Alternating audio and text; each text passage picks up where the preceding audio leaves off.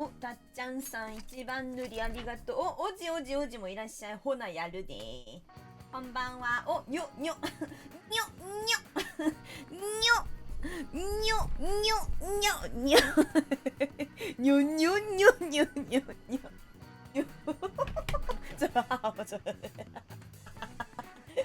いや、にょにょおじさんの真似しようと思ったっけ。笑っちゃった。釣ってるん。にょ、にょ、釣ってんのね。レベルいくつになった？どんぐりさん、こんにゃらすのこんばんは。デルタさんこんばんはいらっしゃい。今日は元気でよろしい。大変よろしいことです。ヨッシーさん、はーい、こんばんは。いらっしゃい。いつもね、忘れちゃうんだよね。なんだっけ。今日、ど忘れしてる。待って。ノーチェス。今7か。もうちょっと頑張り。いろんなとこ行けるんだったらね、もっと楽しくなるからね。今が辛抱頑張んなさい。楽しく頑張んなさい。ちょっと待って。コメントのやつ入れよっかな。ちょっとラグるかな。ちょっとわかんないや。ちょっと入れてみる。ちょっと待ってね。音がなくなっております。ちゃんちゃんちゃん。ちゃんちゃんちゃん。ペルソナ 6？ トレライエースゆせさんも素晴らしいよ。本当に。本当にそう。なんて言ったらいいか分かんない。英語でこの興奮を伝えるのはどうすればいいんだ。I'm exciting! Yes! Persona 6! これです。伝わりましたか？伝わった？熱意伝わった？私がどれだけ楽しみにしているか。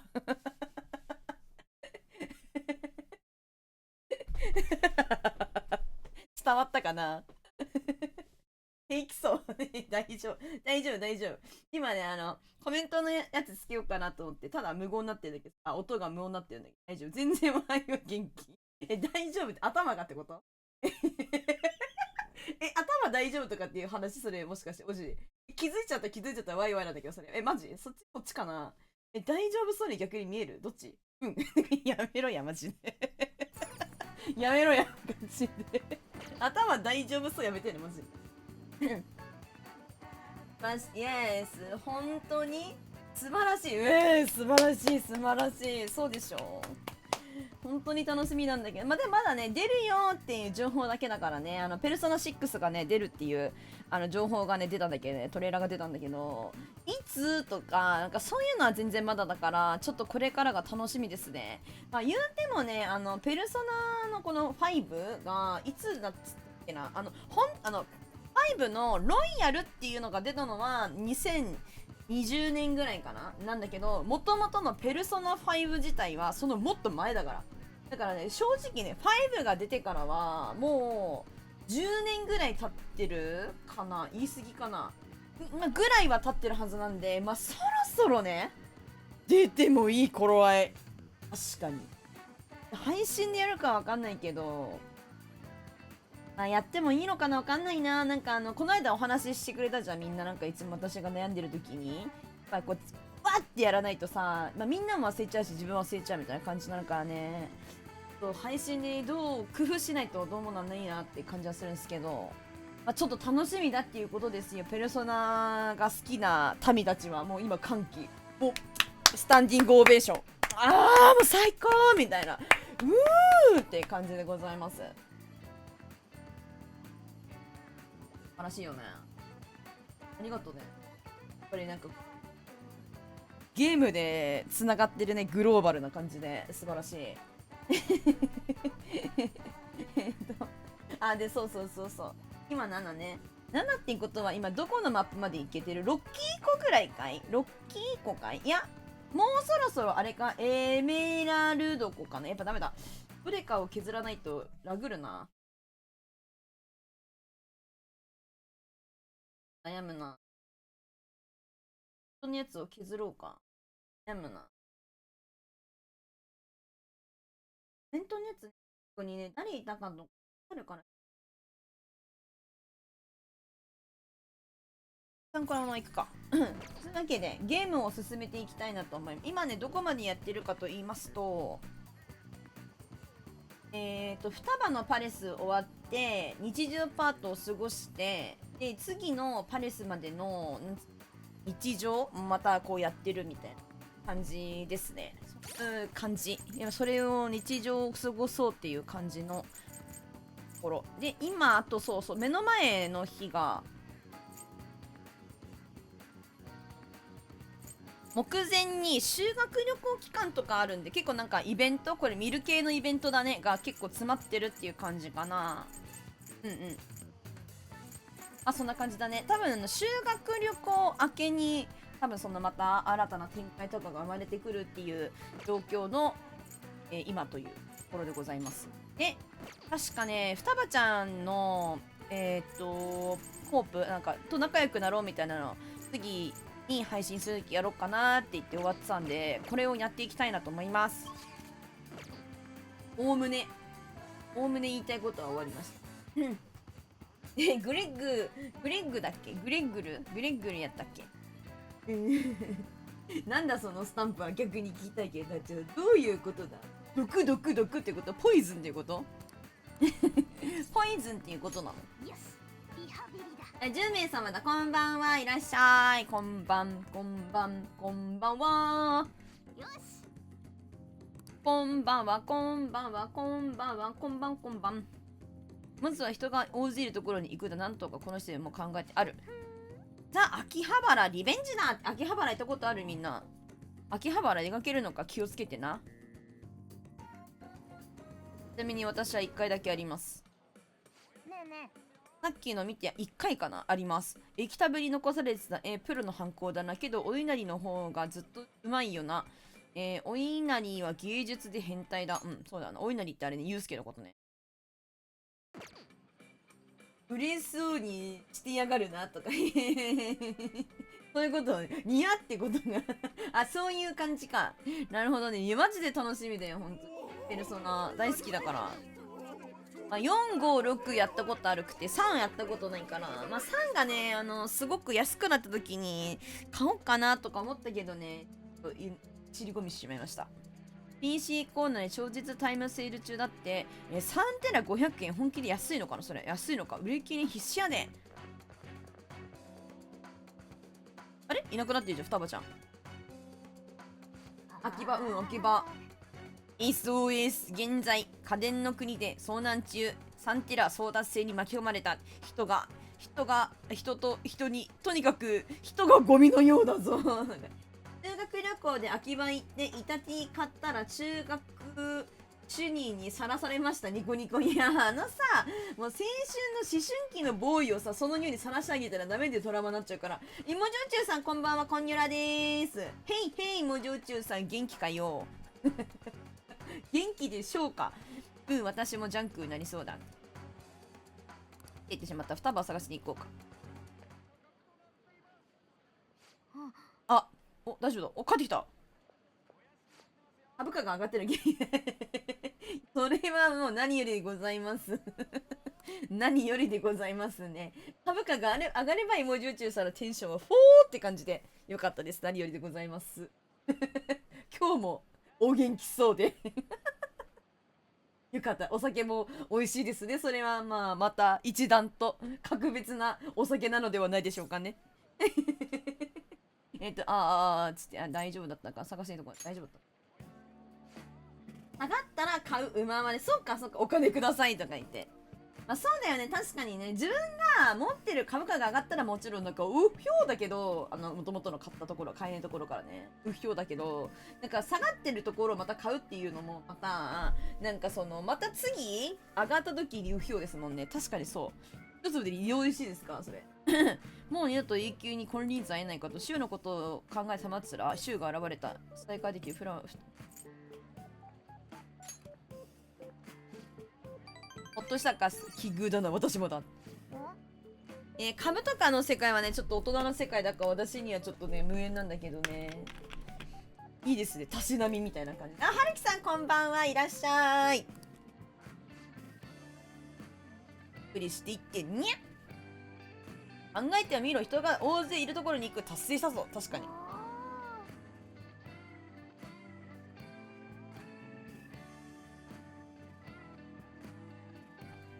いつ飲んでたわ普通に。あ、キョウちゃんさんこんばんは。あ、ライオンさんもこんばんは。グッドイブニー。こんばんは。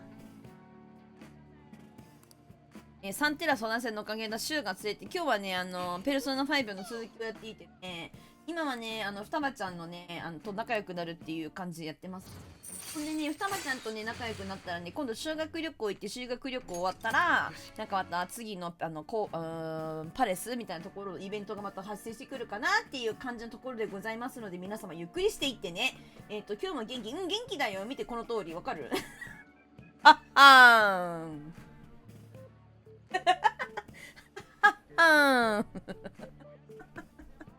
癖が強いんじゃん。すごい元気だったさ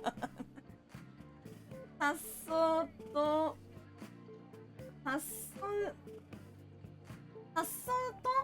歯のゆっくり意識して、早速と歯のゆっくり意識して、そう、ゆっくりにゃらこだぜ。そう。あれ可愛かったよね、ひこえちゃんと私可愛かったよね。センスあるよな、あいつほんと美術部だからね、あの子。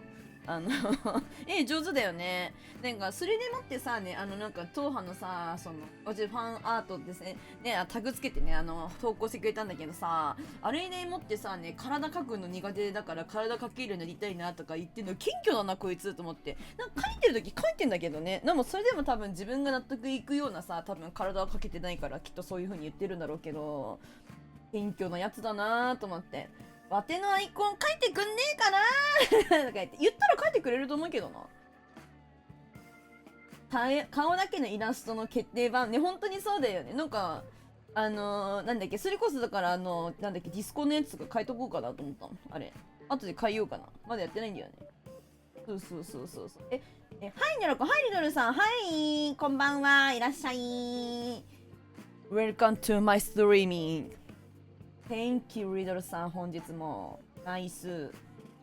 そう。言ったら多分書いて、つっても、当派もね、学生さんだからね、合間とかなると思うけど、なんか結構快くね、受けたまってくれたりする。まあでも私が言うことじゃないから、あれなんだけど、ごめんね。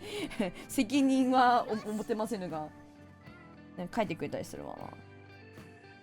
決めた。約束ノートに、シュート離れても平気になれば追加。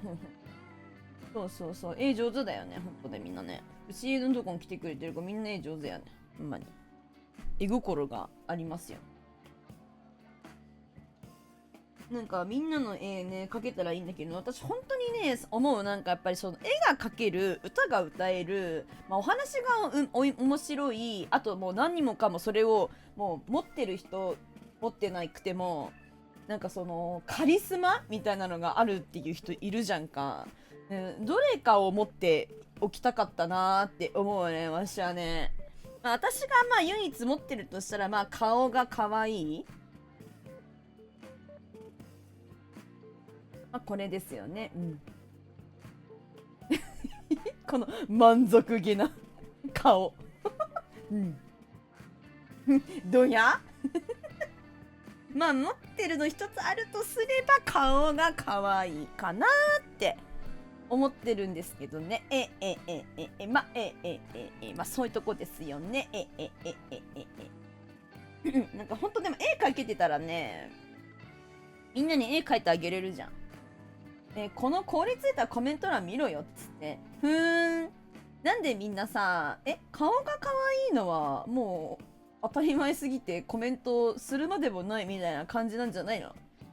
失礼な人たちだね、本当に。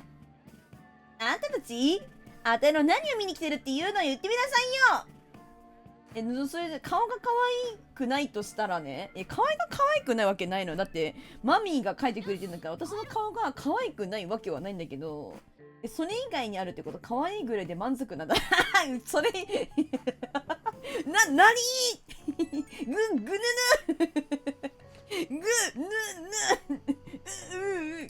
もちろんそこにとどまる女ではない私はね。もちろん。それよりも先に前に2位ですよ、それは。人が応じるところで一発クリアだったらいい感じだ。シュートの偏見ならまだこれ余裕だよな。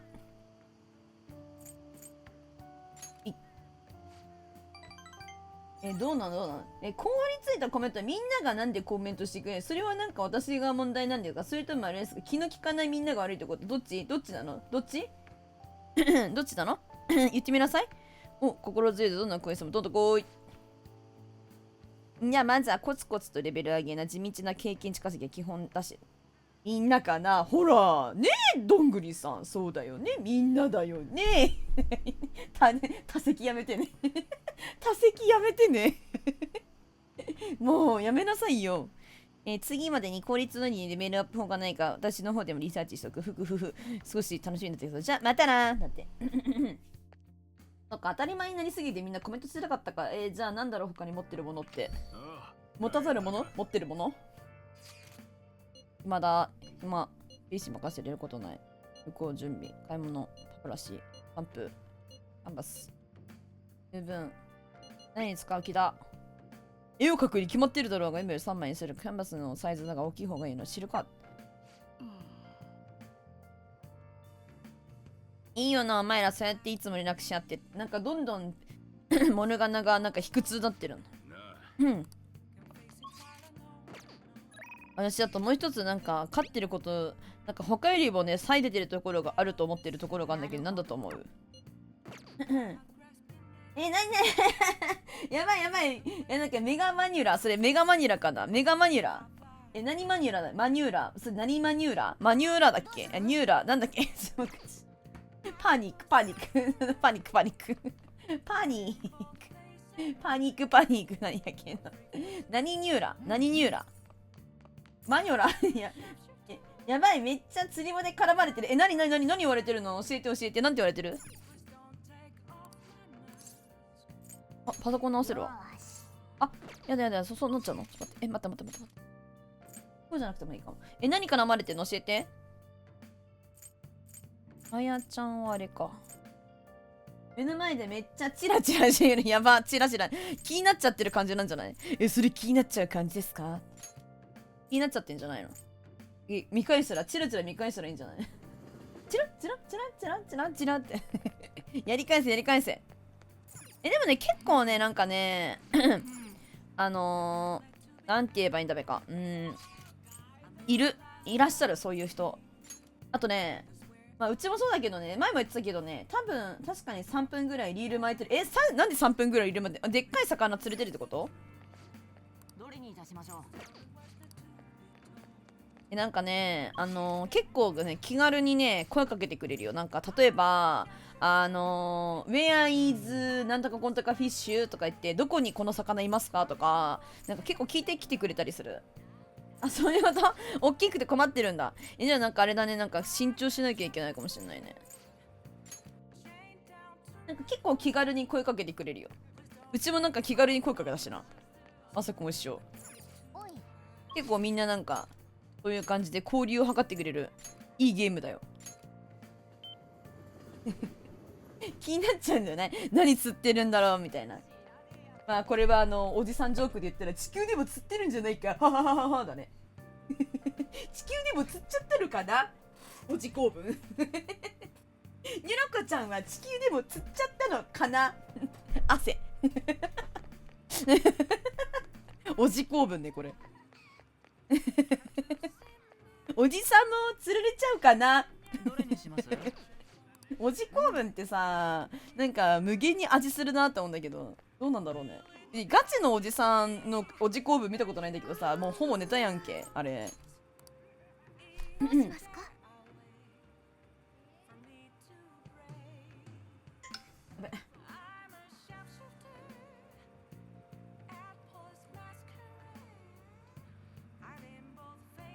ゆうさんこんばんはゆうさんこんばんゆうさんこんばんゆうさんどうしますかもう占ってるって言われたお前ガッシ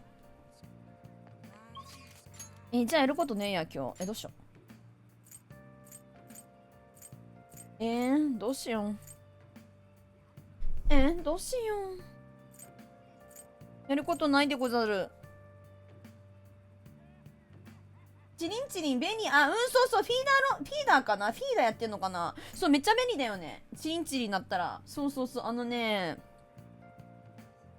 なんつうのあれ、置くやつ持って、チリンチリンレベルつけれるようだったらね、結構楽だよね。便利よ。あなた、それ。とっても便利なのよ。ちょっと待ってくれ、マジで。今日岩井さんできんかったな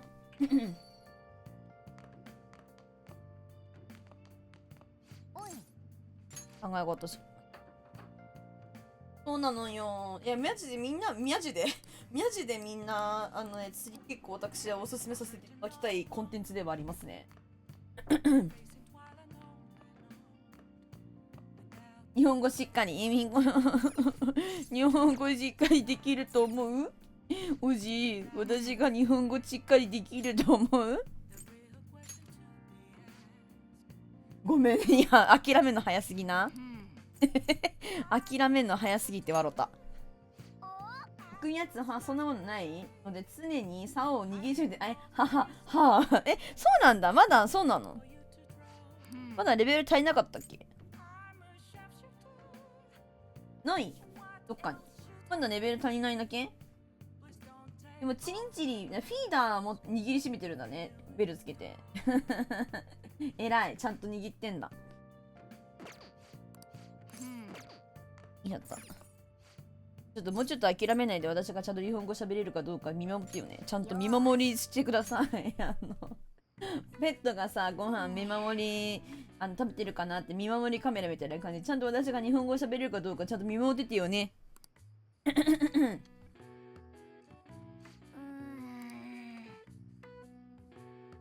うだ？諦めも感じ。諦めるの。なんでだよ。漢字読めるようになるよりは日本語が上達する方がいい。可能性はあると思うけどな。やばい、来たこれね、知る人ぞ知るペルソナ4の通販なんだけど、闇ネットじゃないけどね。いつでも、どこでも、なんとかことが田中、みんなの欲の友みたいな感じのやつなんだけど。はい、こちら、闇ネット田中、闇ネット田中でございます。ここでは一般では流通しない名品、珍品を扱っております。気になるあなたはぜひアクセス。欲しがるあなたでもぜひアクセス。これはね、ペルソナ4のね、あれだね。知る人ぞ知る。なんだこりゃ。勝手に繋がっちまったパソコンに何か闇ネット通販サイトかにしても怪しい感じなんか。あとなんだっけあれね。なんだっけ Everyday Young Life 10年数。これ、ペルソナ4が好きな人だったら今歓喜。声ガラガラするわ。とはいえ気になるよ。今度時間あるときに見てみようぜ。だって。マジで早くね、こっちさん、なんかね、なくてもいいけどね、お金貯めたり経験値貯めるんだったらね、30まではね、エメラルド湖だから、よろしく。ルアー買って、ナロースプーンの1パープ0みたいな感じのやつあんだけど、あれをつけて、夜にして、ウォールアイっていう魚を釣りまくるっていう、それで経験値とお金をガッポガッポ30まで、レベル30まで稼ぐっていうのが結構なんか主流なので、効率求める主流なので、なんかスカに結構お魚を食べておけんやつがなんかいい感じになったら行ったらいいと思うよ。どれぐらいから行ったらいいかちょっとわかんないけど、もうちょっとだと思うけどな、確か。ガンナバか。ガンナバの話も出てたね。そういえば、なんか新しい、なんだっけ、ターゲットかな、ターゲットの話かなんか出てたな。飲める懐かしい。お。暇か。また来てるね。いや、答えなくていい。週は暇だ。そこでは提案、約束ノートやらないか。って。なんか結構積極的に双葉ちゃん、コープやりませんかって連絡来るね。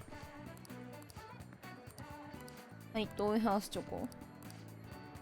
渋谷の駅で売店だって。買いに行こうかな。待って、私の声ね、調子良かったと思ったんだけど、まだやっぱガラガラするところがあるな。早くね、こっちさん一緒に、お前もレベル70ならないかお前もレベル70ならないかでもなんか声治ってきてると思うんだけどな、一時期に比べたらどうでしょうか皆様。でもまだなんかやっぱちょっと大きい声とか出るとなんかガサガサする領域に入るな。あ、おくんやつ、比べとおくんじゃないやつもね、どっかある、もうちょっとしたっけ、あるよ、全然。ある。なんか1個2個のやつからだけどね、最初。なんか、置くやつ、なんかね、その、ちっちゃいところに立てるやつと、刺して立てる系のやつの1個のやつかな、最初。と、もうちょっとレベルちょっと上がったら、なんか2個置けるやつとかあるはずやで。でもね、どっちだったっけな。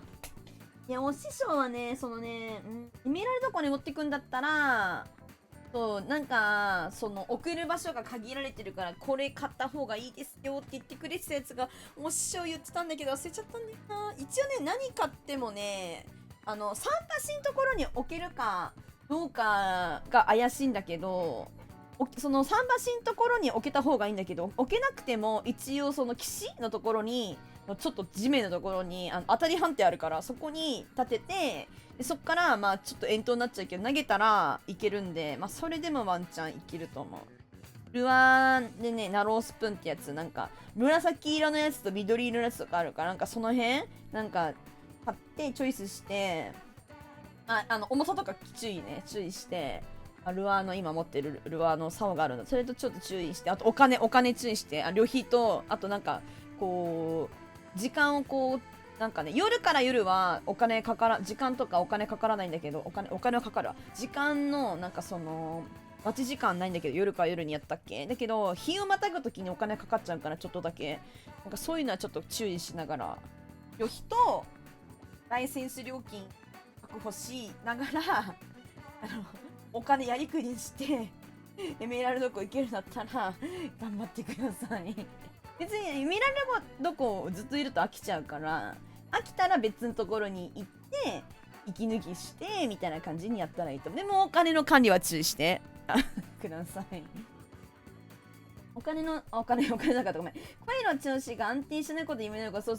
とりあえず、竿とかなんとか、そうだね、ルアーは必要かもしれないな。エメラルド湖でオールアイもし釣るって決めた時には。それはまたお金貯まったらでいいと思う。なんかそんな別に焦ることはない。まず一旦、フィッシングプラネットライフを楽しんでください。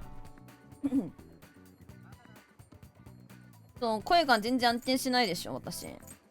声がなんか別にね、高くなったり低くなったり、逆だわ低くなったり高くなったりするのは別に声の調子の、確かに声の安定しないっちゃ安定しないんだけどさ、そういう安定感と言いますかね、こうゲヘゲヘするゲヘゲヘグラコスでもゲハゲハなのにゲヘゲヘする声が出なくなればいいなって思って、このかすれゼハそれなんだっけ、黒ひげなんよな。いまいち黒ひげよく分かってないからな、ワンピースな。ほんまにわけわからん。黒ひげなの。なんであいつ D ってついてるの、わけわかんないわけわかんねえな。一応ね、ゲームは進めさせていただいていますね。みんな仲良くこうなれるようにして、占い結構大事だから次夜のまた岩井さんのコーペの時にレベルが上がんないような状態だと結構時間もったいないので、一旦もったいないから、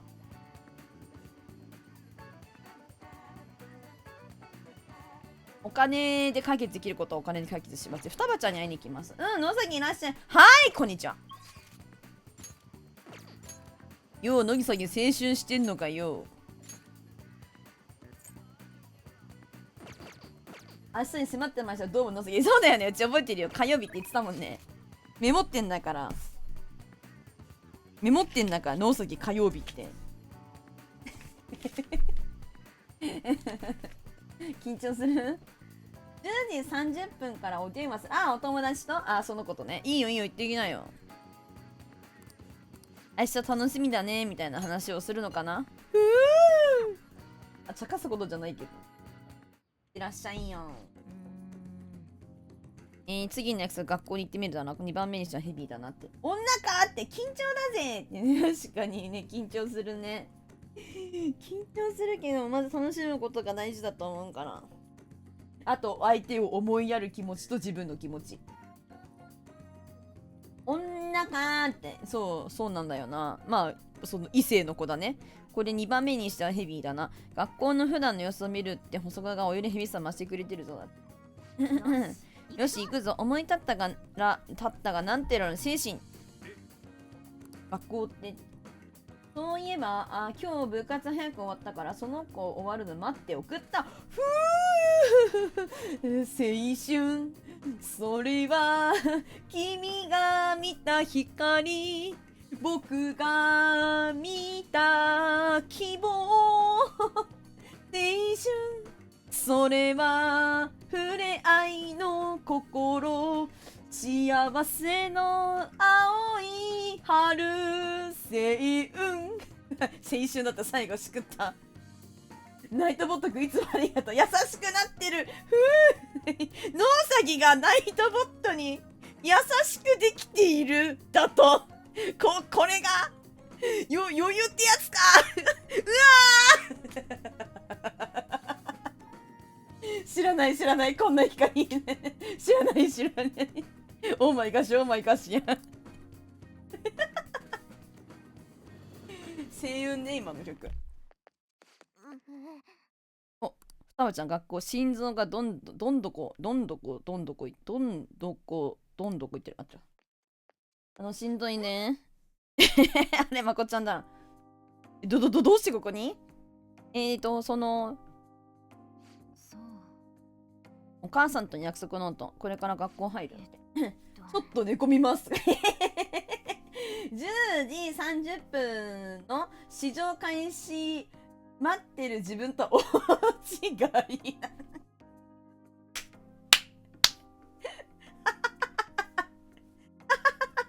いやまあでも芋焼酎さんもまあなんかその言い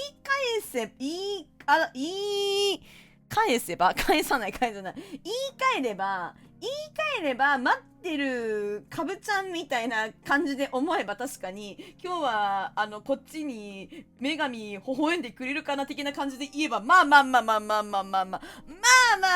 じとも言えるのかなと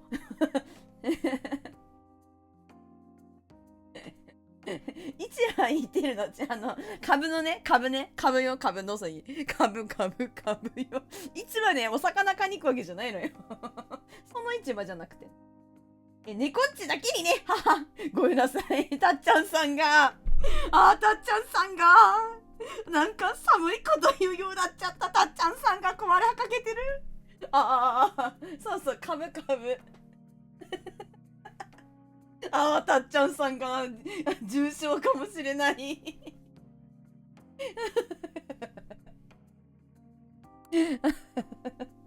面白い。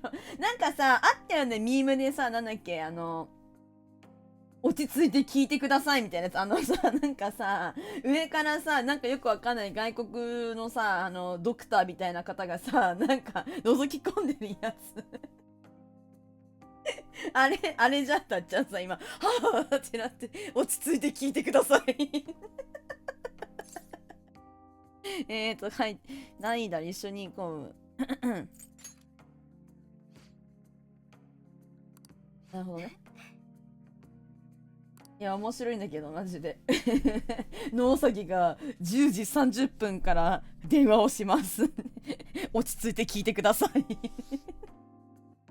10時30分から野うさぎは電話をしてきます女の子から電話かかってきたので失礼ドロー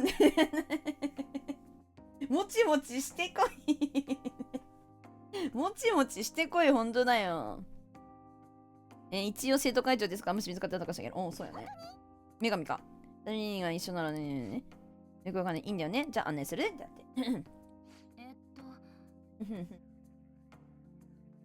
て猫っちさんも女の子から電話かかってきたの。明日はね晩ご飯も一緒に食べることになったらそうなの待ってアイス食べに行くのが明日だもんね。そうだよねアイス食べて晩ご飯食べに行くのの学食ねお昼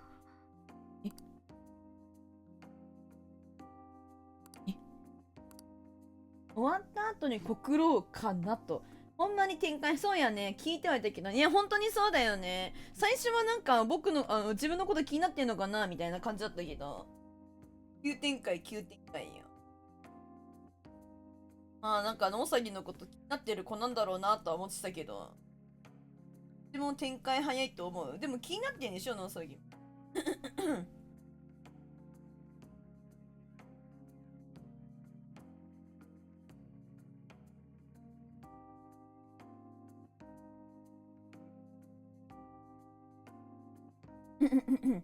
ネガティブは俺が吸い取らせてもらうぜ。すごい神々しい、なんか、すごいバリア。聖なるバリアミラーフォースやん。絶対全部終わった後にするので、お兄さんと約束なんてね、ほんまやな。そうそう。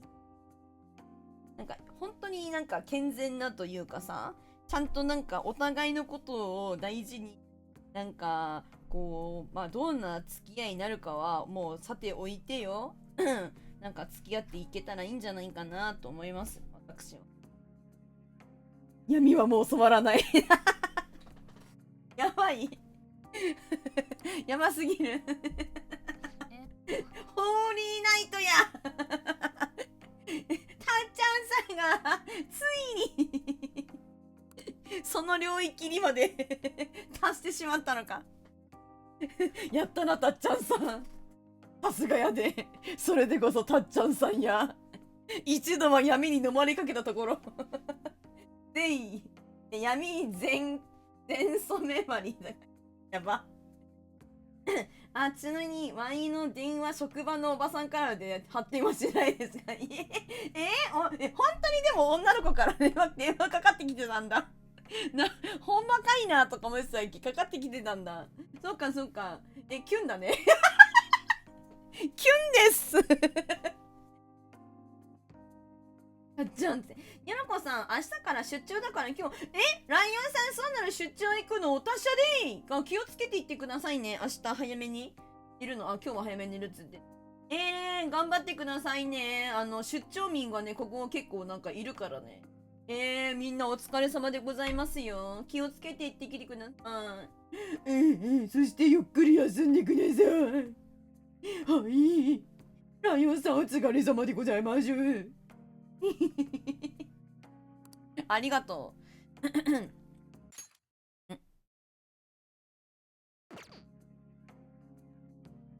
58歳のおばさんからのキュンとかいらねえって。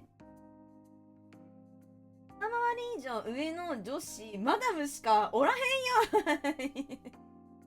おい、おばさんって言ってはいけませぬわよ、本当に。いつまでたっても、女の子、乙女なのよだよ。たっくもねこっちさんったらやったもんって言われちゃうよ。おなごや、そういうこっちゃ、おなごやで。ちょっとなんかラグってる、自分ラグっとるわ。多分ね、こういう時はね、CPU の使用率みたいなになってんだよ。えぐいでしょ。92。どういうこっちゃ、本当に。どういうパソコンマジで。本当に無理なんだけど。困ってるんだよね。結構困ってます、私。うん。女子生きとるちなみに同級生の母親ってお母さんなんだ、同級生。ウケんねん、それ。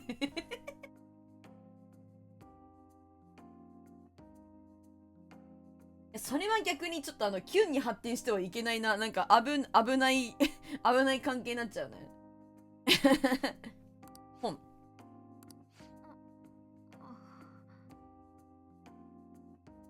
おなが息しとる、長生きとるおなご、なるほどね。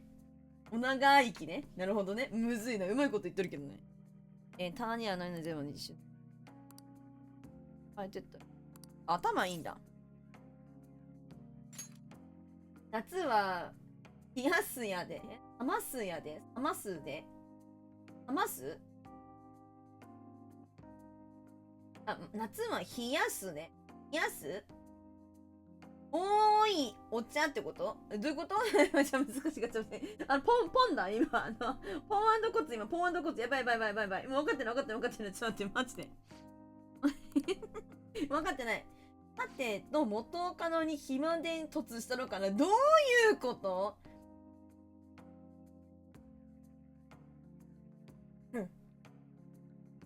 夏は冷やすではどこにはどこに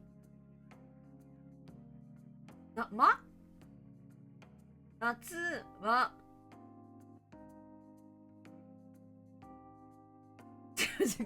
ガチでむずいガチでむずいガチでむずいガチでむずいガチでむずいガチでむずい本当にむずいちょっとガチでむずい難しいどこやろ。そういえば今日部活終わるの待ってるとき友達に夏はさ夏祭りとか友達とか好きな人と行きもっと関係が深まってからだよっていう。ムエさんこんばんは。おし行ってこいもうちょっとか。なんで猫っちさん私と喋ってるのに元カノさんに電話しに行くんだ。そうなんだ。へえ。4番はええやんそうなんだ行ってこい俺はそういうの別にいい別に行ってこいよ。なんか野崎わからん。それでも結局さ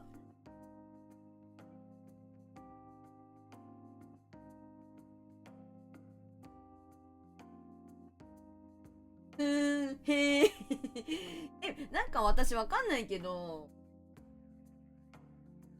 なんだろうね。なんか普通って何今ここで普通っていうのを考えてみよう。青春してるよね。なんかさわからんけどさ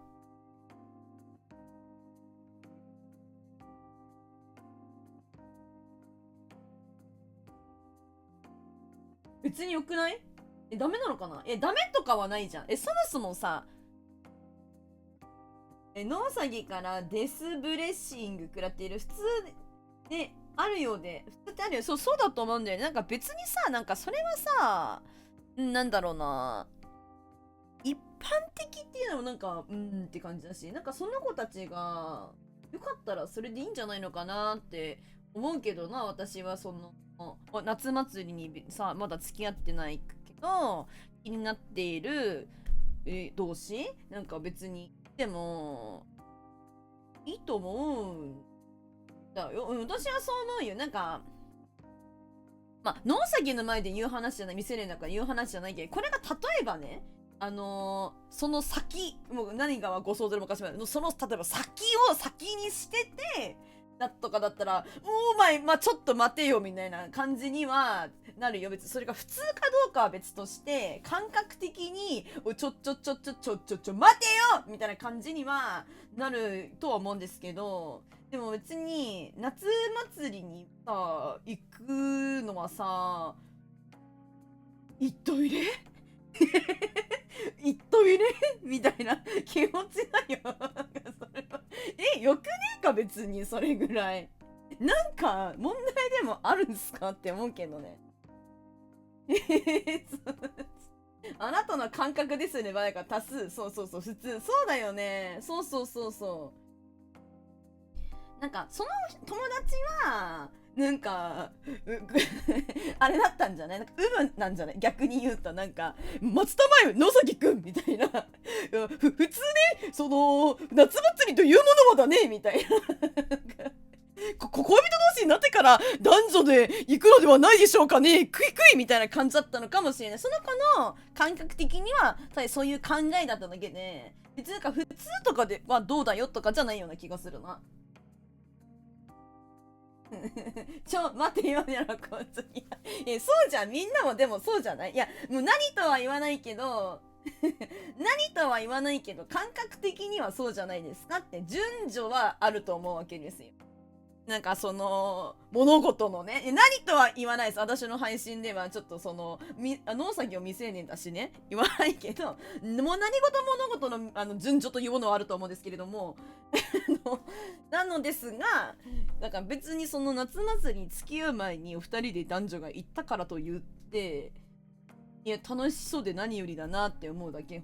仲いいからまあね、思い出になるし、まあそういうね、野崎がこうそこで頑張ってなんか言おうみたいな感じに思ってるって、違うわ、夏祭りの話。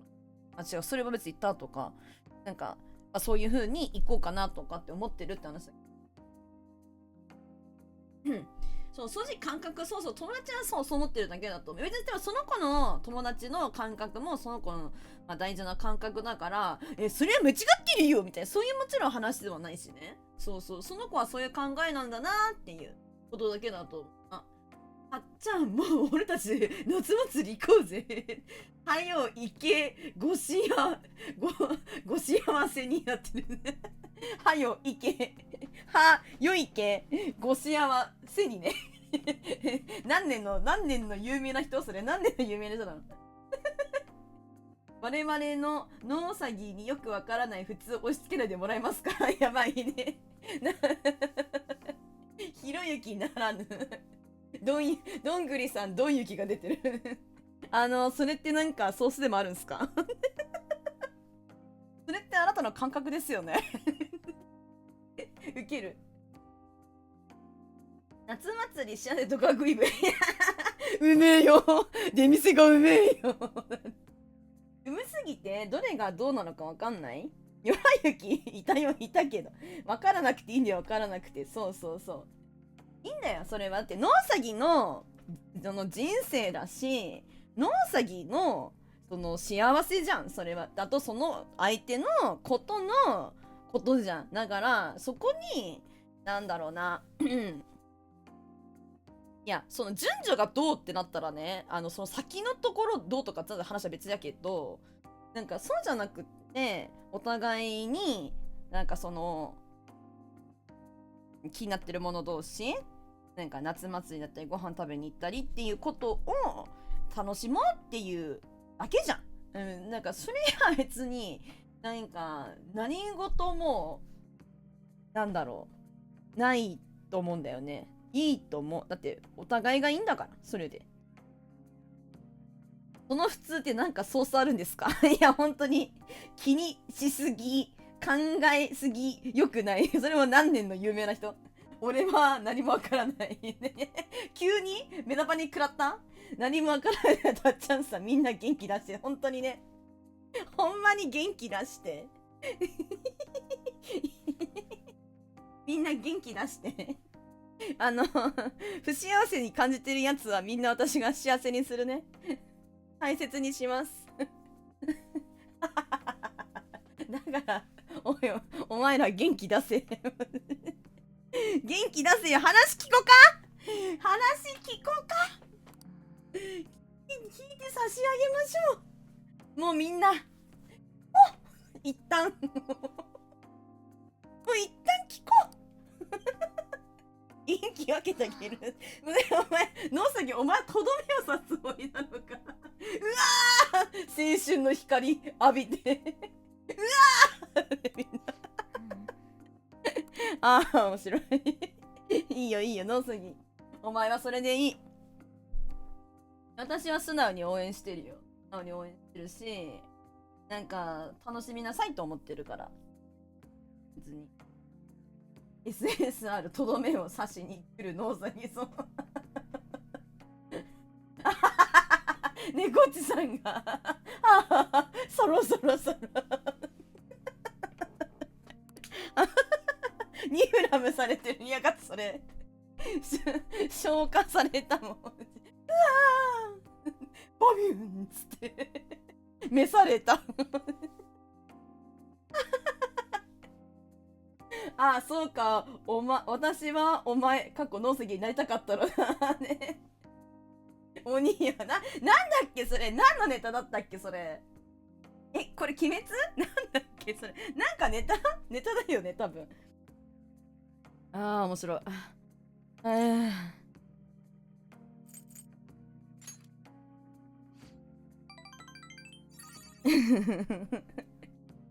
まあでも恋愛って大人ってもできるけど、学生の頃の恋愛も大人ってはできないんでね。いや、いいこと言ったわ。そうだとネタバレですか？急にネタバレやめてください。でもそう今回何切るのそういうこといや本当にそうだと思うよ。ここには人生のパイセンいっぱいいる、酸いも甘いも経験している人生のパイセンがたくさんいると思うから。いやだからもう何回も言うけど別にそれ私たちが言ってることだって別に正解正しい話とかじゃないからさ、なんかあくまでもこういうこともあるよねああいうこともあるよねっていうなんか話をしているだけであ30分だいいのね、それを噛み砕いてどう思うかノウサギだから考えて楽しくやなさいって思う。いってらっしゃいノウサギ。おんちゃちゃまるさんこんばんは。灰色の先輩ばっかりの言うイモジョチュンさんみんなとどめを刺さないでよみんなにぐさぐさぐさぐさ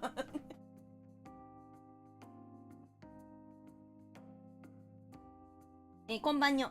イヤンホホにも相談たくさんしました。イヤンホホいいやつだからな。後でなんかイヤンホホなんて言ってたかも気になるけど。明日は頑張れ。頑張っといいで。戻ってくんのかなわかんないけど、とりあえずお前は明日に備えて、もうゆっくりしな。行ってこい、ノウサギ。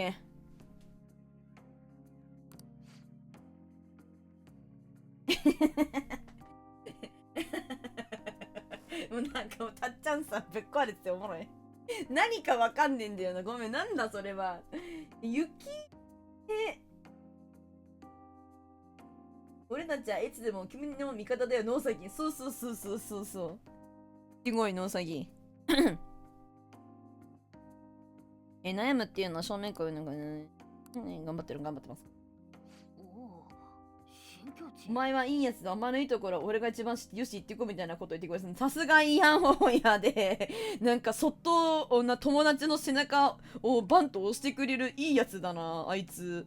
イヤンホホよろしく言っといてイヤンホホによろしく言っといてくれお前いいやつだなって言っといてあいや行ってこい行ってこい。泥沼の窮地に追い込んだつもりがなんだか褒められたぞ。ひょっとしてピンチをチャンスでってやつもしかダメだったんです。だから俺たちにも青春の飛行よこせよこせやがれくださいよこせやがれくださいおもろすぎるだな。奪っていくんだ光ちょっとでも浴びる浴びていこうっていうスタイルなんだちゃちゃまるさん、今ね、さらば頑張ってこいよ。そう、ノウサギ、明日、なんか、お出かけして告白しようかなって。頑張ってこいよって。10時半からお電話する。おいで、つって。お見送りする。楽しそうでいいね。楽しそうでいいよね。そうです。そうだね、ほんとに。か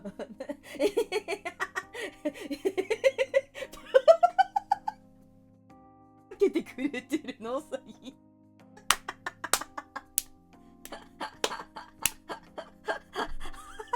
猫ってさんにパラパラパラ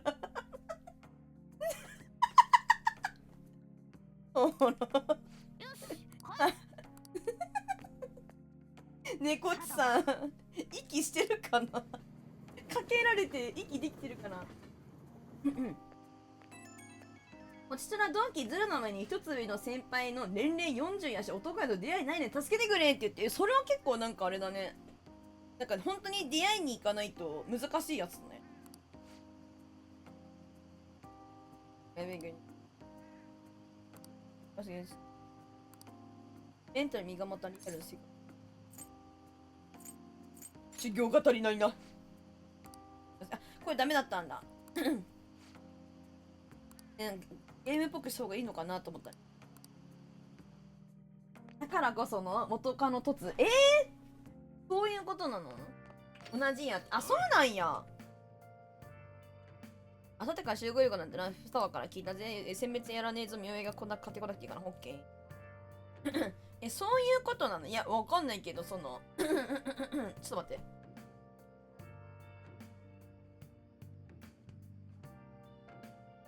そういうことなんだたっちゃんさんもそうなの。なんかその職場だとあんまり出会えないなみたいな感じなんや。マジかよ。次は頼むぜ。むずいな。あ、田舎の職場だから。へえ、そういうこと？元カノとは普通に差しても飯行くぐらい仲いいよ。喧嘩会じゃないからね。そうなんだ。なんかごめん、わかんないけど、同期っても恋愛につながるかなんかどうかは別枠どうかはうわ、何をするやめうわ、何をするやめここからは話を聞こうじゃないか。なるほどね。まあそうだよね。まあそりゃそうだよね。なんかうちは、なんかあ、みのるさんこんばんはいらっしゃい。お仕事なんかしてたじゃん？してるんだけど、なんかその職場ではなんか全然もう職場恋愛はマジで嫌だな。なかったね。やめれてみよう。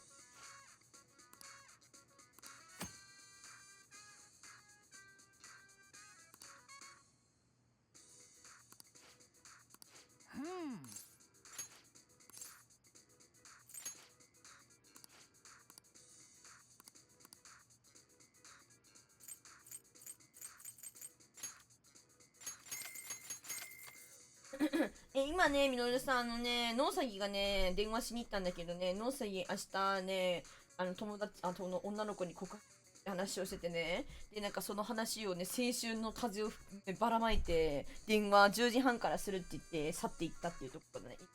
ハイライトで、今はね、大人の時間になってね、みんなの恋愛事情が聞いてるって感じ、聞いてるというか教えてくれてるって感じかな。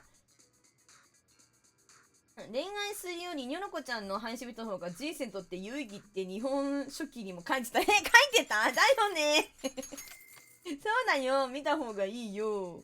そうしてよ、みんな。ねえねえねえ、私の配信見た方がいいよマジでそれ、古事記はマジで青春してていいね。いいよね。ぐりぐりぐりぐりっておお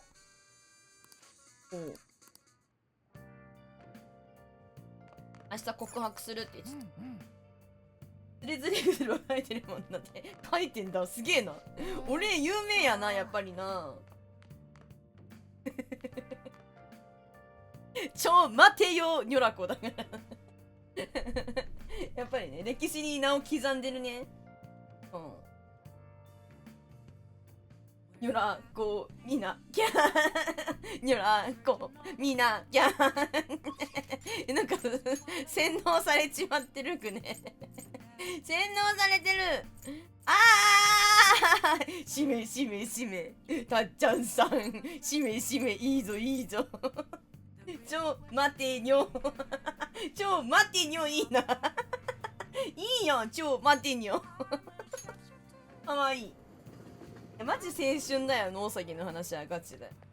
マジ青春だよね。もう本当にどんぐりさんが言ってる通りだと思う。なんか別に本当に大人になってもさ、まあそれはさ、ね、今なのか、何年後なのか、もう何十年後なのかわかんないけどさ、なんかどんな大人の恋愛の時がね、なんか大人も恋愛はできると思うんだけどね。だけど学生の時の恋愛って本当に違うじゃん。もうそこのでしか得られない何かがあると思うからさ。それは大人になってからは同じようには絶対味わえないから、どうしますか？なんだろうね、まあ、本当に、まあ、あれだよね、なんかいいことも悪いこともあると思うよ。なんか喧嘩しちゃったりとかね、あると思うんだけどね。それでもやっぱりそれもなんか追っての青春のような気もしますからね。楽しんでほしいと思いますよ、ほんと。抹茶さんいらっしゃい、こんばんにょー。20歳までしかできないものもあるみたいですね。知らんけど。多分なんかそういうのもあるともわしも知らんけどな。わいも知らんけど。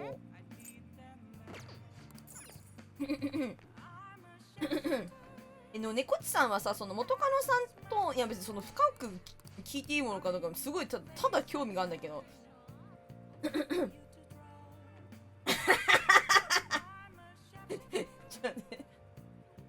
猫っちさんはそのなんかさね、そんだけさ仲良かったらさ、別になんか例えばそのいわゆるそのよりを戻してもいいんじゃねえのかなとか思うんだけどさ、そういうなんかお互いそういう感じじゃなくても、なんつうの、そのもう本当に仲のいいお友達みたいな感じってこと。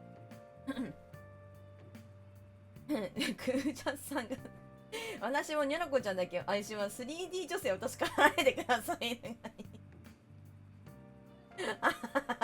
クージャンさんありがとね、クージャンさん。クージャンさんがとか愛ありがとう。あ、遠恋遠恋なのか。そっかそっか、遠恋なら近くにいるわけじゃないんだね。そっかそっかそっか。でも差しでご飯行くぐらい仲いいっつったから人の幸せもらいたぶ。なるほどね。そっかそっか。恋の釣り人くぶじゃんさんいいよ、素敵だよね、それも。いや、おちはくぶじゃんさんにもなんか幸せになってほしいし、幸せにしたいよ、それは私見に来てくれてる人はみんななんか楽しくハッピーになってほしい。だから出張とかでお互いの家らへん行ったりとかしたら別に、あー、そういう感じなんだ。へえ。のことなんだ。もう、ごめん、なんか、いや、もうこの、なんか私の悪い癖なんだけど、なんかもう、付き合って結婚しちゃうよしたっけ。もうなんかその、遠恋とかって問題やないからさ、みたいな感じになるけどな。そういうわけではまたない。まあ、それはね、猫っちさんとその、元カノさんとのなんかそういうご事情があるのとはもちろん分かってるから、あれなんだけど。ああ。いや、分かってんだよ、分かってんだけど。あ、そうなんだね。でも猫っちさんも大変なんだ、それは。人生楽しそうでいいね。あ、元気出してたっちゃんさん。たっちゃんさん、話聞くよ。夢でも見ようから寝るんかい。それは正しいね。かっけえくんじゃさん、マジで。待って待って、宗次郎と、大家のどっちかに行こうと思ってんだけど。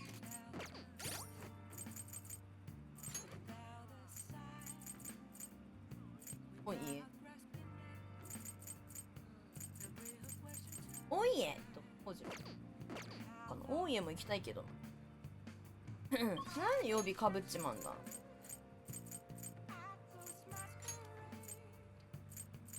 宗次郎の高評価と思う。ちょっと待って。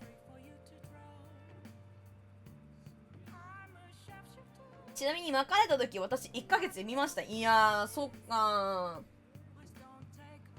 ー。ね、できればなんかさ、別に、いや、その元カノさんには元カノさんのきっとご事情もあるだろうし、猫ちさんのご事情もあると思うけどさ、なんか一番はね、お互いが本当にもし喧嘩別れとかじゃないんだったらね、うまくいけばよかったと思う話だと思う。まあ難しい問題もきっとあるでしょう。本当も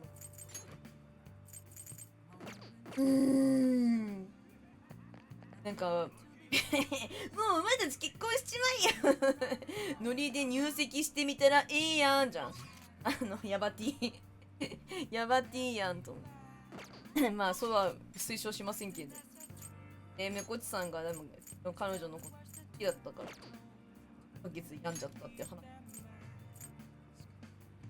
恋愛と結婚違うからね。まあそれもそうだよね。ちょっと近いよね。難しいね、みんな。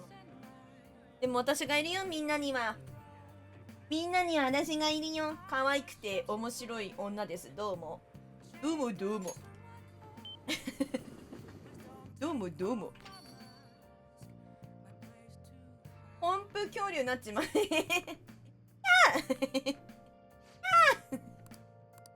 ここは宗次郎とちょっとますね。悪いな。元カノさん、なんか冷たいんだ。レックスさん、ポンプレックスさん、そういうことね。あ、そういうこと。わかんなかった。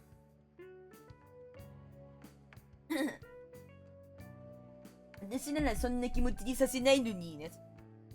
そうちゃんずっと太りでしょ？人恋しくないの？結婚開けるちゃって。ちょっと待って、派手めの女性客が今今なるの今なるの話してる。変換終わってる。昆布恐竜なんじゃこりゃつっておい、派手めな女性客見ろ、このコメンチこいつの。そうちゃんずっと独り身でしょ？人恋しくないの？結婚諦めちゃってる？派手めの女性客恐竜集めの達人。ほんとだよ。コンプ恐竜のたっちゃんさんになっちゃうよやめて物騒伴侶を求めるのはピリッとした刺激とホッとできるひととき。つまりカレーとコーヒーだな。俺にはそれで十分だ。だってかっちょいい。こうやっていつも顔するのこの人ずるいよね。好きなの？これで君から見てそうちゃんの生き方どう思う？どう思う？いいと思うけどな。それはそれでなんか宗次郎もさ、それでなんか納得してるんだったらいいと思うけど、なんか結局大事なものがあるじゃん、宗次郎にもさ。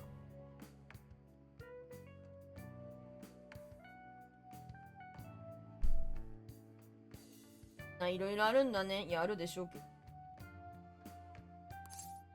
憧れる、感心しない、人それぞれだ。憧れるなのかな。感心しない、人それぞれ。むずい感心しない、憧れる、人それぞれ。いや、人生いろいろ、男もいろいろ言いますので、これですね。そりゃ遠回しにダメ出しする時の言い方だろうがって俺の仕事はお客さんに満足してもらうことだ。俺のコーヒーで安らげるってのは嬉しいね。いつでも飲みに来なよ。いいじゃん、いい男やないかい。さっきの客えらい積極的だろ。あれ以上迫ってきたら困るんだけどよ。そういや、そういう相手ともつかず離れずうまく押したり引いたりで話すのは接客ってもんだ。だって。へえ。出たーいらっしゃ。しつこすぎんだろ上皇。いや、面白いことが分かったもんでね。双葉引っこもってるんだって。学校のろくに生かせず、いい加減だね。生かせずじゃないから、別に。お互いのですから。何ですか、この人。面倒見なかったのあんただろ。どうせあれ引き取った以上、双葉にかかった養育費は、さくらさんが払うのが筋だよね。金目当てで双葉を引き取って放置したくせに、若葉の、遺産も保険金も、大半くれてやった。まだ足らないってのかあんた。やばいやつじゃんこいつ。陽気な初老男性。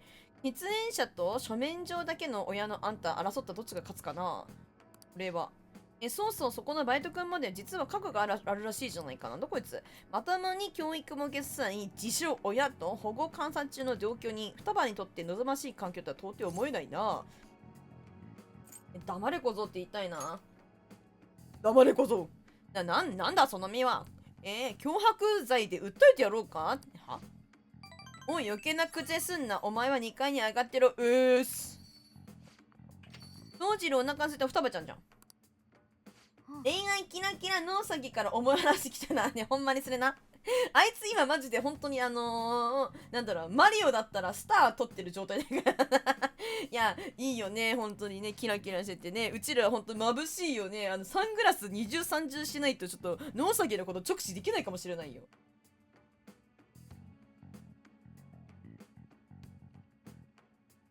そういや定期的に伝突してくる女友達がいるんだけど、毎回通話時間長すぎ寝不足になるんだよね。なんこれ。タッチャさん元気出して。蝶が煮えくり返った。どっちの話でいつも光に当てられてるからね、みんな。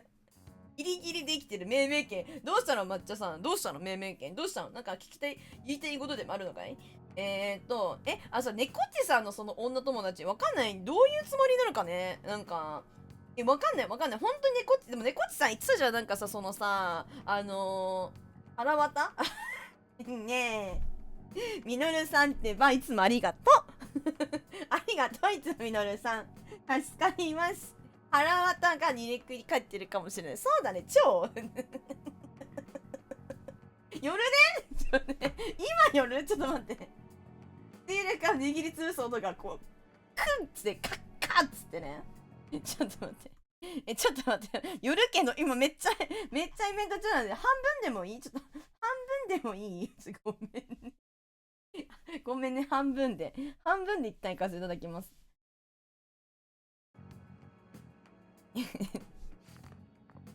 カマンってほら、ひどいものはとても健全な様子は思えない。あんた見たからだろ。何度も言わせないで欠員者のこっちに裁判で勝てるの金をつくとか賢い。雑業ね。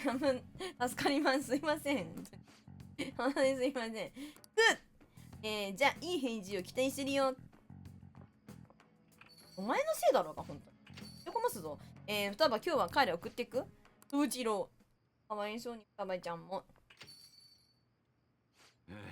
双葉やっと落ち着いた。疲れたからすぐ寝ちまった。あの男、双葉のおじなんだよ、おじさん。双葉がたらい回しにさ、ちょっと、あとで猫ちさんのします。ちょっと私ごめんね、ちょっと待ってね。親戚の中で、一番最後に預けられた家だ。双葉は、邪魔者扱い、ろくに飯も与えず、動物神ってに床で寝起きさせてたから最悪じゃん。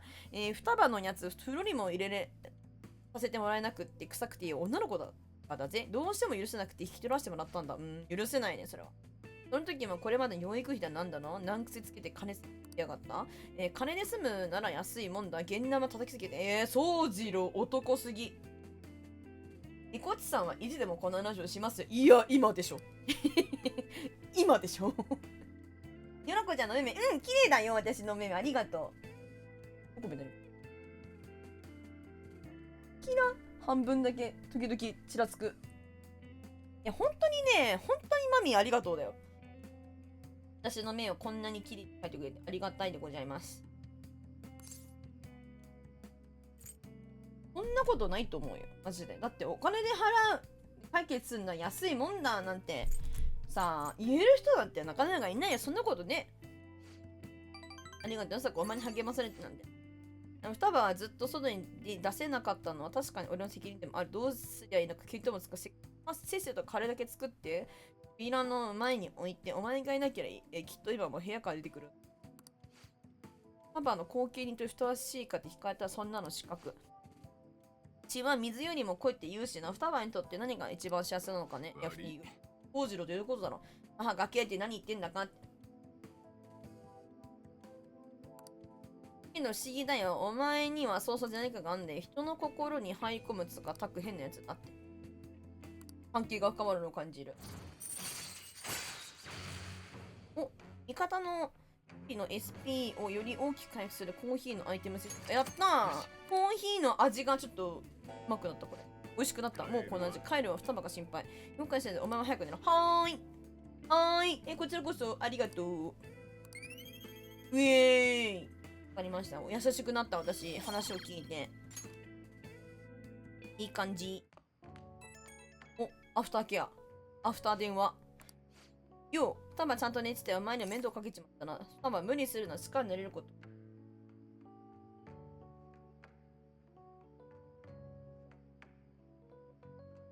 夫はその子の恋愛するだけなんだけど、気がついたら普通の暇でなって、そうなの、たっちゃんさんのライフ残ってる。なんだろう、双葉は大丈夫ですか？無理はすんない。慣れることないですか？余計なことをするのすみません。ありがとうよ。それにしてもお前とにしてどうも調子が狂っちゃう。話すのとかもベラベラと。俺も年かねえだって。とにかくあの男は心配さの裏んとかする。お前は双子パンのこと見てやっていく。ずいぶん夏。話はするだけだ。寝る前にちゃんと閉じまでかけ。じゃあな。はいよー。早くあいつのことをしょってばならない。なんかわかんない。恋愛とかさ、猫っちさんなんか学生の頃にさ、女子グループ同士のあと3ついつまで続くんだろう。参っちゃうね。勝手に喋ってるわ。なんか女子グループのさ、なんかさ、この行ってきてみたいな、猫っちだってあっちのグループにこうやって行ってきてよみたいなさ、そういうさ、なんか橋渡し的な感じだって言ってたじゃん。じゃないです。一旦うち真ん中に行くわ、これ。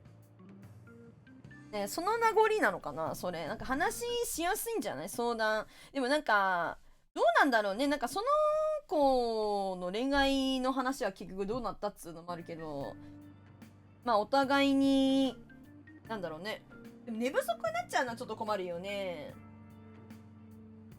猫ちさんが優しいからさ、それはさ、話聞いてあげちゃうでしょ。なんか女の子を無限にできないなとか。から。なんかわかんないけど。その子がどう思ってる？喋りやすいと思ってその子のことわかんないからさ、喋りやすいと思って、ね、なんか、まあ、本当に暇だから喋ってるだけなの。わてがそんなカス男別れて捨ててしまえって言って別れさせた。ああ、なるほどね。顔面ありがとう。うん、いいよ。たっちゃんさんのライフこれで回復するかな。ねえねえ、どんぐりさんどうもこれで回復するかな、たっちゃんさんのライフ。回復する？ちょっと真ん中にいるの。なるほどにゃ。なんかワンチャン、やっぱりさ、なんか女の子ってさ、そういうさ、なんかその、たっちゃんさん元気になった。よかった。致命傷維持できて、致命傷維持できて、回復してねえじゃん。かろうじてるだけやん、それ。なんだっけ、そう。そうそう、相談やっぱり親身にしてくれててさ、なんか優しかったな、猫っちさん、キュンとかなってるパターンもあるだろうし、いやでもほんとそんなんやなくて、なんかマジでありがとう猫っちさんみたいな、マジで聞く男友達、キュン、あ、キュンじゃないか、ありがとうねまでなのか、なんとも言えないからね、その辺はね。生命維持装置わし維持してんのわいな。よし、このままたっちゃんさんを生き延ばせるぞ。回復させるぞ。わかんないからな、その辺は。キムさんこんばんは、ラブリー。5日連続ご視聴ありがとう、キムさん。今ね、地高寄れって言われてるので、地高寄ってるところでございます。地高寄れというのはですね、こう、近くに寄ってくださいということでございますね。そういうことでございます。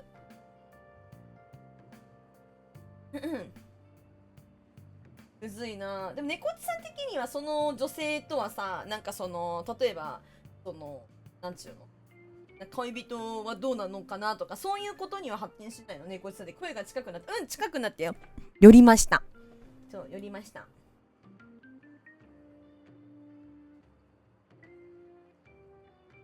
どうなんのその辺は。なんかほんと優しいから付き合ってあげてよくなってるだけなの。最後の砦の友人も先に行ってしまったので焦りでめいってる。あ、そうなの、全然あり。あ、そうなんだ。そうなの、そうなの。そうなの、たっちゃんさん。最後の砦の友人にもそのなんつうの、幸せのロードに乗ってしまったのね。たっちゃんさん、焦りは禁物。そう、たっちゃんさん。まず自我を保ってください。自分を強く持ってください。そう。焦ることではありません。気持ちはわかりますけどね。うん。最終工程たっちゃんさん。そうだね。なんかね、難しいけどね、その辺もね。猫っちさんは全然ありなんや。そういうことなんだ。じゃあいいやないな。その元カノさんに突然しようっていう気持ちもありきりやから何と申し上げることは難しいけれども。でもなんかやっぱり出会い出会いはね、大切にしていきたいよね。でもなんかあれだね。吟味してたね。なんかその吟味っていうかさ、ちょっと一歩一歩っていうか、それもさ、大人の恋愛ってマジで難しいと思うけどさ。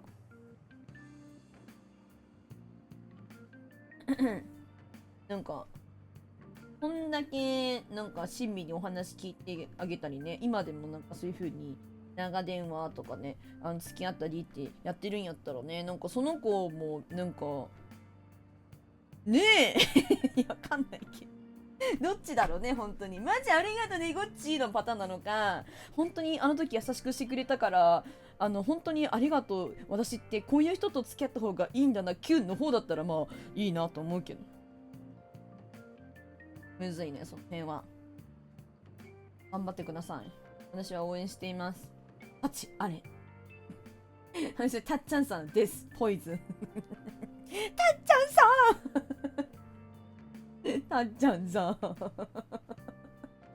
たっちゃんさんもさ、なんか職場とかねさ、そういうなんか出会いがないとかっていうのはさ、雑業デスポイズンじゃないの？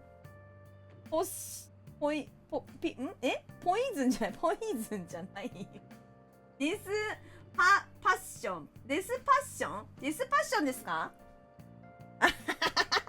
デスポイズンって書いててデスポイズンって書いててさ、どんだけデスやねんのたっちゃんじゃん、ごめんごめんね、たっちゃんどんだけデスやねんのごめんごめんごめん、そうかそうか、ごめん、パッションね、パッションパッション、の方ね、パッション、の方、ニョラですもんニョラデスボデスポデスボデスボ私出せるよ。おーのおーね、出せてるデスボおー出せてるみんな恋愛したいんだね。そうだね、恋愛したいんだみんな。でもやっぱりさ、いや、なんつうんだろう、むずい。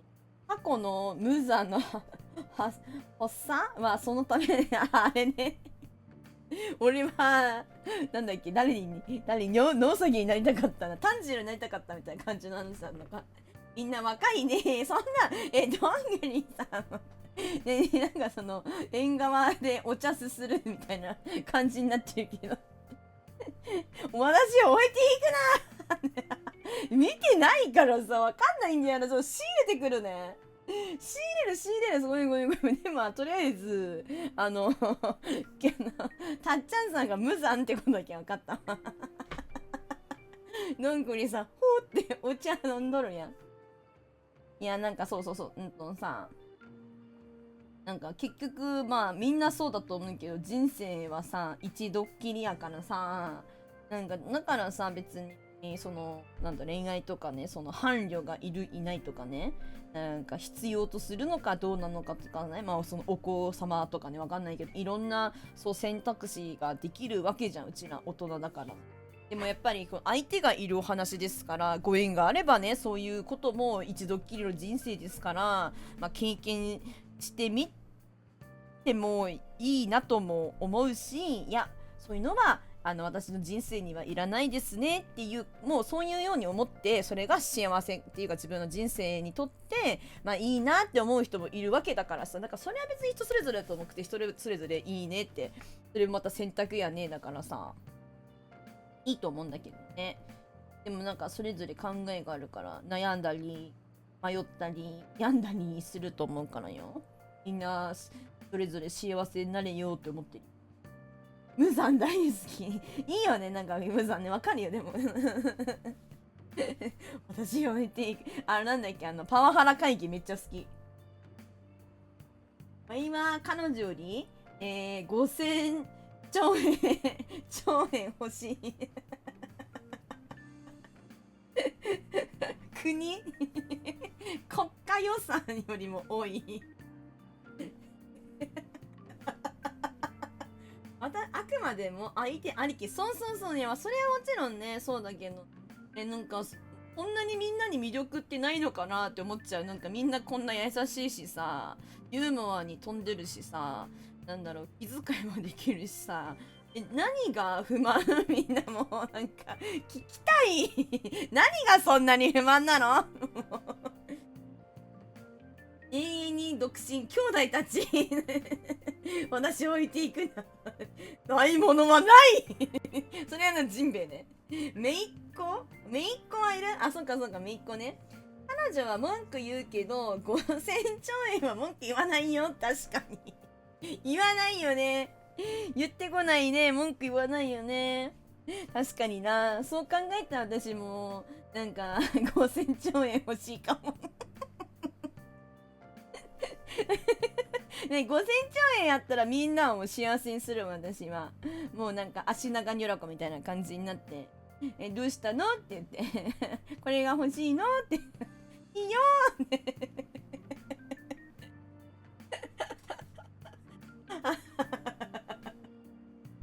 なるな。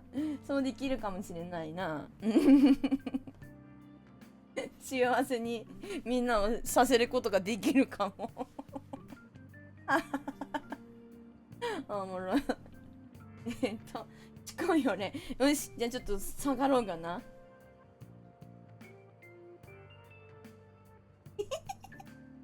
文句はない。反応もない。ただの屍のようだ。まあ、紙幣、ただの紙幣なんだよね。ただの紙幣のようだ。札束でみんなの方を例えば、ご褒美みたいな。パチンパチンパチンパチン。ありがとうございます。ありがとうございます。やだー。やだ。やば。やばすぎる、それ。5000兆円あったら VTuber に課金して調子なところで、はしごを外す遊びしたい。やば。やばい、本当に。それお金持ちの戯れすぎる。やめてください、本当に。もてあそばないで、私たち一生懸命さ、やってるんだから、その一生懸命やってる気持ちで遊ばないで。遊ばないで、芋焼酎さん。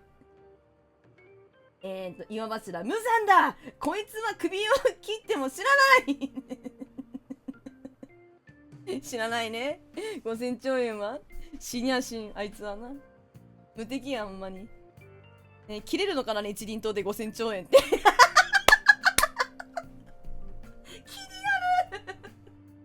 なる切れるのかな縮むね。みんなまたね。じゃあね、みんな。バイバイ。ほよよよ。よいしょよいしょよいしょ。気になりますね。日輪刀で5000兆円切れるのか。結構なさ、量だよね。紙にしてもさ、その太さ的な。気になるわ、マジで。よいしょっと。あなたがおとんしたのはこの女の子ですが、それともこの5000兆円ですか？みんなどっち選ぶの？ねえねえねえ、どっち究極じゃん。私？それとも5000兆円ですか？うわ逃げる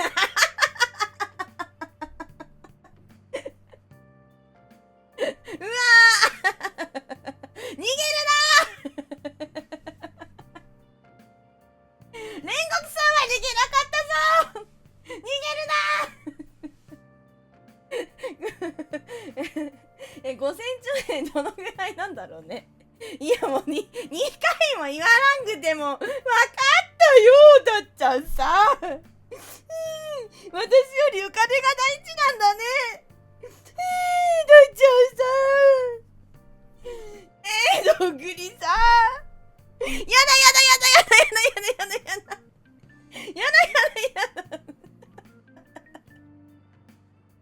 ひどいよ。いやでもさすがに5000兆円だったら5000兆円選ぶか。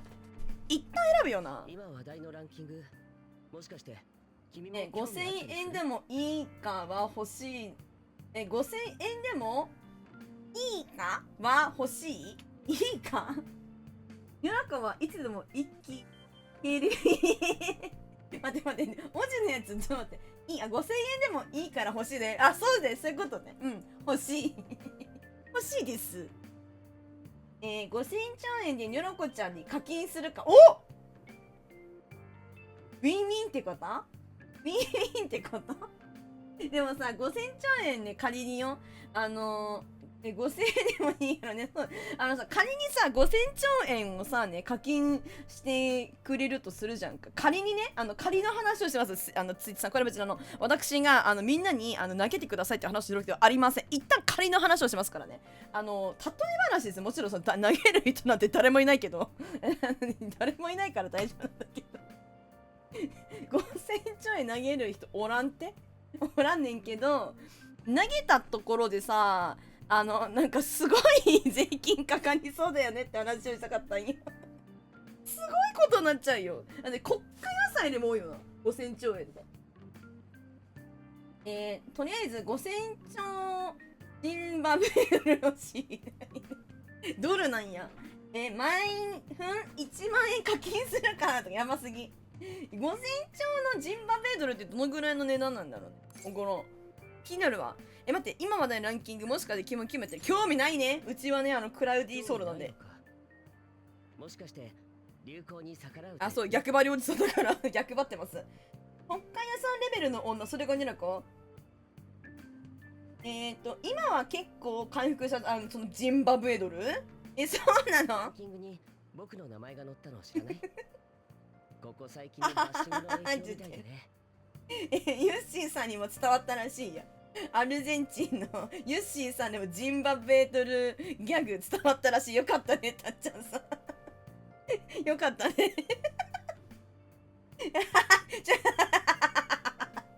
ありがとう。イモジュンチュさん、ありがとう。50ビッツで勘弁してください。ありがとう。50ビッツのチームありがとうございます。ありがとう。ありがとうね、本当に。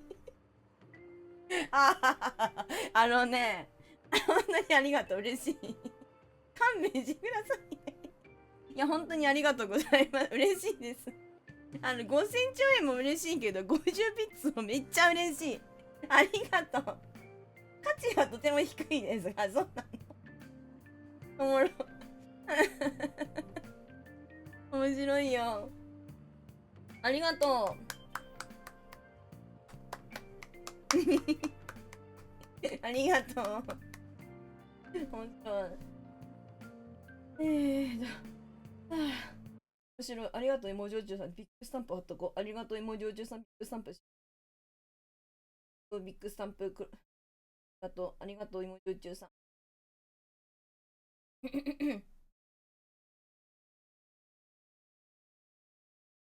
ああ、ジンバブエゴールド。ジンバブエゴールドになったの？待って。第4世代のジンバメドルを基準に当時の公式レートで換算すると15円から40円で、3000兆円でもえぐえぐいじゃん。だって、ヨッシーさんでちょっと翻訳してくる。ちょっといや、ほんまにありがとうね、芋焼酎さん。ありがとう、私も株の恩恵。ありがとうございます。ありがとうございます、芋焼酎さん。僕も立派な悪者になったらしい。おもろい。待って。アルゼンチンペソイズウォースレスかな ?2 don't worry but it isn't as bad as ジンバブエだって。だからつまりアルゼンチンペソも価値ないよ。心配しなくてもいい。でもジンバブエほどひどくはないけどねって言ってる。あ、そうなんだ。でもさ、本当にさ、勉強になるよね。うちらもさ、日本でさ、ね、円高ドル安っつってさ、あら大変って本当に大変だなって思ってみんな生きてると思うんだけどさね。だからさ、海外は、皆様ね、アルゼンチンだったり、ウブジャンさんのエストレだったりもさ、やっぱりそれぞれの情勢があるからさ、それぞれ違うからなんか、なんかそういうのが知れて、なんか本当に私の配信おもろいなって思ってる。ありがたいことに。待って、クブちゃんさん、オーマイガッシュ。クブ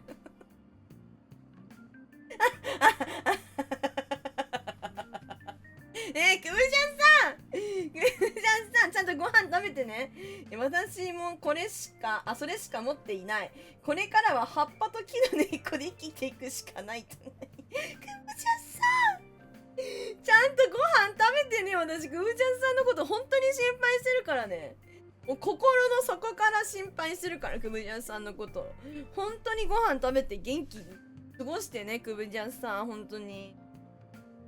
ハーブとごぼうでええか体には良さそう。体には良さそうだけど。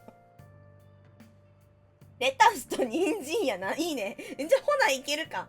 ほないけるかな。いけそうな気がしてきた。いけそうな気すっけど。ちゃんと私は本当にクブジャンさんもそうだし、マジでみんなね、健康に、健やかに、毎日安らかに、本当に、ご自身を大事に、過ごしてほしい。それがもう第一です。本当に私の願い。みんなにお願い。本当に。その次に片隅に私がいたんなら応援していただけるとありがたいなって思ってますので、本当にみんなちゃんといっぱいご飯食べていっぱい寝てね。世界には根っこがたくさん、よかったよかった、ほんと根っこがたくさんあってよかったで、ほんまレンコンもいける、レンコンもいける、レンコンもいけるよね。大根もいける、大根もいけるかな。意外といけるやんけ。あとあれや、ゆりね食べたことある。ゆりねは完全に根っこやよな、あれ。本当にありがとうね、400ビッツの知恵。ありがとうございます、くぶちゃんさん。わーい。いやなんかだってさ、みんなんかさ、明日からもうヤシ生活かってなったらやだもんだって私。ありがとう、くぶちゃんさん、ビッグサンポイとか。イエイ音。でもね、もしも僕自身が標的になれば彼らの手口が解明できるんじゃないかと思ってさ。野崎遅いな、幸せだったのかなって。ワンチャン今日の電話でもうなんか勢い余ってお付き合いみたいな感じになってるかもしれないけど、なんか結構毎日、まあ昨日はどうかわかんないけど電話なんか夜してるっぽいからね、最近。いい女的な言葉を紡ぎ、でも本当にそうじゃない？なんかさ、自分がさ、大事なさ、人たちがさ、苦しい思いしてほしくないやん、それは。そうやない？なんかみんなが私のことをさ、健やかにちゃんと寝ないよとかさ、そう心配してくれるのと同時にさ、私もみんなのことを同じように思っとるよ、それはね。そうやね。ゆりね美味しいよね、かき揚げとか美味しい、マジでおいちいおいちい。ゆりねね、ちょっと高級だけどね、おいちい。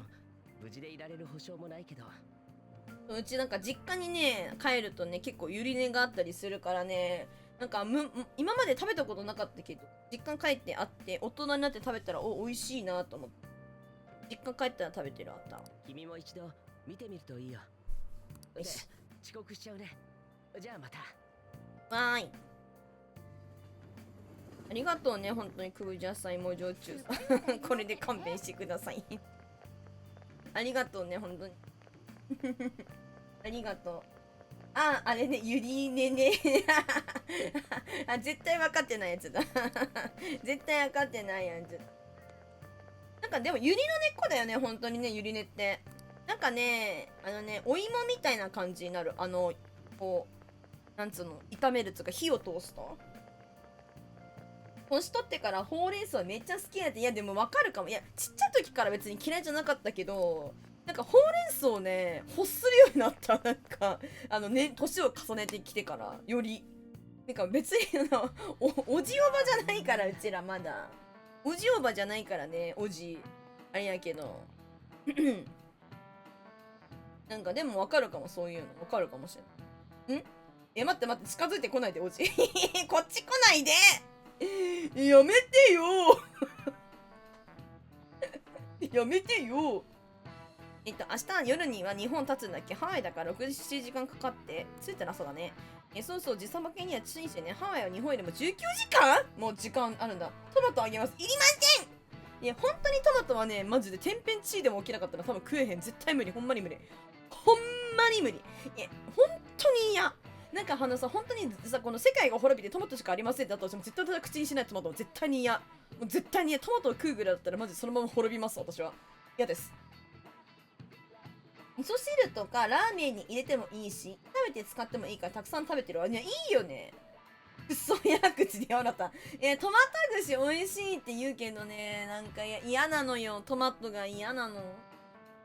トマトソースはだってトマトじゃないじゃん。ケチャップがトマトじゃない理論だよ。でもこだわり抜いて作りましたトマトからのトマトソースはマジで無理。食べたくない。ちょっと嫌かも。くっついてきちゃった。ちょっと待ってるわ。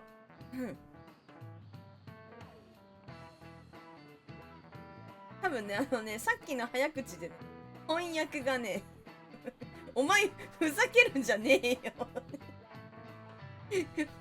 ふざけんじゃねえよってそうこだわってトマトから一から作りました、当店自慢のトマトソースでございますっていう感じだとちょっとって感じ。フレッシュなトマトの味とかしちゃうと嫌かも。本屋から怒られるわ草。でもさっきの早口大変だっただろうな。まないね。19時間遅いんだって。だから着くのは現地時間で7日の朝。へえ。7日より出発より到着は7日朝。みんなの体はびっくりするだろうね。リサバ系もそうだけど、僕たちはたまに時間の錯覚に陥ることがあるんだ。時計を見たとき、秒針が1秒以上止まってたなんて経験ないかな。あるかもあるかも。はい。この秒針が止まって見える現象の名前なんだかわかんない。シュトーレン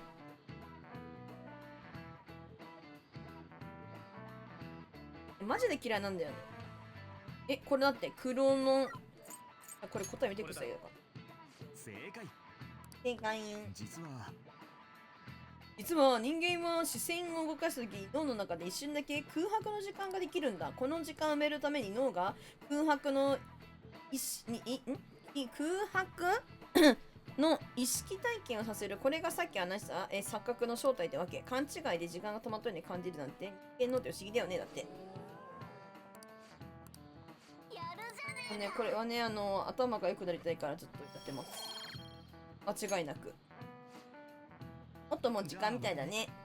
じゃあ、土産話の人にそれで言ってらっしゃい。そうなんだ。19時間だっけもう時差あるんだね。すごい。なんかね、あれだったらいいですよ。ししとうとか、ああいう、あとなんだっけ、うずらとか、あとなんだ、野菜系、ピーマンの串とか、ネギだけの串とか、なんかそういうのはね、全然好きなんだけど。どうしてもトマトだけは火を通しても、なんかあのままの、身のままになってるのが許せない。本当に。明日の今頃はハワイだぜ。待ちきれねえ。楽しみだ。興味ないねって言っとくわ。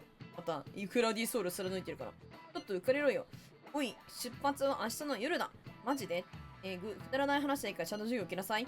今のでやる気が失せた授業とかもうどうでもいい。人のせいにすんねいつのことだろ。だってハワイの観光スポット調べるから切り替え早。そういえばロサンゼルスって言ってた場所あるのか。ハリウッド。アートも盛んと聞いてる。いいし聞いたことだ。ハワイのビーチに合わねえだろ。LA には有名なビーチ。そうだね。海あるのか。LA がどこなのかも知らないのか。なんだっけ。西だっけ。意味の下の方。ダメだこりゃ。どうやってやってるの。大変。LA、なんかかっこいいよね。LA という日。旅行が楽しいの分かるが、みんなちょっとお買いすぎだぞ。なんでモルガナはついていけないからね、ちょっとなんか、それでなんかプリプリしてんだよね。わかるでしょ。はぁ、一段落ついた、みんな。マジで一段落ついたな。面白かったな、今日も。みんなおもろいな、マジで。野崎帰ってくると思う？どうしよう、帰ってきて、どうしよう、ニュラコ、付き合ってちゃったってな。よかったじゃんってな、だったって聞ける。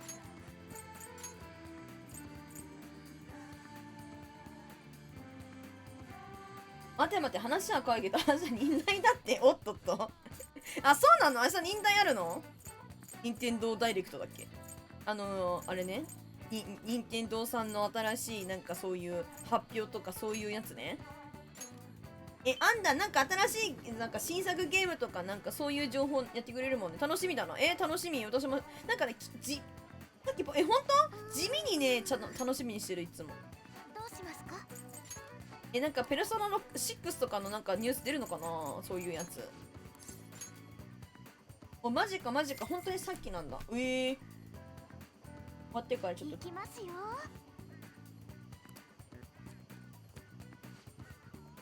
私カクついてるしごめんね。なん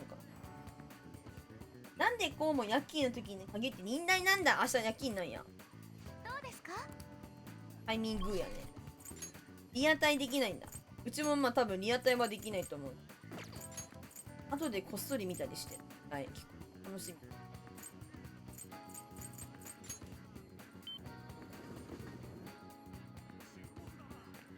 み。なんかでもあれだな。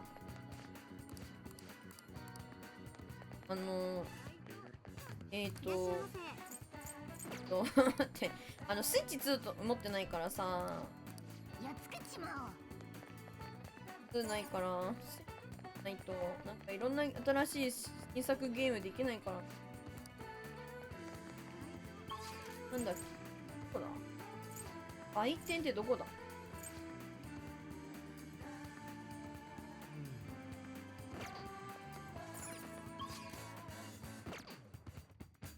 なんだかんだスイッチタイトルはまだ出てるの。うんね、すごいよね。2だけじゃなくてね、出てるよね。でもさすがに品薄みたいな感じで、まあ嬉しい姫だけど行き渡ってなかったりしてた時期あったから、まだスイッチでも生きるのあったとこやあるんだね。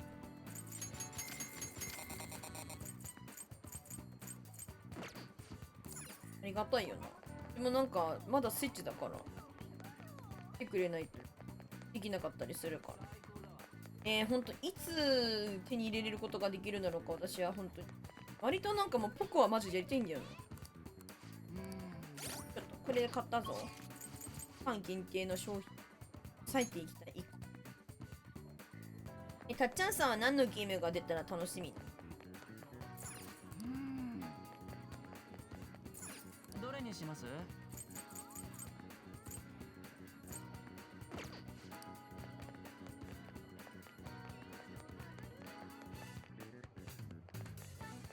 ご注文はどちらにしますか？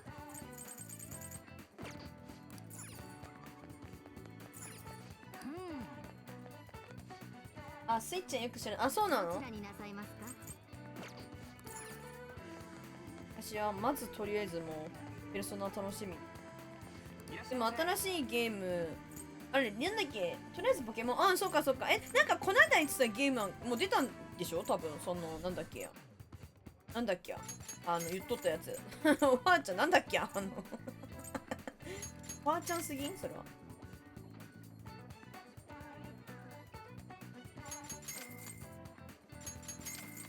ちょっとなんかお金すごいなくなっちゃった。なんかわかんないけど、海外プロテインここにあったわにゃったん。ちょっとここじゃん。今最近吉祥寺行ってないな。吉祥寺行ってこようかな。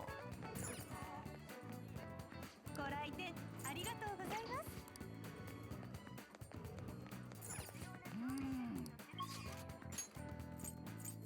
ちなみに今日は何して過ごそうかなって思ってるんです。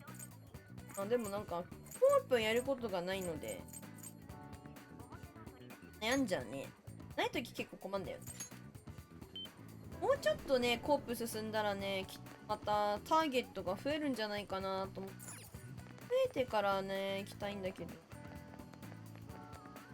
メメントスエメラルドとか DS のポケモンタイトルできるようになる。あー、いいねいいね。互換されてね。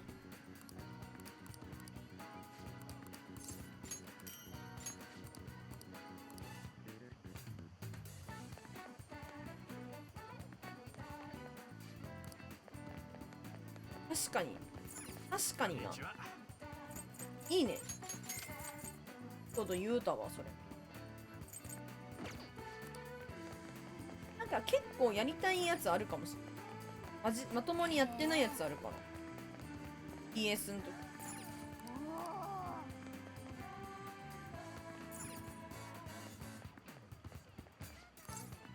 いらっしゃい。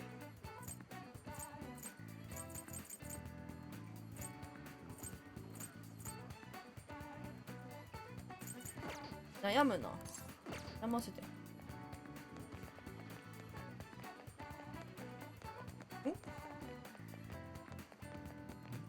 来る。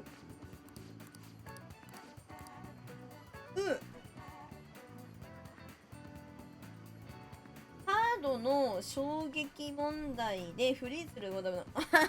確かにね、あるよね、そういうの。私なんかでもね、うちね、スイッチでもね、結構あったよ。なんかその衝撃問題。どうしよう。何しよう。急にね、スイッチやってたっけね、セーブする前にね、なんか、エラ落ちみたいな。マジ本当みたいな結構ねあってね、衝撃ショックを受けていた私は。でも DS の方がさすがにそういうこと多い。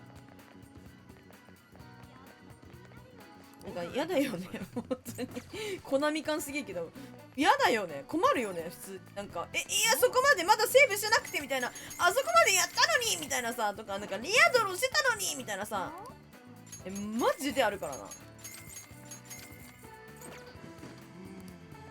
ほんまにやめてほしい。だからなん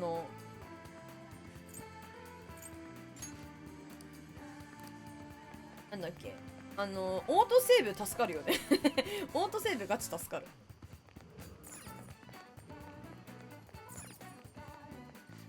ゆっくり見てってよ。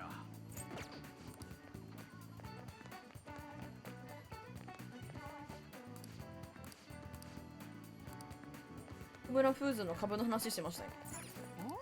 株だって、株といえば芋焼酎さん。そ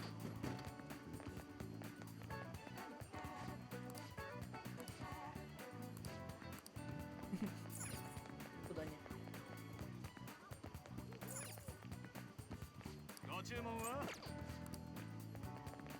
なんかそのスイッチにもちろん今は現代でやりたいから現代ハードになんか互換されてほしいゲームなんて本当に死ぬほどあるけどさ、でもなんかやっぱりさ、こう古き良きだと私も思ってて思うこともあるわけよ。だから何を言いたいかっつったらさ、なんかそのゲーム機でやってるからこう趣があると言いますかね。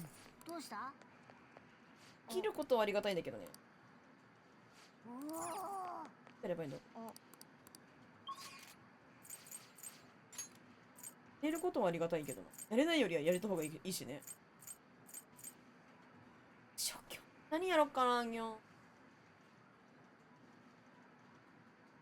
マジで今日特別やりたいことが。メメントス行こうかな。メメントス行ったらめっちゃ時間かかるんだよな。こんだけたまってる。夜になったらね、多分できる。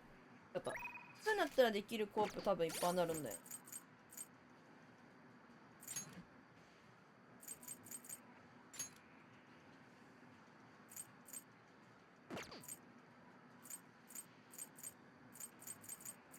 結構いるね。来るかメメントス。思い出補正あるよね。わかる。そうなのよ。思い出補正があるのよ。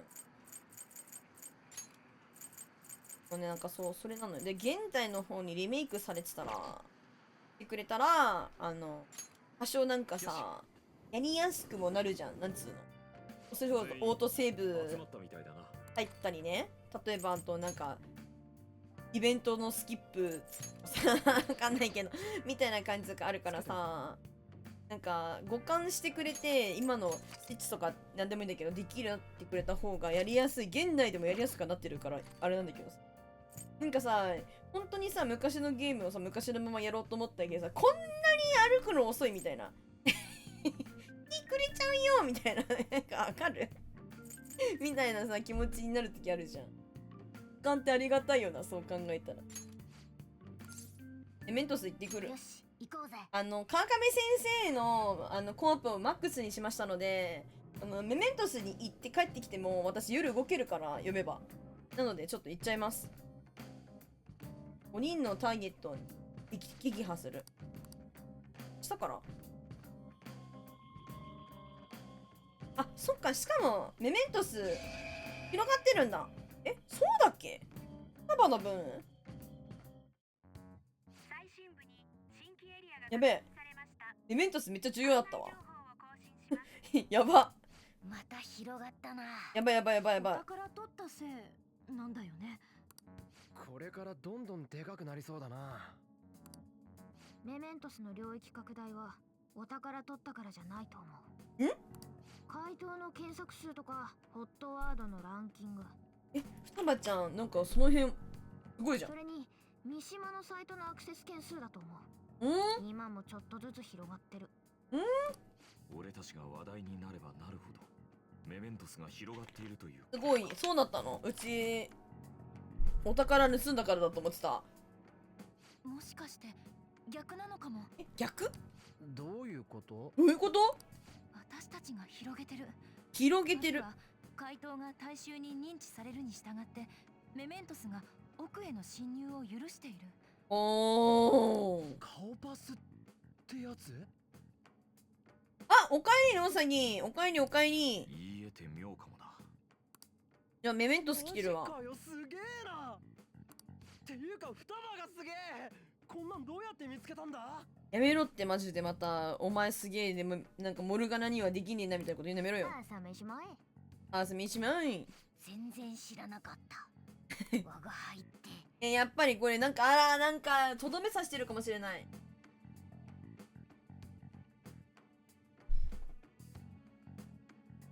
やばい、たっちゃんさんのたっちゃんさんの HP が。Hello from Canada. Hey! Welcome to my streaming. My name is Nyoroko. Nice to meet you. ペットさんなのかな？ペットプレイさん？プレイヤーさんか。セットプレイヤーさん。はーい。Welcome. よかったらゆっくりしてってください。なにノウサギ？明日プリクロ、ごめん噛んだ。明日プリクラ撮らないかって聞いたらいいよって楽しみ。おい、マジ自分でからのプリクラ撮ろうって言ったのいいじゃないの。撮ってきなよ、何枚でも。お金がある限り。行ってきな。いいね。変化が起きた場所が気になるらジョーカー行ってみよう。オッケー。仕事の時間よ。行きましょう。あね、瀬戸さん、今ね、メメントスにね、私 GoTo なのね。GoTo メメントスで、私はね、やりたいことがあります。これはね、なんだろう、何々したい。何々です。わかんない。わからなくなっちゃった。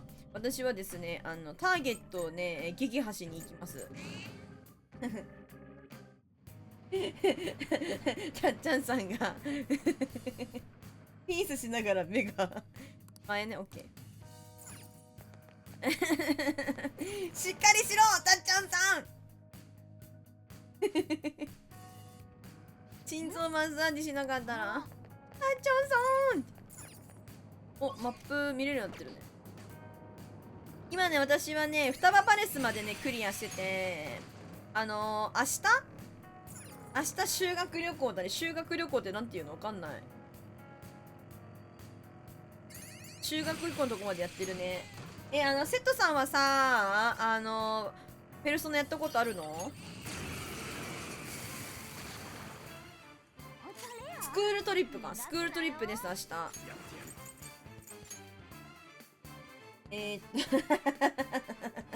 青春の光をまた浴びせさせて。農作業、お前、たっちゃんさんにとどめさすなよ。おもろすぎだろ、マジで。明日かな？明日スクールトリップなんですけど、おやばい、スクールデイズは誠知れるやつでしょ。あかんねんて。かわいい！双葉ちゃんのやつ。私の頭が邪魔だと思うけど、めっちゃかわいい。さて、鑑賞ね。このまま進みましょう。あ、こっちゃんやめようね。いやー、悲しの向こうへとたどり着けるなら。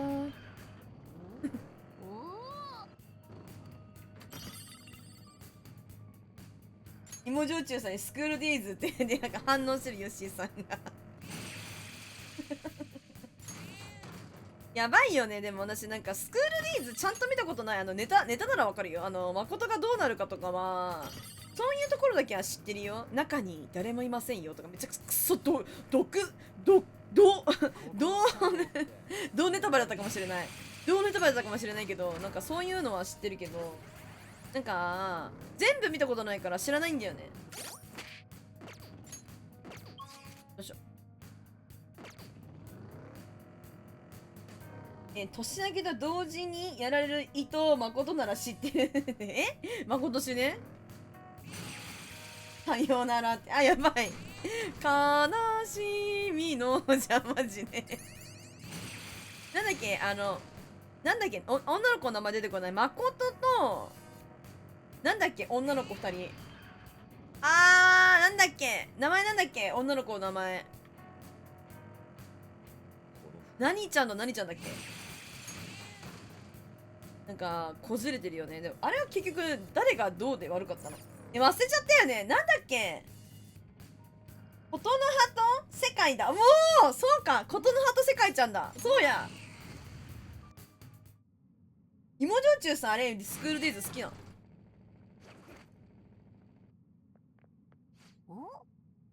ナグリのシャドウ、ナグリか。ナグリなんちゃらだっけ、名前忘れちゃった。悪いな。アニメしか見てこない。そっかそっか。私ほんまにちょいちょいだな、本当に。なんか最終回だけ見ようみたいなやばいやつやってるマジで。なんか結局さ、あれ結局最終的にはみんななんか誠しねえっつってさ終わるやん。そういうアニメだと思ってんだけどさ本当に誠だけ悪かった、あれ。あ、もともとはゲームなのか。ゲームのエンディング集は見たことありますけど、ゲームはやっぱそうなんだ。あ、そうかそうかそうかそうか、そういうことなんだ。もともとはアニメじゃなくてゲームが先なんだね。あ、そっかそっか、そういうことか。だからあんまり詳しくないんだ、うち。ゲームが入ってるともエンディングが20種類ぐらいある。あ、そうなんだ、ユッシーさんありがとうね。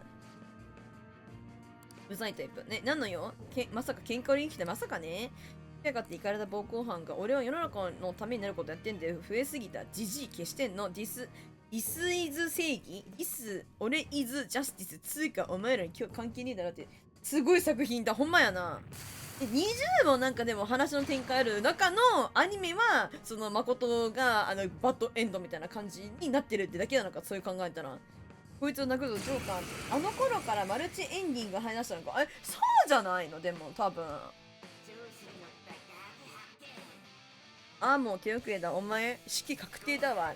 俺に喧嘩売った時売ったこと後悔しながら僕らいろや。そうかもね。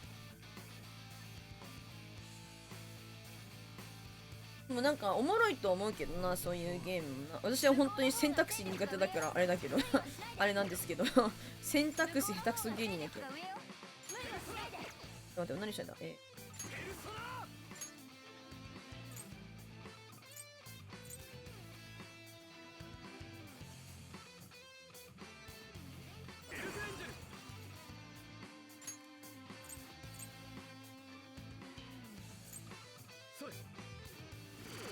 そっかそっか。ちょっと見たくなってきたな、エンディングだけエンディングだけ見たいかも。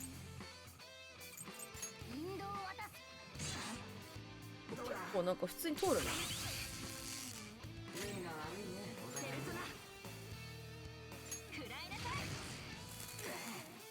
あらあら。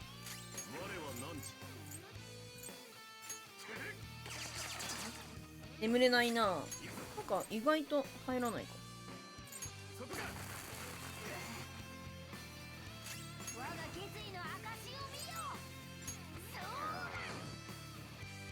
なんかめっちゃネタのやつだからね。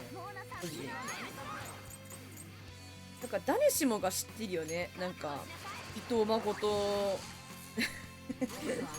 やられるっていうあれマジで見たことない人でも一度は見たことあるんじゃないかと思う。すごいアニメだと、まあ作品と言った方がいいかな。作品だなと思いますけどね。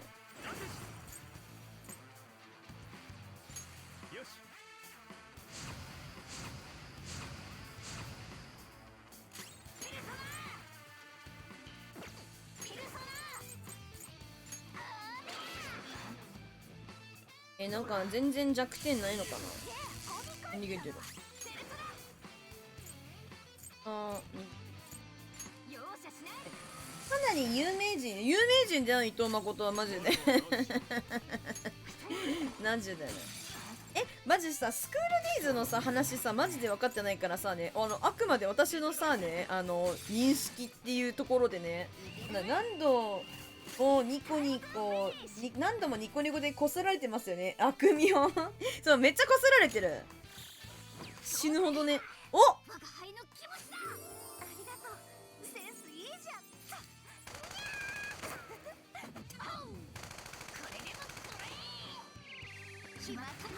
いいね、ショータイム。ナイス。素晴らしいショータイムです。素晴らしい。レベルアップしました。うひょー、ありがとうございます。スタイルかなあ、消すものないんだよな。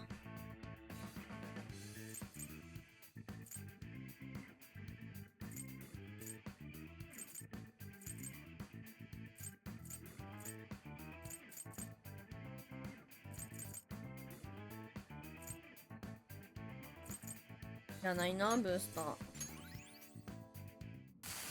金埋めーっておいちおいち。全然見てなかった。俺なんてことしまったんだ。うさばらししたい。うっぷんばらしか。うっぷん晴らしたいからって関係ない人。すいません、じゃすまねず。暴行障害ずいぶんやったんだろう。俺はどうしたら自首しろ。知るか。どうしようもない。知るか。お前考えな。自首するって話しなさい。自首。やっぱそれ以外ないか。とんでもないことしまった以上裁きを受けます。そんな当たり前じゃん。死人が出る前でよかったら返するがいい。そうだからうちがね思うスクールデインズのね話は結局だから伊藤誠がございますね、継続します。浮気して、なんかそのどっちの女、世界ちゃんと琴葉ちゃんにいい顔してで、なんかうつつだからそのなんつうのなんて言えばいいのかな、急にモテ始めて調子乗ってで、なんか女の子にお互い2人の女の子に言い寄られて、なんかどっちにもデヘみたいな感じになって、でなんだっけ、世界ちゃんの方か琴ノ葉ちゃんの方か、どっちだ、髪の毛が長い女の子の方が病んでで刺されて終わるっていう認識なんですけど、合ってますか合ってますかっていう認識なんですけど、それは全部世界がどっちですか？髪の毛長い子の方、そのなんか最後に刺す方、刺さない方、どっちも刺してるっけ？中に誰もいませんよっていう方、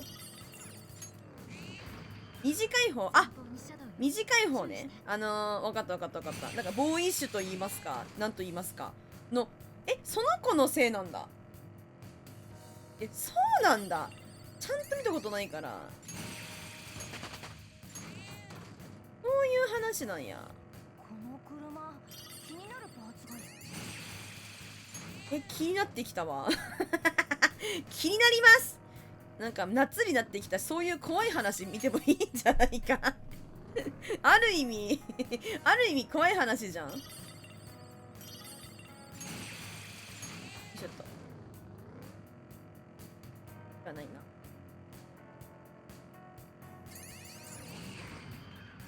そっか、そういうことなの。過去テレビで紹介されました。そうなの？テレビの放送もやってたよね。今は多分難しいような気するんだけど。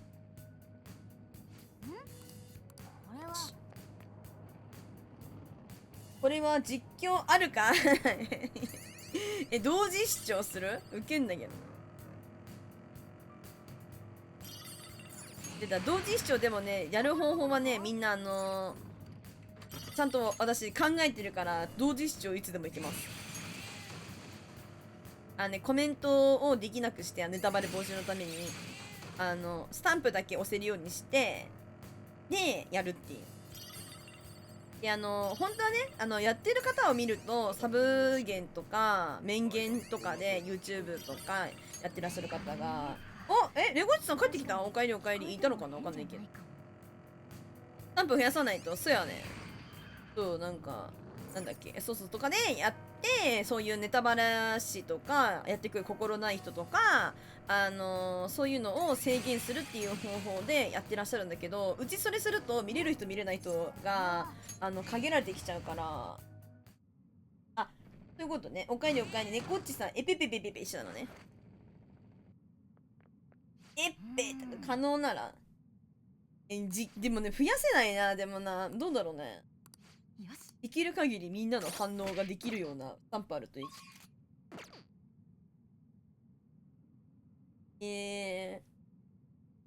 なんかそうしてやれば、なんか誰が見に来ても、なんか嵐みたいな感じで、なんかコメントしようと、だから今からなんかどうなりますよとかいうコメントはできないみたいな感じにすればいけんじゃないかなみたいな思ってて。不幸がいいなら金払わなければ不幸をどうぞ。こいつ占いのこの悪い悪徳の人、変わる。多いこと言うな。巫女様から不幸のお告げを受けてありがたいホーリーストーンが救う偽物でも幸せになればそれでいいんだ。みんな安心が欲しいんだ。好きで騙されてるのさ。はいです。そう、今ね、スクールデイズ、泣きニョラ子がいないのよ。確かに、いないかも。ないっけ？なんか、延々してるやつなかったっけ？僕に逆らっていいのか不幸なるぞ。泣きニョラ子いなかった？びっくりしてるやつとかはあるけど、ないか。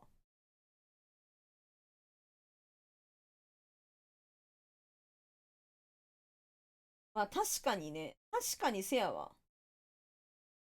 汗とか、あわあわしてるやつとかはあるけど、確かに泣いてるやつないかも。なんかできる限り、なんか、めんこいやつにしてるからね、結構。ルルンみたいなとか、なんか使い勝手が良さそうなやつとかにしてるからかな。こういうのあるけどね。こういうやつ。ティアによる、いや、ティアによっても使える使えないやつも多少あると思うけど、基本結構みんな使えると思うよ。あんましティア関係なく。基本ね。なんか弱点つけたみたいなんでラッキー。0点。泣きゴーゴーとか号泣とか、なるほどね。泣きとか GG とか GG 作ってないんだよね。逆になんとなくやってないんだよね。 GG 考えたけど、まあナイスあるしなみたいな。いや、その0点でいいっしょダメですみたいな。今私なんか間違って言っちゃったみたいな。0点ですみたいな感じで使いやすいでしょみんな。ニョラ逆みたいな。これも弱点だ。ニョラ逆みたいな感じ。あ、待って、税金対策少女さんだ、こんばんは。ニョニョニョニョラコ様、ムキムキはね、やばい、ムキバネすぎる、それは。ありがとう、いらっしゃい。今ね、ペルソナしてる、まあね、メメントスってところ来てね、いろいろ、なんて言えばいいんだろうな。サブストーリーみたいな感じのことに関わる、なんか、人を退治しに行ってます、成敗。ちなみに GG の意味知らない。あ、そうだね。グッドゲームの GG だと思うよ。グッドゲームの GG だと思う。プリプリニュラコエンジェルスタイル。プリプリニュラコムキムキだよ。プリプリニュラコのエンジェルスタイルってどっちかっていうとムキムキだよ。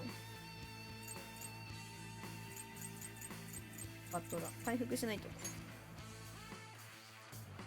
ペルソナ音楽がいいっていうことしか知らない。あ、そうなんですか。おもろいよ。普通にストーリーもね、しっかりあってね、キャラクターもいろいろ可愛い子だったりかっこいい子だったり出てきたりして結構面白いですよ。そしてまた6？6がなんかこれら情報が出てて、今も話題沸騰中。今全ペルソナプレイヤーが歓喜してる歓喜してるとこでございます。あ、でね、ペルソナのゲームをしながらね、スクールデイズの話をしてました。スクールデイズスクールデイズでマジちゃんと見たことないんだよねって話してて、これは同時視聴かって話をして、どんなやねんね、どんなやねん、ほんまやね、どんなよなどんなよな。あ、待って危な。やべえ、やられるとこだったべ。そろそろ寝るにょらずんやばい、リフォーマーズみたいな感じのこと言ってる。あ、やばい、これ見ててショータイム。油断しない。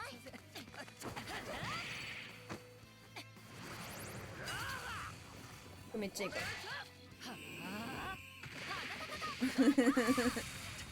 世紀末パイセンやばいカンパシューってやってるじゃん。なんかこの僕かいいね。たっちゃんさんありがとね。いろいろ今日もお話ができてよかったです。ゆっくり休んでねたっちゃんさん。おやちゅみちゅーおやちゅみちゅーありがとうございました。マハフレイあ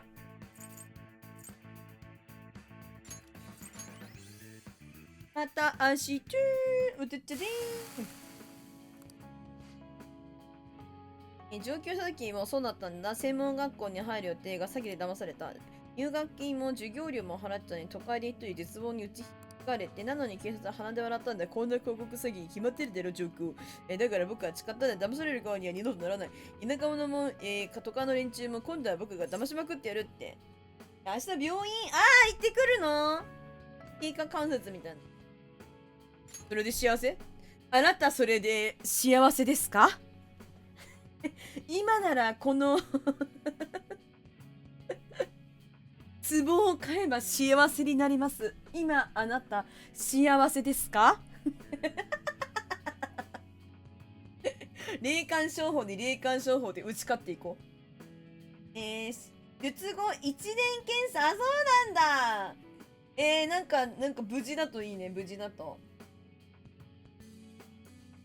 まあ騙される方が悪い。いやそんなこと言わない。騙す方がまず悪いですよ。これは一旦ね。騙されちゃってかわいそうじゃんだ。ニョラコ語録ニョナ青鬼と廊下設置に出た言葉ニョナズンって言ってたニョナジュンって言ってたなんか言ってた気もしてきたぞ。ニョニャニャニャニャニャみたいな感じになった時あれやばいよね、本当にね。ホラーもやりたいんだけどな。手頃なホラーがあればいいな。マジで。怖すぎるのちょっとやめてほしい。幸福安心、委員会ですか猫っちさん。今あなた幸せですかYouTube ニョラコチャンネルショート再生。あれねあれ私あれ大好きよ。私もあれか言ってたかな。でもニョニョラズンだ見てほしいよ。あれは結構すごいから本当に。あれマジ回避ガチすごいよ。でも本当にマジみんな見てほしい。こういうとこはダメなんだ。ははははは。ニコの力本物だからこそ引き込んだんだから。嘘をついたの僕だけ。偶然再会した彼女。再会？ずっとやめたかった。ごめんなちーちゃん。は？知らなかったんや。ホラゲだと夜回りシリーズ好き。なんかねアンティやつねやってほしいなってずっと言われてるんだけどね。なかなかできなくてね。難しいんですよ。どのタイミングでやればいいの？夏しホラゲたくさん希望。じゃあやっぱり一旦さ、怖いアニメこと、スクールデイズ見なきゃいけなくない？まあ、同時視聴なんで、私は映しませんけどね。山回りだったらめっちゃ切れてさ、なんで切れるゲームなの切れるゲームな見事な再販では次どうぞ続行です。はい、行きましょう。切れるゲーム怖いの意味合い違えろな。あれそうなの？怖さのテイストがそうなの？どういうこと？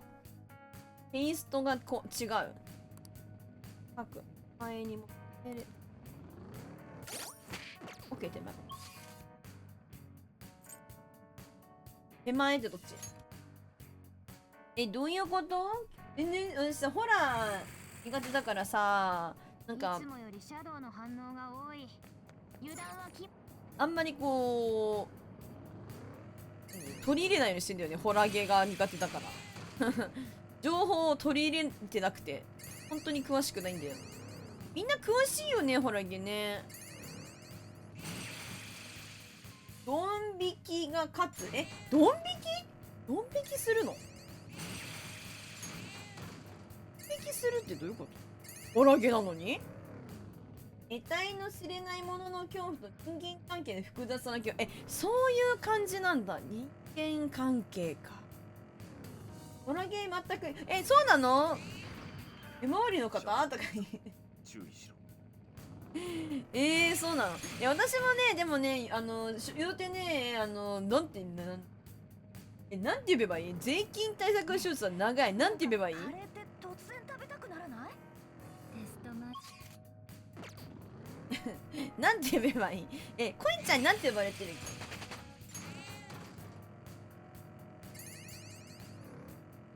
あ、ゾズさんね。うち忘れてなかった。ゾズさんね。ゾズさんね。ゾズさんね。ゾズさんさ、ゾゾさんじゃなくてゾズさんなんや。私もそう、私ホラゲが苦手なんですよ。だからね、ほんと青鬼から初めて、ほんと青鬼初見で、なんでこれが答え、そうやな。ゾズさん。やばいやばいそう、だからね、本当に、なんだっけ、青鬼初めて、青鬼がホラゲ初めてかも。金作女さんやめて、金作女やめて。金作女さんはなんか別の意味になっちゃうからやめて。また税金5万持ってかれました。やばい、出た。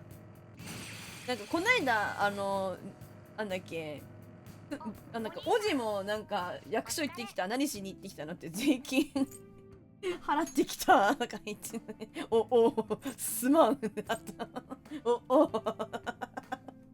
おってなったからね。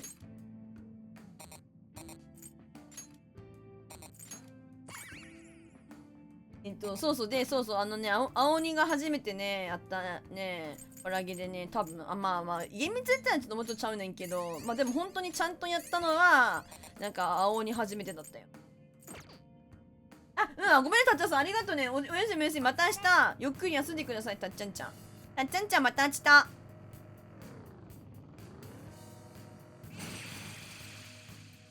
金作女、お金たくさん取れそう金作してるもんないや待って、金作女さんはなんかとりあえず呼びやすくはねえのよな。呼びやすくはないんやな金作女さんやばいじゃんそれ。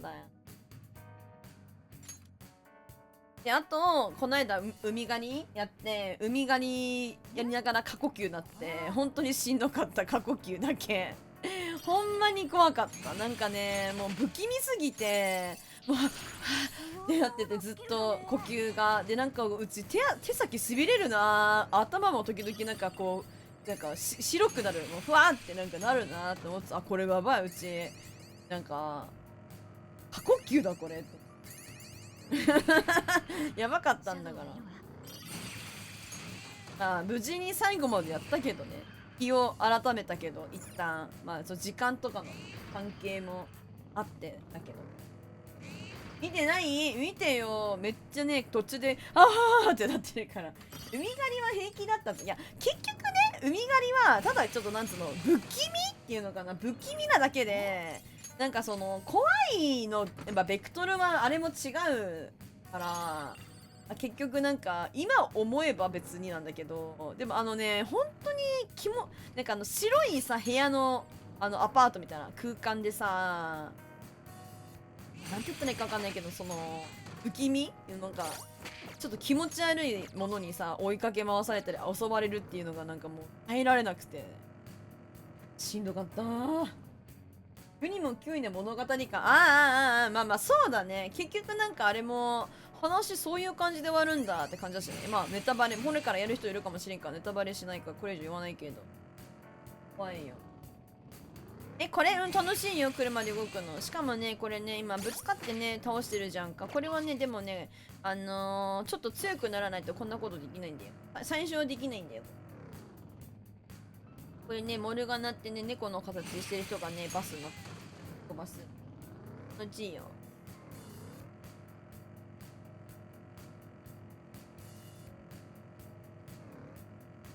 ここのターゲットってやつを倒しに来た。成敗しに、世直しだね、世直し。うち見てほしいよ。めっちゃ叫んでるか。みたいな。つぼいシャドウだ。間違いない。なんだかイラついてるみたいね。うさばらしで動物客進する最悪のやつちゃう。私そういうの許せない。いいかお前ら手加減なしでいいからな。猫がなんだっつんだよ。どうせ保健所で殺されるなら、俺のスレスの吐き口になっても死んでも一緒。つうかむしろ人様の役に立ってないから猫も幸せだろ。キモーこいつマジで最悪。なんて傲慢な人間、傲慢ですか？人間だ。我が輩はお前のような輩を認めないぞ。猫だからね。この子がね、この猫がね、今車になってたんやで。文句あんなら保健所に持っていく無責任な奴らに言えよ。それよりさ、怪盗団は正義の味方なんだろ。だったら早く腐った社会をぶっ壊せよ。この前に社会の悪のお前から欲望を奪う動物たちが受けた痛みを思い知らせてやる、ね、ありえねえし。イラついてるのが芋ついて見えた私は日本以下なのかもしれないんで、あなたは疲れてるのよ。私以下やばいよ。私漢検準2級なのに漢検12級って言われてるんだから、その人やばいっすよ。漢検15級とか言われちゃうよ。みんな厳しいから。みんな私に厳しいから。あ、なにてめえ化け猫いいね。的できんし殺しがいがあるわ。やったるわ。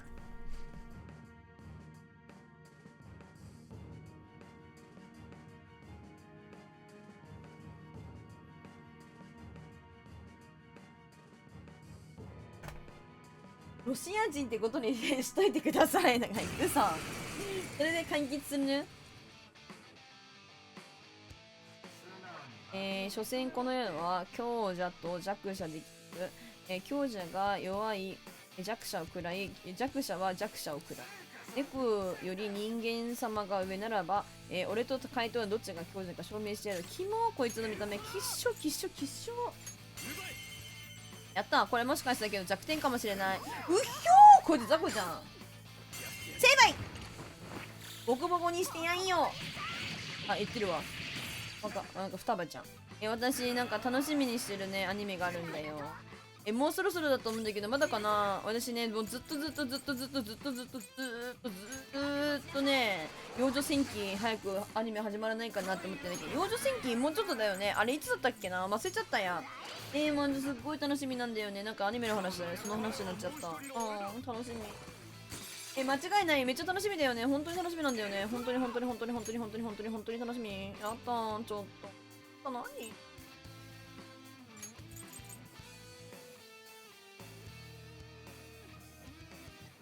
ガチで楽しみにしてんだよね。なんかなんだったらもう数年待ってるからマジで。本当に。数年待ってて今だからね。大しかない。全体かこれ。だからでいっか。楽しみだなー。同時視聴もしたいけどさ、でもさ、そのさっきのさ、アニメのさ、同時視聴って言ったらさ、まあちょっと、スクールデイズが何話あるかはちょっとわかんないんだけどね。12話かな。もうちょっとあるかな。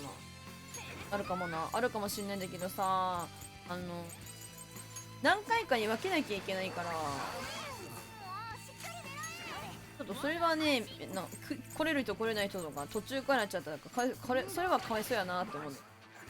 途中参加になる人にはなんかね、時間をなんか今何分までなんか時間経過しますよってタイマーセットしたらいいよって教えてくれた人だから、そうしようかなと思ってたけど、この力があれば。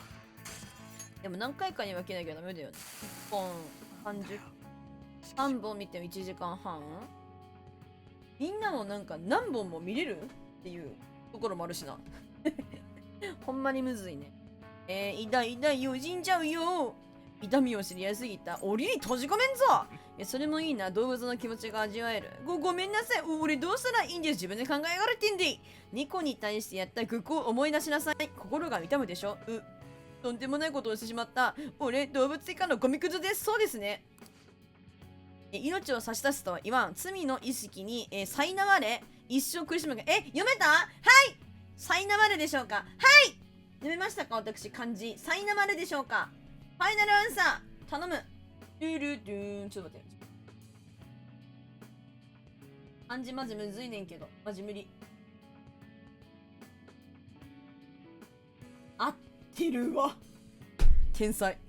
ビクトリトリャ・イバノバなセレブリア甲府5丁好きなんよな。待って、セレブリア甲府5丁ってさ、あれだよね、なんだっけ。私が名前間違っちゃった。声優さん。好き。セレブリア甲府5丁ってさ、あれだよね、ギャンブル強い子だよね。なんだっけ、名前忘れちゃった。あ、そう、早見さん。そう、早見さん、私好きなんよ。名前が出てこなかった。大体、早見さんやってるキャラクター好きかもしれない。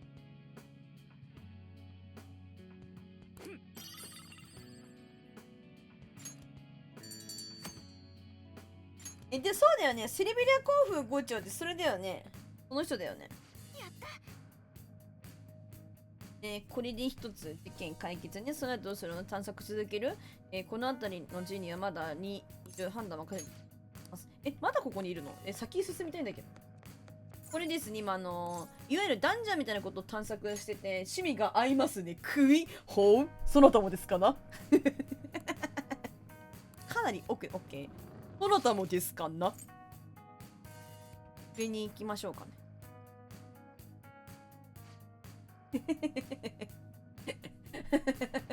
おうつっても私頭悪いっちだから結構なんかいろんなこと忘れちゃったりするんで、なんかすごく詳しく声優さんだったらアニメの話ができるタイプじゃないんだよね。ごめんね本当に。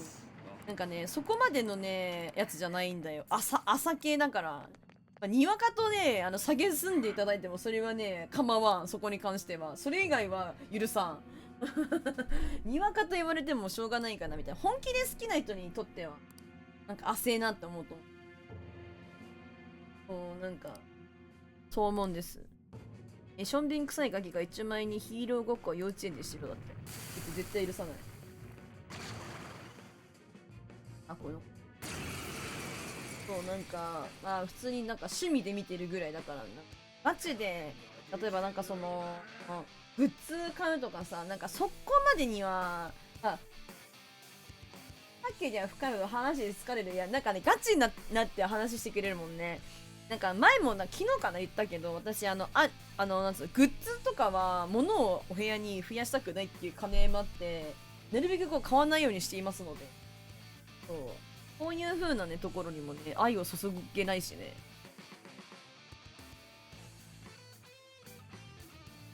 それゴミを海に沈めてきる土地と木によこせおら。やだねたらん、やだねやだねたらん、やだね。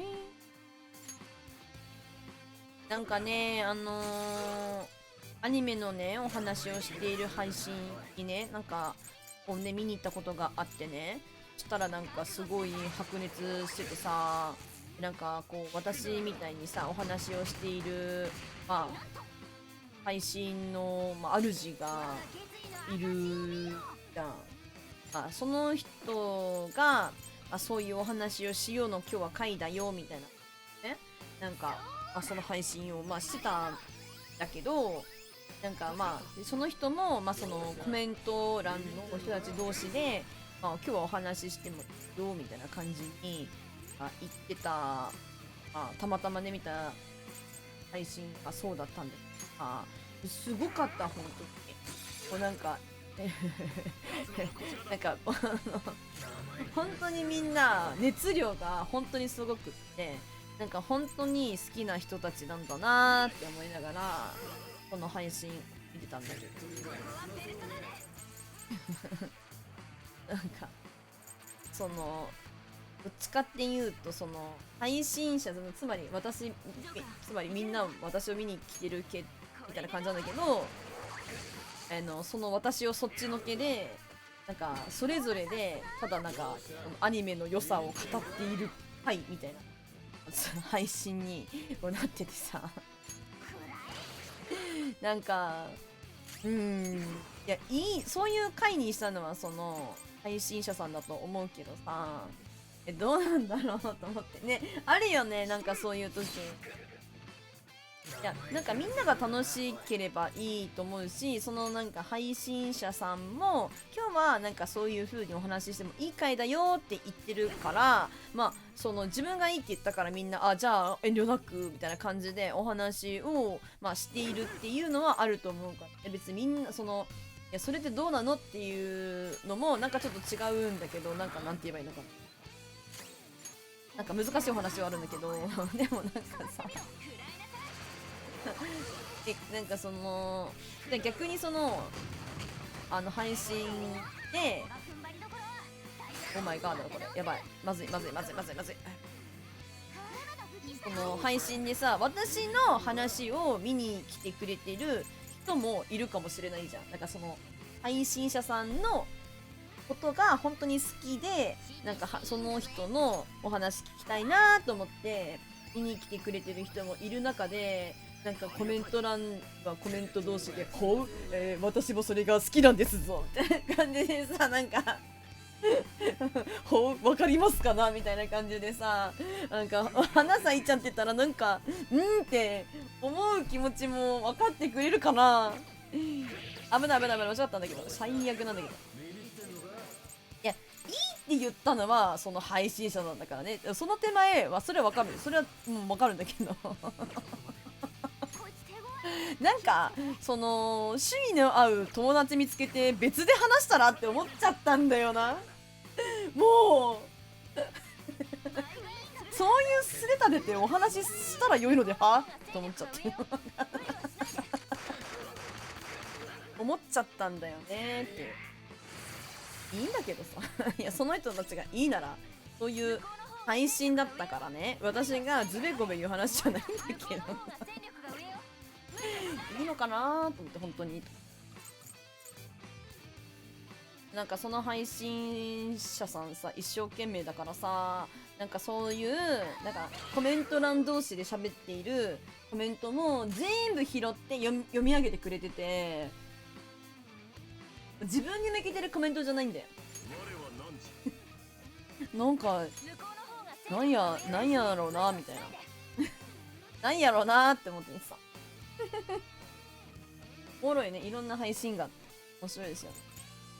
責めてるわけじゃないよ、そう私は別にそういう配信者さんはじゃなくて、そういう配信の中身自体よ、別にその否定じゃないからなんやろなじゃないね、なんやろなって思うよね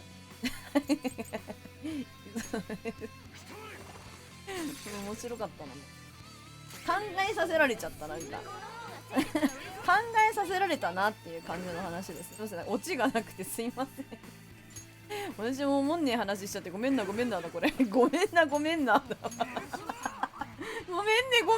本当にあったん、ちょっとおもんない話しちゃったじゃん、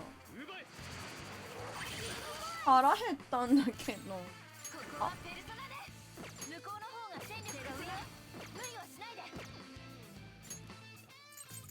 そうなんいろんなね人がいるなと思って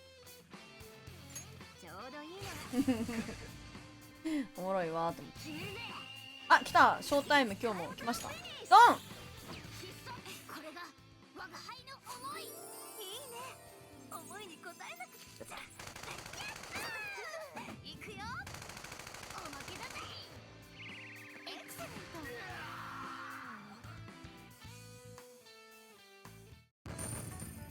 レンさ、基本なんか地語りなんか嫌われるじゃんとされてるやんなんか多分それ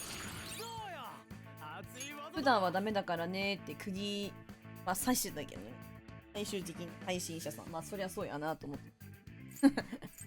そうだよね。全体物理で、極小ダメージ2から4、全体物理顧客あとあれにこれじゃあダメージです大ダメージ100ボなるほどね。 K おもろいよね。みんななんかうちにいろいろ話してくれ、私も聞きたいからさね、何いいよって話してって言っているから話してくれる、全然いいんだよ、全然いいんだけど、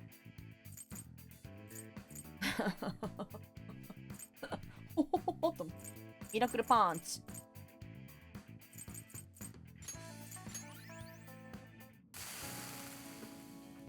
途中譲ってもらわなきゃ俺ぶっ飛んじまうよ。映画館の途中なんとかならんでしょうか。諦めろ、四茶からされ。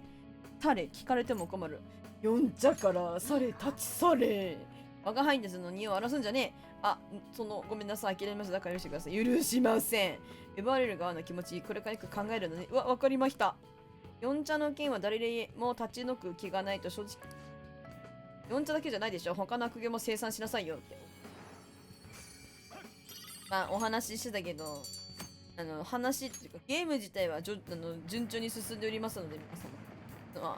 これですね、メメントスっていうのが、エリアが広がってるんですよ。ここをクリアして終わりたいなと思います。今日は嫌いたわね。よし、これでまた先に行けるな。気をつける。死に行く。敵も強くなってるから。大丈夫です。レベル上がってるんで。そう、なんかね、メメントスのね、敵はね、今までの、不気味な敵な。今までのね、パレスとか出てきた敵とかが出てきたりします。それだけ歪みが強くなってきてるってことは、おそらく書道も手強くなってるぞ。上よりエリアの数も増えてみたいだ。慎重に行けよ。はーい。どっかで SP、まあ、MP みたいなやつ回復しなきゃ。どうしましょう。今できるか。アイテムですか。なんかね、SP 切れがね、正直、一番なんかこう、現場から帰る原因なんだよね。だって MP なくなったらさ、弱いじゃん。弱くなるじゃないですか。それと一緒。このプラセイウォーターとかアルギニドリンクってやつは SP 回復する。手頃に手に入るアイテムなんです。私はこれをせこせこ自販機で毎回ちゃんと買ってる。週に1回ね、なんか補充されるから、それをせこせこと出ております。こういう時のため。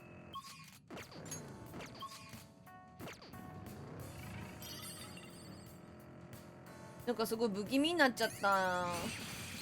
不気味、不気味、不気味、不気味、不気味。わーお、なんだマジでさ、マハブフ。使いたいものだな。どっち？何の話したっけ？そうです、そうです。このね、本当にね、車でドーンって倒せるのね、ガチでね、楽ちんですね。これはある人のね、コープって仲良くなってったら、なんかできるようになっていくんだけどさ、これなくして、なんつうの、メメントスをさ、クリアしていく。マジで大変だと思うよ。イライラしちゃうかもしれない。なんか漫画キロキロコミックみたいなの書いてある。漫画喫茶キロキロや。やつや。なんか一応ここ地下鉄をイメージしてるマップつうかメントスや。ホーム発見。どうする？すごいよね、世界観。なんか新しいね、ペルソナ6はね、トレーラー出たけど、なんか結構ダークな世界なんじゃないかな、みたいな感じにちょっとなんか噂になってる。すごい。楽しみすぎるわ。よう出てほしいねんけど、いつ出んのかな。本当に、なんちゅう、情報出たばっかりだからね。一回これ帰って合成すればよかった。ばっかりだからまだまだ先だろうけど、何ヶ月先なんだろう。早く出てほしい。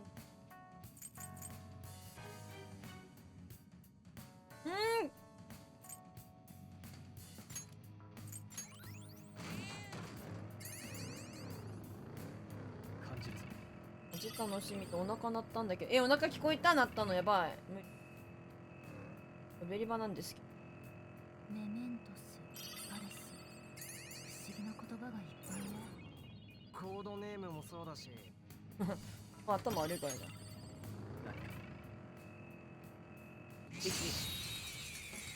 これはね、レベルが足りなくてまだ車で引き倒せない敵でございますね。ショックを与えたら弱点がないけど、我がけることはできそうじゃない？意を示せゾロ。動かないでもらおう。はいよー。ボコボコに容赦しご飯食べて配信してるんだね。だけどお腹すくね。え、待って待って、なんでショータイムやりたかったのに最悪や。ガチか。まあなんかちゃんとできてなかったみたい。なまってる。ボタンがさ押せなかった。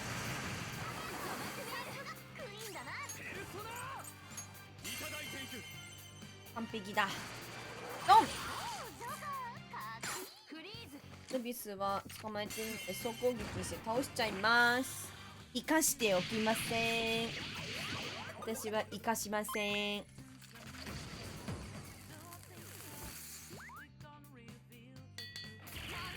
これマジ可愛い。これほんとチナだけど速水さんも好きだし、ターニャ・ジグリチャフの声の人、結城葵さん合ってる。結城葵さんもめっちゃ好き。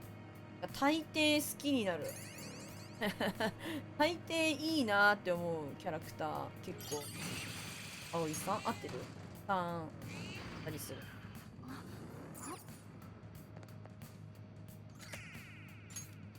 なんかあとさ、声優話でさ恐縮なんですけど、なんか石田明さんいるじゃないですか。有名な石田明さんいると思うんですけど、石田明さん、まあ何のアニメとは言わないんだけどさ、石田明さんがさ出てくるアニメがねあるんだけど、なんか石田明さんってさでも悪魔氏いらっしゃい、こんばんは、いらっしゃい。今なんかね声優の話しようかな、一人で喋ってんだけど、なんか石田明さんが出てくるアニメがあるんですけどねって話をしてた。石田明さんってさ、なんか声優さんめっちゃ有名でさ、いろんな本当にいろんなキャラクターやってらっしゃると思うんだけど、なんか裏切ることで有名じゃん、石田明さんのその声をなされているキャラクターがなんか裏切ることでアスランならとか、うち待ってそれってさ、待ってあれシード、それシードわかんないんだよねうち。ね、何が裏切るのかね知らないんだけど、シードか、シードね、そうとかさ、なんか石田明さんのやられるキャラクターは裏切ることで有名なわけ。ちょっと本当にネタバレになるから何のアニメだかマジで言わないし、まだ言わないでと思うんだけど、なんかみんな見るかもしれないからね、そう見てるアニメにその石田明さんがそうやってるキャラクターが、出てきてるわけよ。私はねもうそれを見て聞いた瞬間に、石田明かこのキャラ裏切るな、そうまさにそう声石田明さんじゃんってことは、ほなこのキャラ裏切るかみたいなほな裏切るかみたいな、そう着物が今それなんだよね。でもなんかそれさ、なんか声優さん読みだからさ、いわゆるそれってメタ読みだよね。メタ読みっていうやつじゃん。なんかさメタ読みやめたいなみたいな。メタ読みだよね。そうだよね。ほな裏切るかみたいな。メタ読みだよなと思って、いやいかん、いやそうとは限らんと言い聞かせてはいるんだけど、なかなかね拭えないんだよね。まあでもね、そのね何とは言いません。マジネタバレになっちゃうので、マジでみんなも気づいても言わないでください。気づいても言わないでいただきたいんです。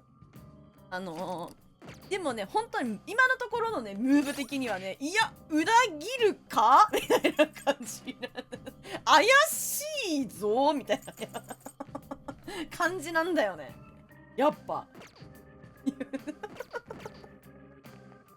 本当に怪しいんだよね。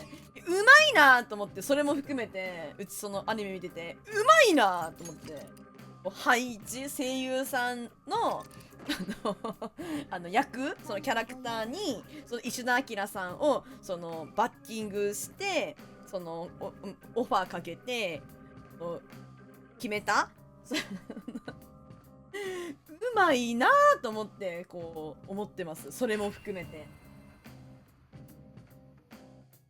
あとさ、アニメで謎の影が一言喋っただけでエンドロールで影の正体わかるのもおもろい。そんなのもあるの？より一層の構成に励むがいい。そういうことか。声優名が出るからね。まあそうだよね。確かにそういう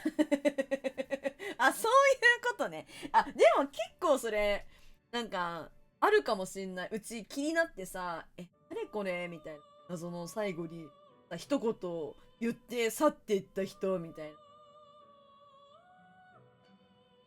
誰だろうってか、最後までいつもエンディングスキップとかしちゃうけど、ちょっと待って声優の欄見るわみたいな感じでほうって思う時確かにあるわほうみたいなあるある。あと監督で最後読めるのもそうなの？うち監督さんとかはね明るくない。そこまでチェックはね申し訳ないけどしてないから、なんかこの監督さんだったらこういうオチにしがちだよねとかは分かんない。うちそこまで分かんないわ。すごいね、みんなそうなるんや。すごいわ。感動。登録するのですか？登録します。でも声優さんはマジである。何この謎を置いてきやがった最後に一言言ったやつマジ誰みたいな。チェックしてやると思って。へえみたいな。でもね、それ分かってるから、あえて声優、やっぱりそのちゃんと影、その正体が分かるまでは出さないみたいなのもアニメもありますよ。あるあるある。書いてないみたいな。ちゃんとしてんじゃん何目線か分からない。ちゃんとしてんじゃんって思う。そういう時何目線なのって感じだけど。へえ。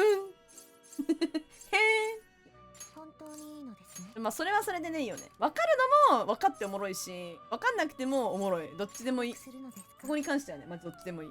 本当にどっちでもいいこれは大丈夫だな。これ大丈夫だな。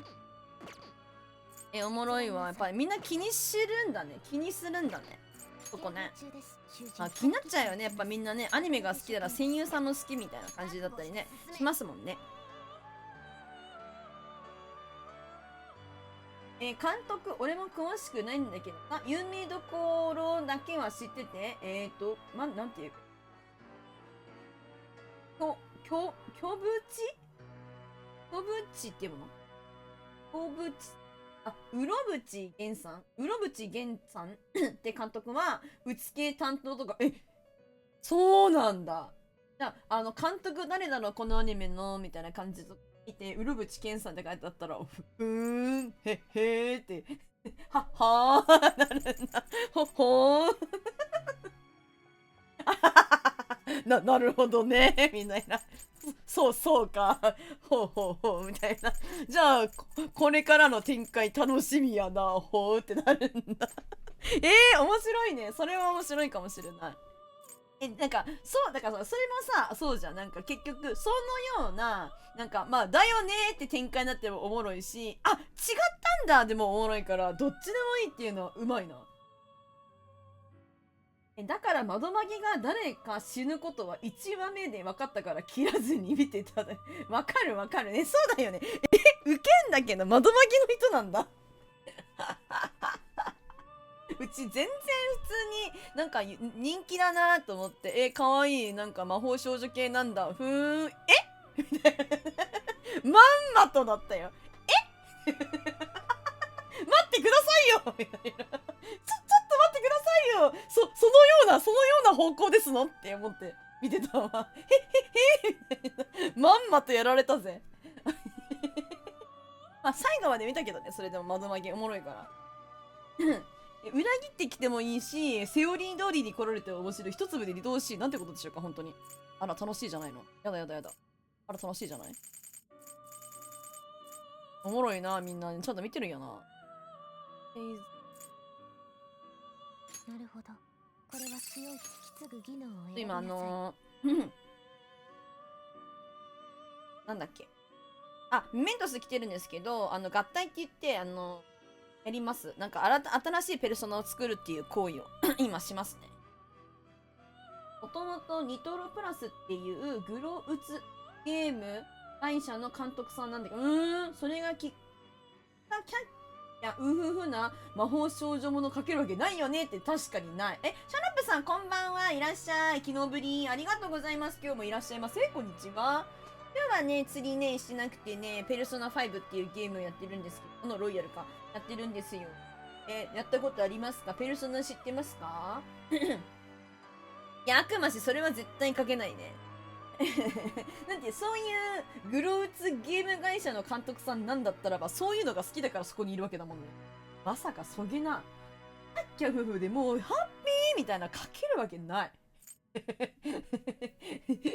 かけるわけないわ、確かに。おろ、マジで。本当にかな面白いわ。ね。だけどやったことない。あ、そうなんですね。いや、全然。もしよかったらね、次の魚に、でも、ラジオでも、入れてください。聞いてください。今ね、悪魔氏とね、アニメのね、なんつうの話っていうの。魚だけに、そう。魚、釣りの魚にね、魚だけに、釣りだけに、ちょっと難しい、どっちわかんなくなっちゃった。そんな言ってやってください。そうで、悪魔氏とね、今、アニメのね、話をしてたんだけど。アニメ見られる方かな？なんか、監督さんとかで、話の展開わかるんだよねっていう話を聞いたから、マジでって話してましたよ。スリンゲーチルいはずない。ニョロコさんいるだけでチルくなる。本当に押せる。マジ全然って、チルは保ってると思ってるけどね、個人的には。なんか別にみんなを、前はね、こういうゲームやった後に、締め釣りって言ってやってたんだけど、最近の時間とかがなかなかちょっと難しくて、早く始められてないからね。ゲーム1本しかやってないけど、で、あと、釣りやる時間ないから、釣りはなんかメインのコンテンツみたいな感じで持ってきてやってるったりするけど、前はもう遅くなった時間、1時とかから、じゃあ最後締め釣り1時間でも2時間でもやるね、みたいな感じでやって、みんなを寝かすためにやってたんだから。チルいはずなのに。チルはずなのにね。まあいいですよ。ありがとうございます。そう、なんか最近メインで釣りやってること多いから、そうなの。そういうね、なんかいろいろな兼ね合いがあるんだよね。寝かすためにやってたよ。みんなだって、最後、寝落ちしたりさ、あるじゃん。なんかそういう感じでみんな眠たくなる時間でしょ。なんか寝かすためにやってた。いや、もちろん、待って、無理、誰か助けてとか言いながらやってたけど、全然寝かすつもりあるかどうかわからんけど、でも寝てたよ、みんな。カラオケ現象って言ってるから、うち。なんか、うちがさ、なんかさ、いくらさ、騒いでてもさ、なんか、寝れる人は寝れるじゃん。カラオケもさ、そうじゃん。なんか別にさ、マジで究極マックスで眠たかったからさ、横でさ、何歌われててもさ、寝れん？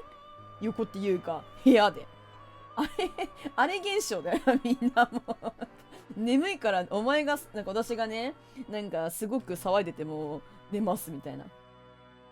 だって、ニョロコさんノリでオランって殴る勢いで喋る。いや、そのさ、殴ったことないよ、人。殴ったことないです。ないですけど。どうしようかな。これでいいのかな。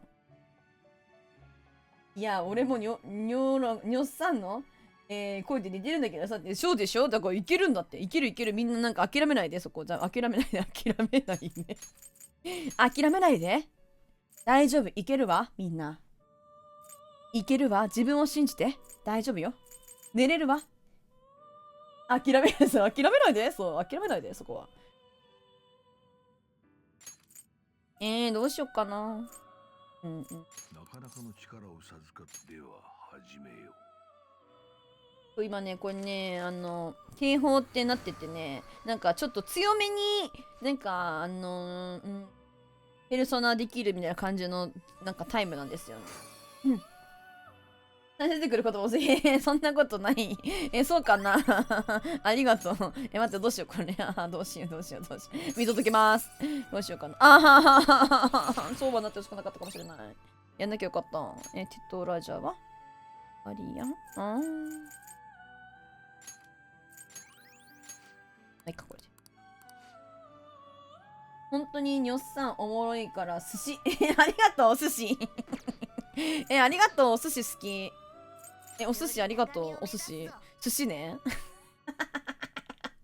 ギャーうわー、これな、ダメなんだよな。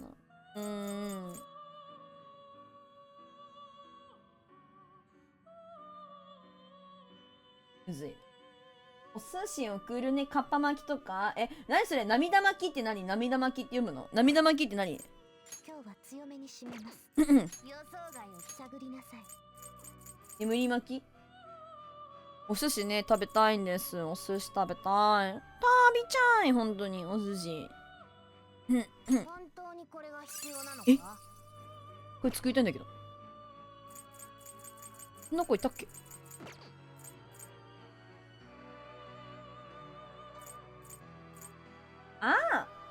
涙巻きっていうのはわさびをくるくる巻いたやつ。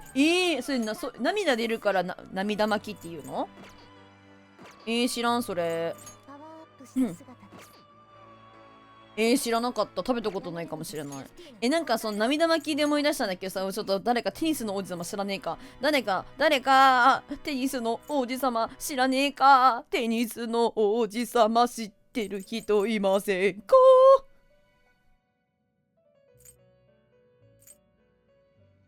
知ってる？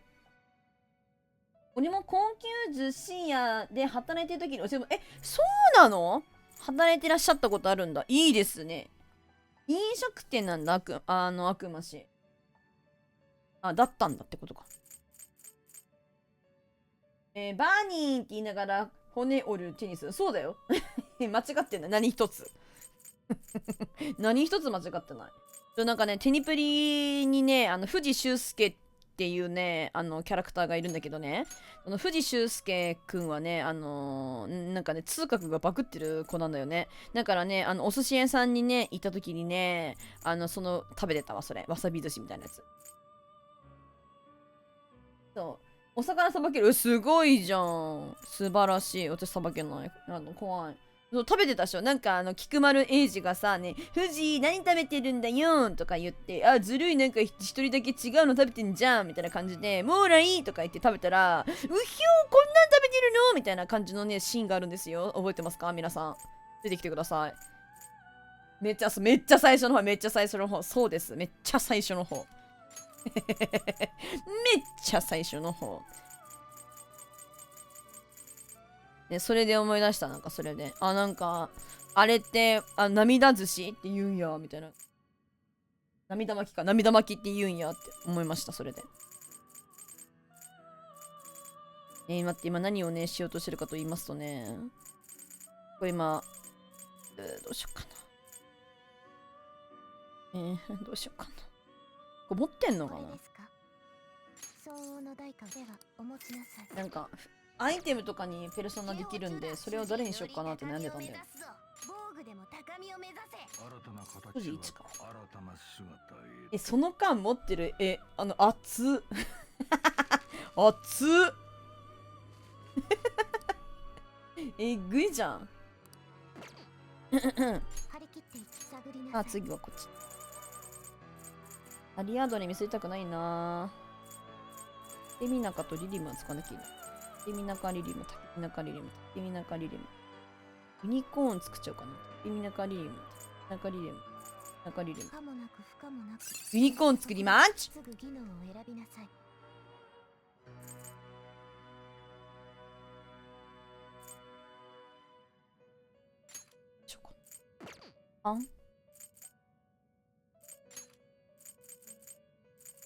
微妙なやつしか手に入らない。は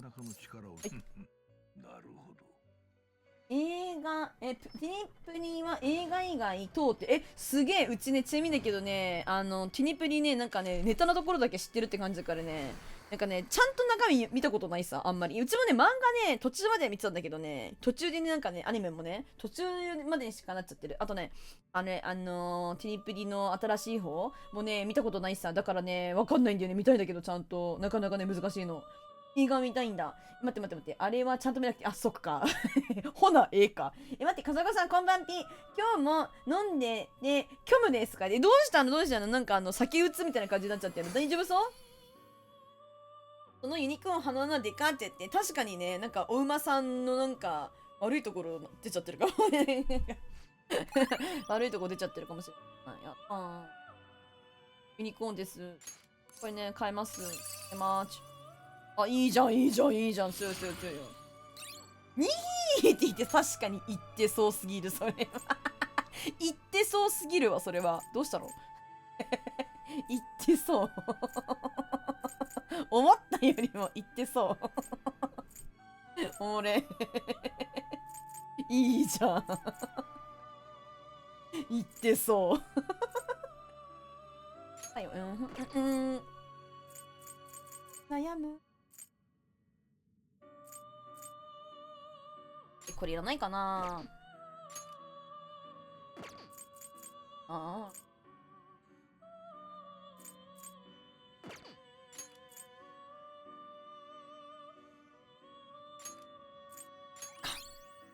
銀行石化来た。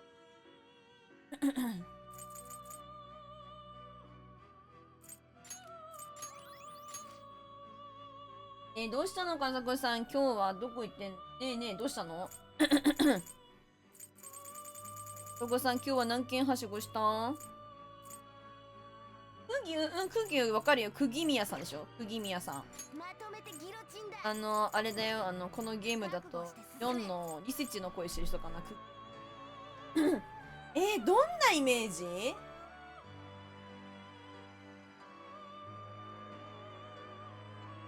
むずいな。リセチ、そう、リセチとかのイメージかな。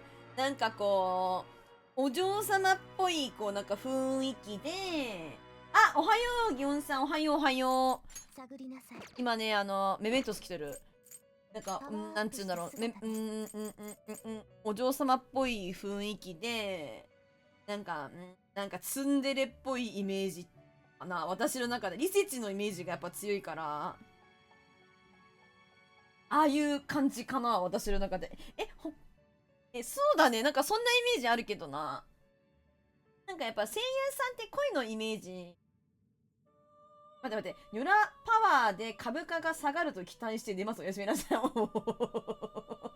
た方がいいのね。一旦その買うためにね。わかった。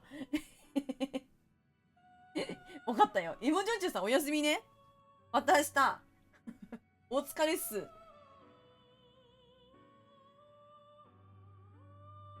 市場操縦。市場か。市場操縦。そうなんか、いや、そうできんけど。祈っとくね。いいのかな。なんか祈れば、いい人もいれば悪い人もいるから、なんか複雑な気持ちではあるな。ツンデレなイメージあるかな。俺は悪女のイメージ。そうなんだ。ツンデレキャラからどんどん悪役やってることの方が多くなってきたんよね。そうなの？なんでだろうね。なんかそれ。いや、わかんない。そのさ、なんかそれこそさ、めたい話というかさ、なんかその声優待って、声が出ない。なんか声優さんだからさ、なんつうか、こう、いや、そんな現実的なことを言ってもな、みたいな。一旦これ、警報止めるわ。いや、どうしようか。一旦もう一回考えるわ。タンが違う。やめてタンっていうの。声がね、ガシャガシャする。なんかさ、ツンデレ、いやまあ結局さ、なんかいろいろさ、なんかそのいろんな声優さんがさ、デビューされるわけじゃないですか。その、なんつうの、声優業界もさ、だからさ、なんかさ、その、クギュもさ、なんかそういう、なんつうの、キャラクターの幅が広がったんじゃない？また声が出ない。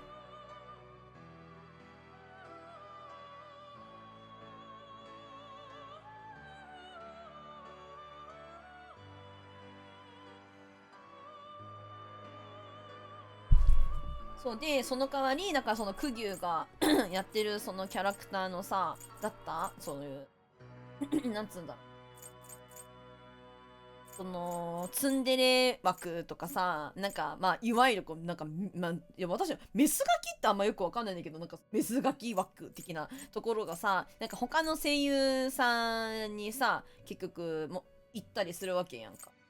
なんかいろんな声優さんがこうたくさんね素敵な声優さんがいる時代だからさ、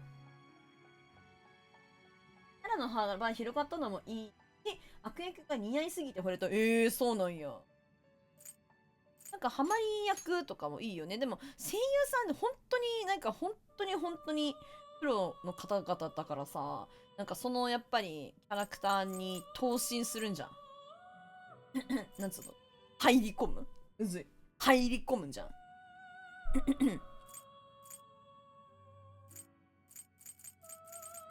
思うんだけどね。そうだと思うよ。だから、なんかすごいハマってるな、このキャラクターにとか、このキャラ、役合ってるキャラクターに、なんかすっごいなんかいいなーって、なんか思うってことは、多分、本当に、そういうことなんだと思う。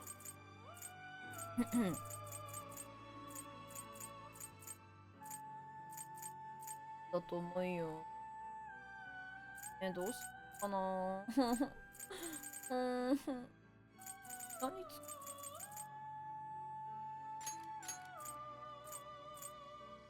なんだこれ。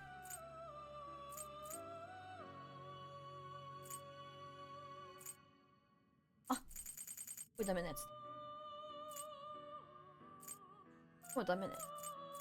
やばい、ほんと喋りすぎ、声ガシャガシャして。ノスさんはどんなキャラに声当てた？マスもびっくり。考えたことない。どんなキャラクター？考えたことないなぁ。どうだろう。どうだろう。ラッシュベルトって何なんだろう。このペルソナですね。このペルソナを引き出すので、あなたの力が落ち着きなさい。マスオさんね。オッケー。オッケー、マスオさんね。オッケー。強力なソーシングにな。ほほ少々刺激が強いか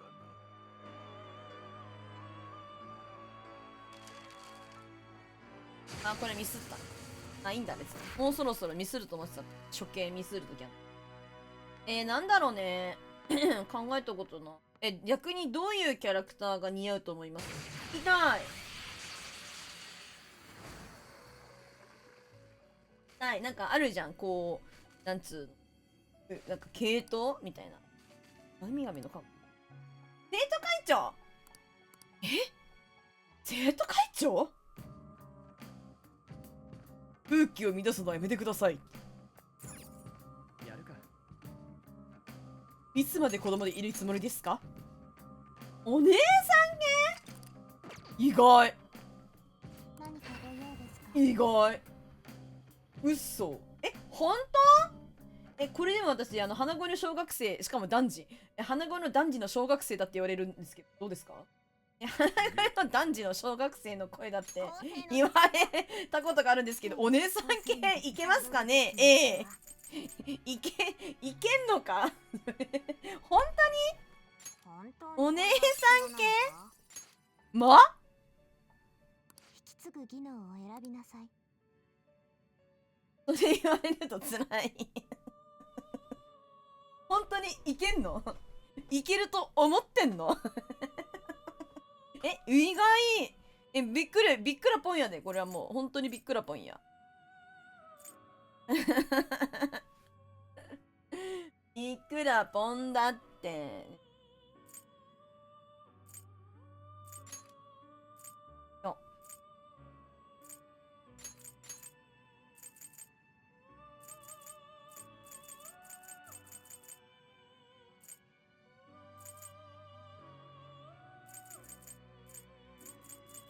かなりの力を。これは仮にも俺ニョッサンの声大好きでフォローして。そうなんだ。ありがとね。声なのね。ありがとうございます。あら、ありがとうございます。やったんちょっと先に言ってよ。サービスしちゃうわよ。見た目が、ありがとう。見た目はね、本当にね、あれよ。マミーにね、本当にね、じゃない。マミーにね、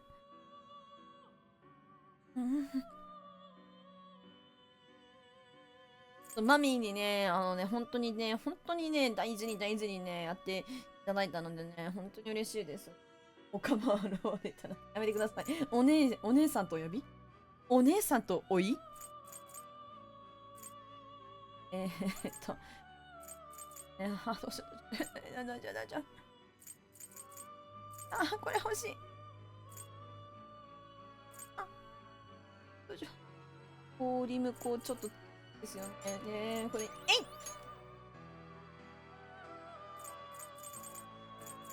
そうなんだね。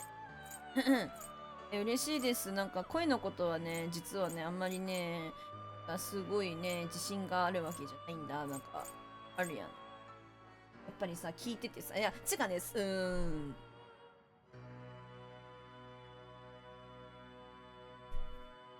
お姉様とお呼び？そうなのよ。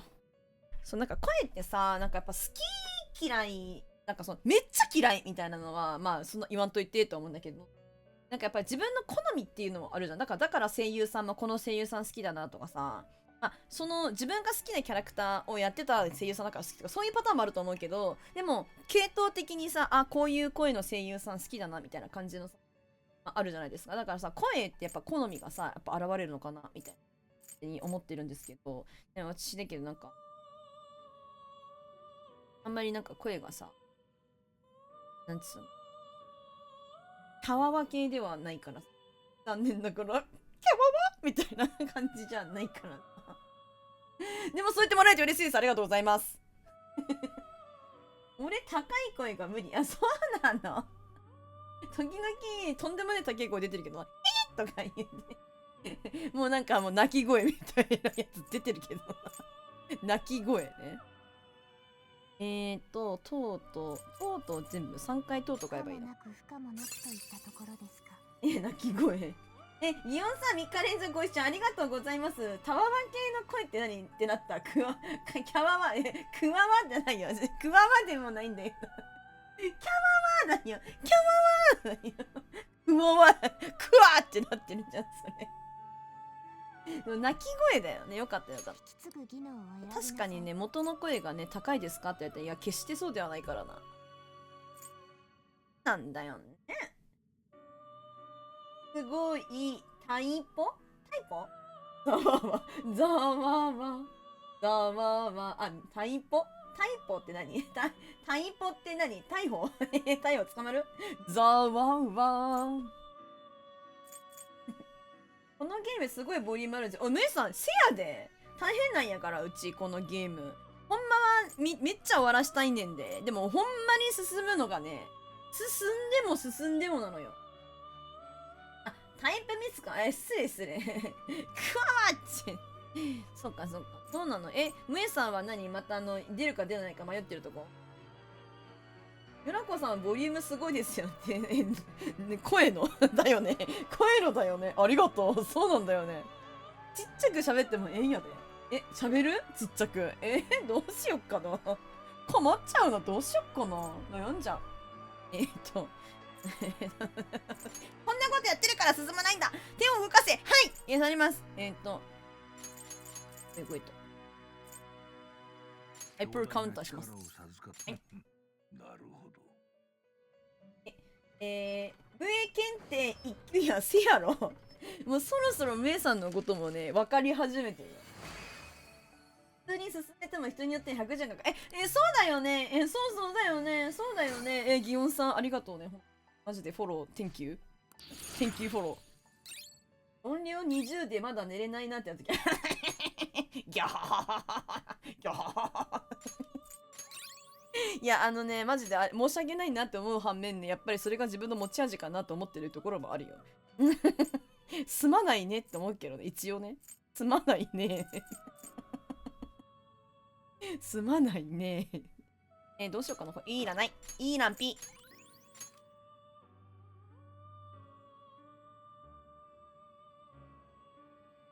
そうなの、そうなの。なんか手が止まってる時あるでしょ。マジでさ、みたいな。なんかコメント読んだりとかしてるからさ、やっぱり。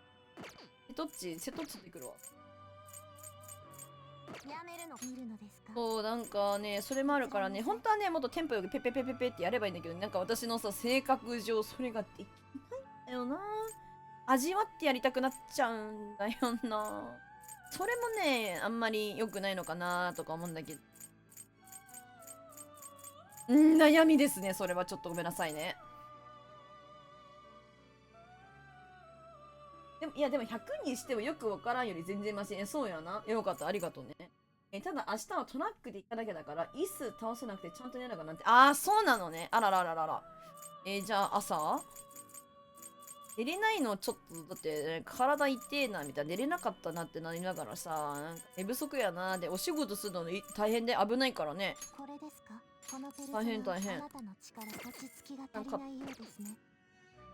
現世にいるドゴーム作戦ゆっくり行こうぜ。そうだね、ゆっくり行こう。ドゴームって何？あ、買った。ポケモンだな。なんかスピーカーみたいなやつついてる、なんか音ボコン流すやつ。いや、ちっくしょちっくしょ言ったな、悪口だ今。言ったな今。よくわかったわかったよ。ドゴームわかったよ。いいよ。確かにね、納得しました。分かったからもう、確かになって納得しちゃったからこっちの負けだぜ。アカウント好きな、どういうこっちゃどういうこっちゃやで。すべての状態以上に書かなくて天才じゃないこれ。やばー、これ強。えぐ。えぐいじゃん、これ。あったんちょっと、あれ、ありがたいね。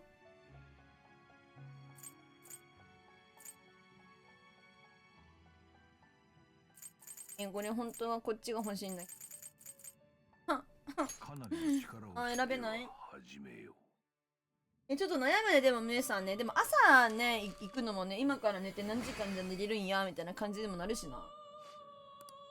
朝なんかこう寝坊主とかいうなんかストレスを感じるよりか、今、なんか元気なうち、元気じゃ、眠いながらも、進んでいって、あっちで起きてとかいう方が、いいみたいなところも諸説あるもんな。それはな、わかるで。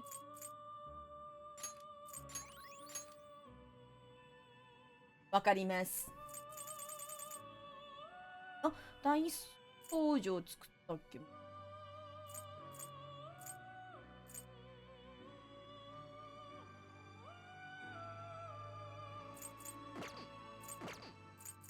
めるの見るのですか。閲覧なさい。いやマジでね、このゲームほんまにこういうゲームやねん。本当にちゃんと話を見ながらね、そういう展開だったんだみたいな感じにね、やっぱりね、なってほしいってかなりたいから、時間かかんだよ。構成の時間手をしっこたどるべき道はなんだ。待って、こいつも作りたい。何こいつ。うわー、この子か。マッチーじゃん。マッチ栗姫使わなきゃいけない。チョベリバー。じゃあミトラス作った方がいい。これは強いペルソナ引き継ぐ技能を選びなさい。待って。今日で久しぶりにアニメ見た？デュータさんお忙しかったんか？お仕事疲れちゃまやで。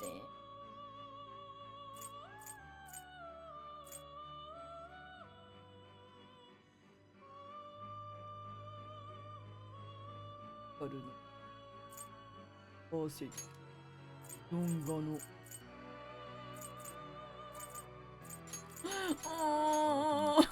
こうなっちゃうよマジデルタさんさ、お仕事あれじゃん。1年生やん。なんか大丈夫かなと思って。子供の育成見守るがごとく、時代の仮面であなたをお守りしましょう。めっちゃうまいってことね。分かったよ。私は全て分かったよ。お見通し。これも作っちゃおうかな。なんか新しく欲しいからなんか。技能を選びなさい。あ、なんとかね。あ、そうなんだ。いや、だったらいいのさ。ちょっと、でもやっぱ世知辛い世の中だからよ。やっぱなんかそのよ。いや、別にそのさ、お仕事をお手伝いしましょうかとか、そういうことは無理ですけれどもね。さ、やっぱりさ、困ってないかなとか、病んでないかなとか、それはね、逐一。さすがに持ったわ。さすがに持っちゃった。ごめん。ま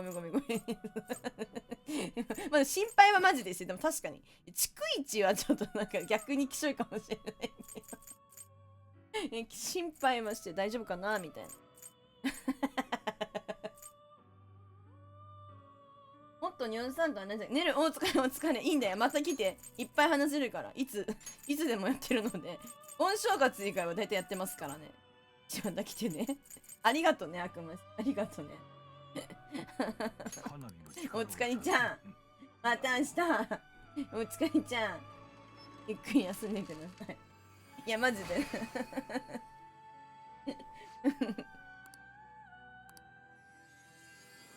そう、なんか割とみんな大丈夫かなとかも。なんか上司とかにいびられてねえかな。いびられたうちがいびり返すわ。いや、また明日。はい、また明日。おやすみ。ちょっとうちのリルタちゃんに何してるざますやめるざますって誰ですか出ていくわ、そこは。やっぱり前に行かなきゃ。それ新しく生まれ変わるのです。めちゃめちゃ迷惑。終わりですか？ああ、おもろいね。外出ます。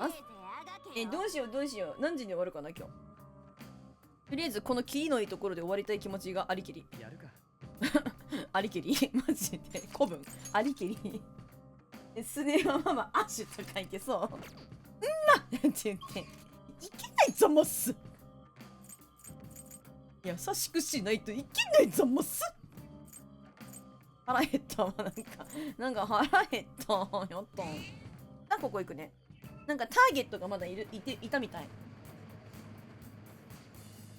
奥。メメントスの。何するざますはい。あ、こっち。手前、はい、手前行きます。さっきもこっから来たやんけ。こっちゃ。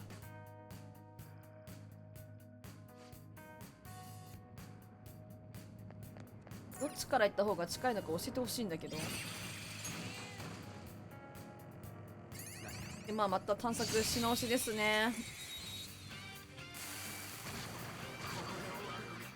なんでこいつら倒せんかったんやろ。うちなんか今当たり方ミスったかな。弱点がないわね。ダメか。わ。行動を封じるのも手かも。一応悪役令嬢やっぱりいいっすよ。あれって本当？うち見てないんだよな。悪役令嬢系最近見てないわ。怒らせることはできそうじゃない？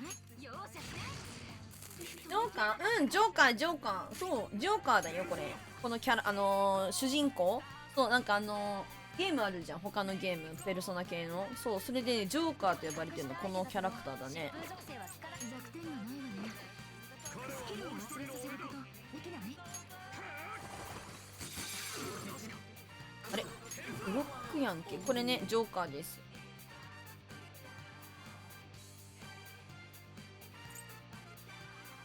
あったにゃー。弱点がないけど弱改正。点がないわね。困ったにゃ。行動を封じるのも手かも。どんどん。お、強い。やばい。あぶにゃー。やばい。おい、モルガナ足引っ張ってっぞ。危ない。見てください。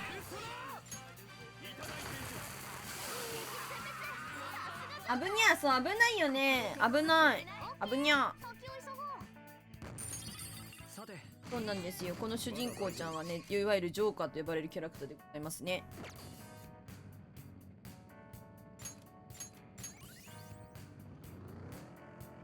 ターゲットを倒して、ここの新しく広がったメメントスを探索して終わりたいんだけど気になるそれマジでほんまにいつそれ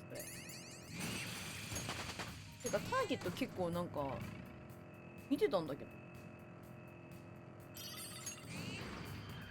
かなり強そうなシャドウがいるわ。おお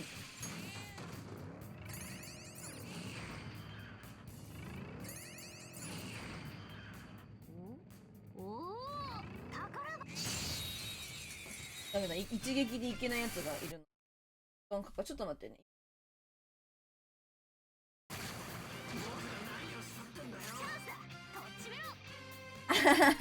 あ、そういうことね。Yes, yes, my Japanese being improved, so I can catch a lot of いい流れ。 is このまま行くわよ。フレーズかなフレーズね。I justありがとうね。日本語がだいぶ上達してこういうフレーズもだいぶきつくなったんだ。字が可愛くてね。イエーイナイスやばいやばい学習になっててよかったんです。私が正しい日本語を使わなければユッシーさんが誤った日本語をたくさん覚えちゃうかもしれない。危ない責任が重大だ。危ないかもしれない。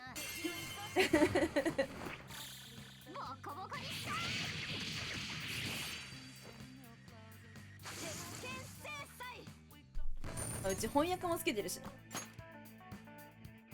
さてなんかクッキャンさんもなんか海外の方英語を出しておいた方が分かりやすいかなとかも分かりやすいか英語だけ一応なんかねスペイン語とかもねスパニッシュとかあとなんだろうどこの言葉だろうなんかいろんな言葉もね英語以外にも出せるっちゃ出せるんだけどそうするとね本当に負荷が申し訳ないんだけど私のパソコンのなんて言えばいいスペック的な問題でパソコン負荷重たくなっちゃってただでさ今その翻訳となんつうコメントのやつ出してるだけで崩れたりしてるもっとひどくなっちゃったりしてこれはねごめんなさいっていうか英語だけに出ていただいて正しい日本語やってやばいやってるじゃんギオンさんやってんじゃんそれただれい日本語だけどやっていかないな読めるよもう残念ながら私は日本人だからねこういうことにされたってね文章読めるのよこれが日本人の差がなんかすごいって言うよねなんか崩れてたりとかしてもさこれ日本人だったらなんか読めるみたいななんか結構そういうのなんかさ SNS とかで結構あったりするよねやばいボーンクラマーさんだクラマーどんどん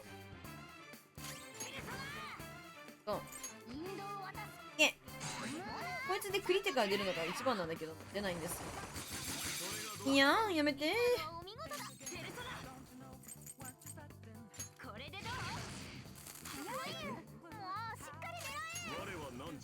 こうねでも難しいよねなんか日本語ってうちもさ本当にわけわからん言葉あるなって思っていまだにいやーもうちょっと忘れてるじゃない何もう最悪こいつ何これ目を回すのは悪かもしれないわ。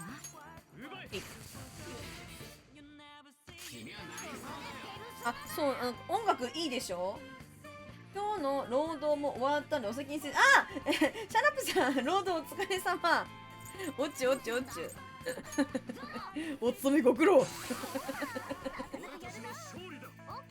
おやすみなさい疲れこの力があれば寝る時間大事やねの怪しい日本語ボットっていうのが怪しい日本語が溢れていますギオンさんが手入力したわけじゃなくてねすごい技術やなと思ったけどちゃうねんかそういうのあるんやな今日は休みじゃグーとか言って勝ち組やんけ畜生ゆっくり休めよ。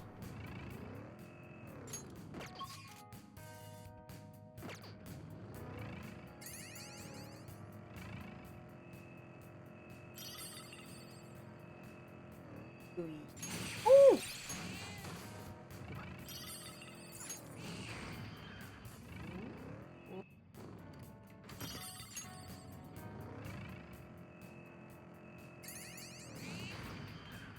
それ宝箱だ。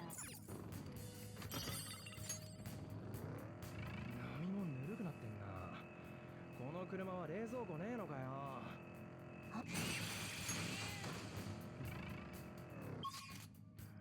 ラッキー。有給消化休まなすぎて毎年年末に毎年度末に合わせて消化してるから計画的に選んといかなと有給消化で消化で非消化しちゃってる。あはんいやあるよね。でも本当にねちゃんと有給取らないと老金に言われるから取れよみたいな感じに逆に言われたりするからな。そうね、ちょこちょこ休んだ方がいいね。本当に体休み羽休みみたいな感じユッシーさんにおいやメイさん決心した？家を出ます言ってお気をつけてね今日はどれぐらい1時間くらいかい？あれ今騎士のシャドウを待って。でもあれなんだね。大型のトラックとかもなんか大型なのかわかんない。トラックも運転できんだ。すげえな。パワハラの人だって。ユッシーさん、本日は1時間承知。お気をつけてね。夜、だから飛び出してくるおばあちゃんとかおじいちゃんとかいるかもしれないから気をつけて。どうした？そうなの？トラックなんとかそうなの？ユッシーさんのやつは、私は24年以上も英語を読み書き、書いてきました。だから流暢な当然のことです。トロコさん、落ち込まないでください。ありがとう。日本語から英語に難しいこと。あなたが実際英語を学ぼうとしてる。ありがとう。泣きそう。ありがとう。マジで。いってらっしゃいませー。大型じゃないか。そういうことなんだ。普通免許でこう運転できるトラックなんだ。そうなんだ。でも気をつけてね、本当に。IB fighting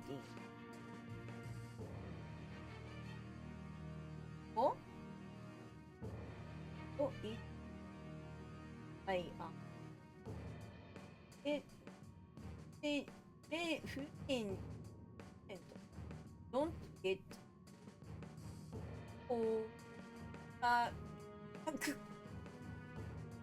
ありがとう。多分あれだ。単品Amazing. That's you. Actually かな Actually try to.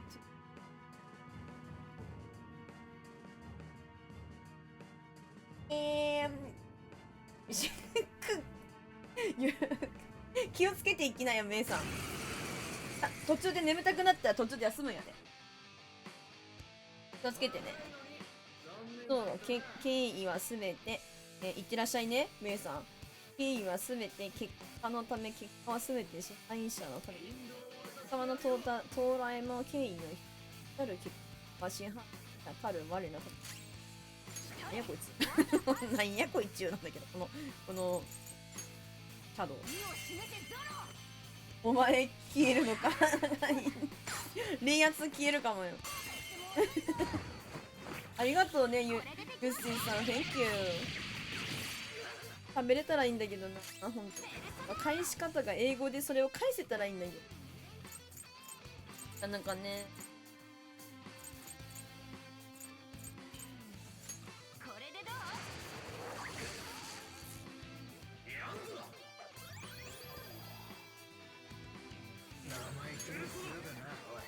向こうの方が戦力が上よ。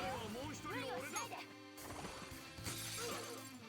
私なんか運転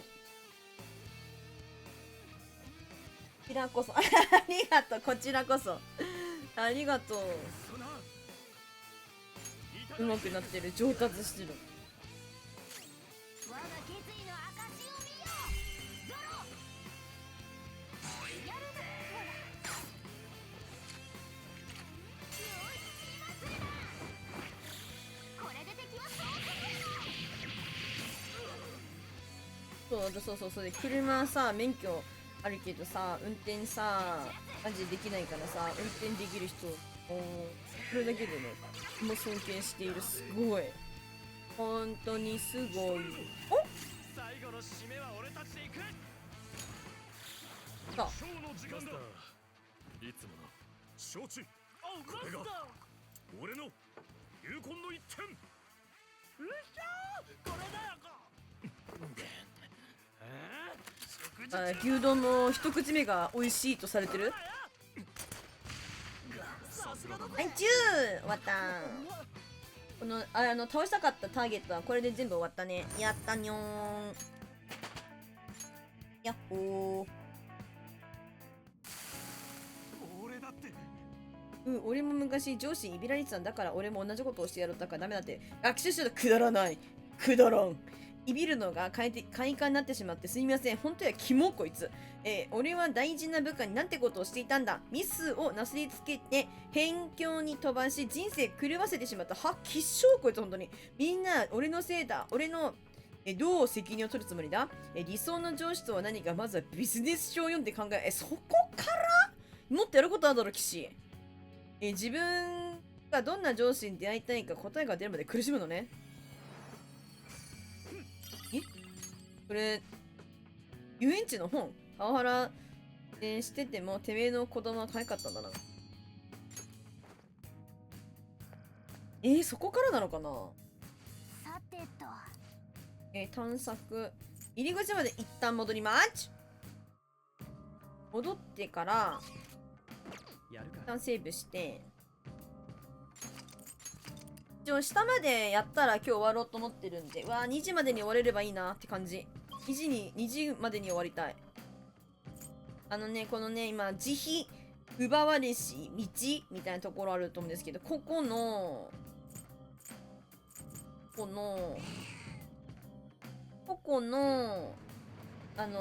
一番下まで行きたいんですよ私。ここまで行けたら今日はもうやるか。帰ってきて。セーブさっきしたけどセーブしちゃった。もうでも91時間やってる。91時間になっちゃう。怖い。どっかでマジで本腰入れてなんか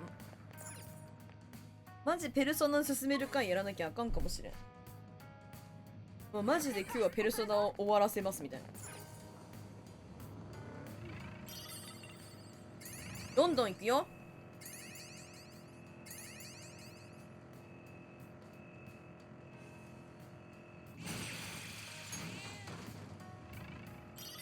いしょ。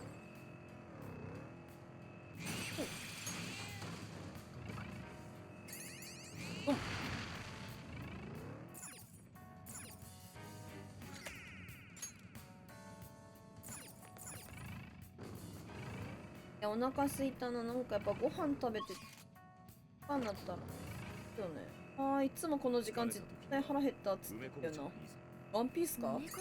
俺はルフィなんか。腹減ったって。いやゲンタか。ゲンタかも。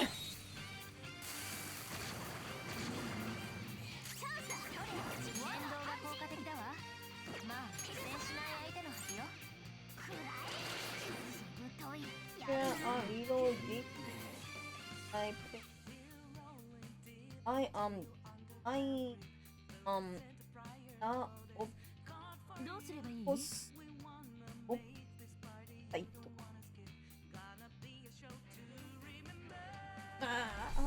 腹減った。お腹すいたな。さていやマジでね、今日ってこと？出た。今日ってこと？このゲームってかマジまだ無理なんだけど。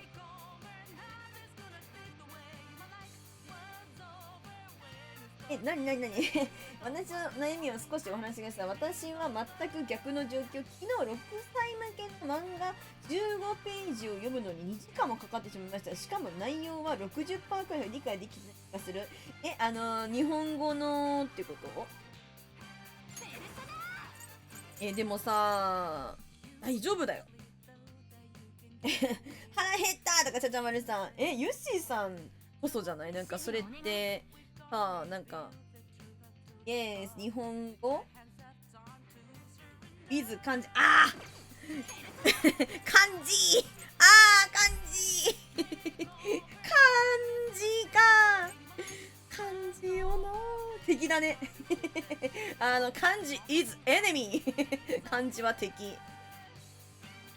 雑魚雑魚同じ。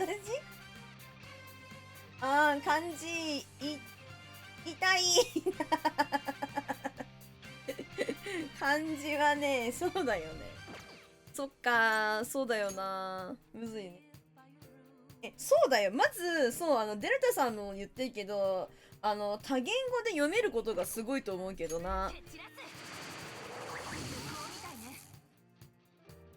何から入ればいいんだろうね、それってね。みんなどうしてるのかな。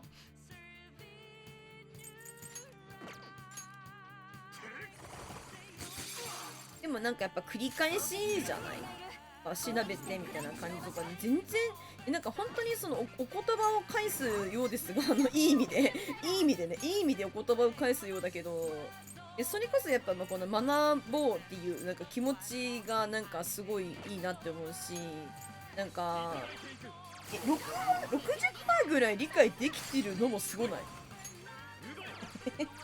だってなんだろう、日本のさ6歳のさ子がさ英語のじゃあその本読めますかって言ったらまあごめんなさい、絶対とは言えないけど学習してる子は別として基本読めないと思うよ。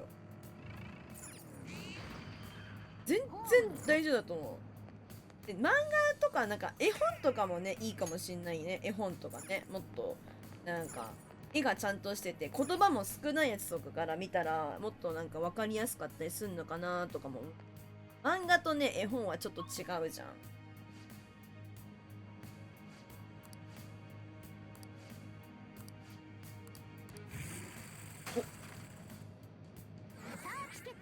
私も逆に英語のでに書かれてる漫画読めって言われても多分1ミリも分かんないと思う1ミリも分かんないかもよ。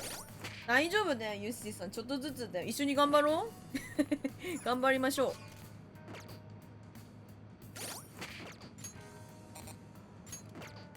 意気込みが大事やと思います。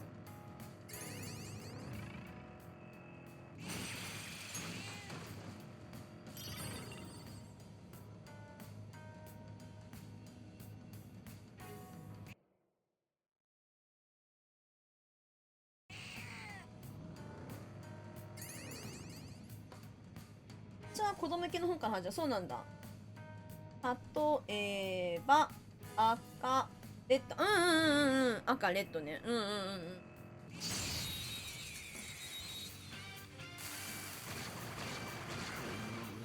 そうだよね。手がないとマジでなんかハードモードすぎになっちゃうね。呪音属性は効かないわ。油断は禁物よ。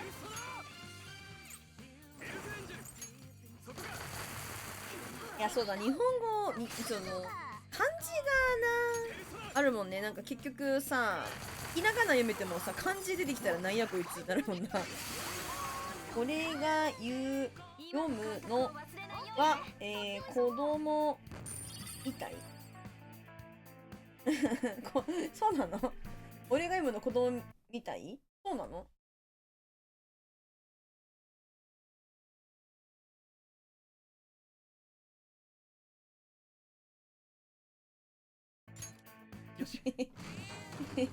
そうなの？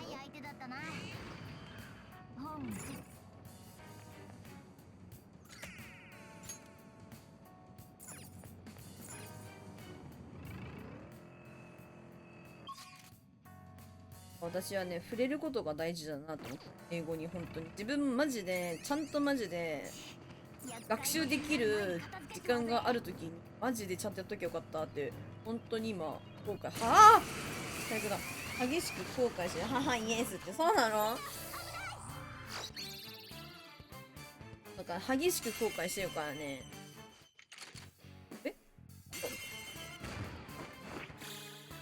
やっぱその触れるなんか分かんなくてもやっぱちょっとずつ見たりチャレンジしてみてさ、なんかちょっとやってみようかなみたいな気持ちが大事なんとちゃいまっかと思って。だから私なんかデュオリンゴをなんつうの続けてるからね、それがあって。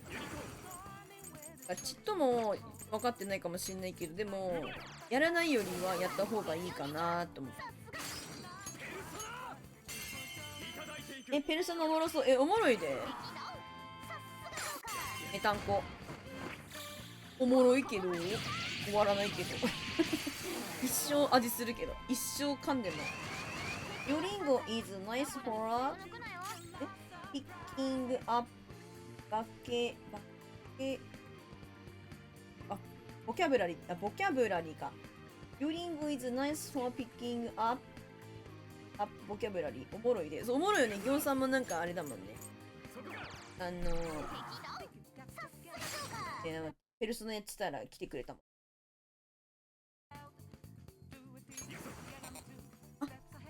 SP がない。あかん。やった。これクリティカルってなったらみんなが総攻撃できるからめっちゃええで。フリングは語彙を覚えるべね。そうだよね。そうそうそう。私本当に一からやろうと思ってるからね。マジでね、I am なんとかみたいな。is なんとかみたいな。本当になんかそういうところからやってる。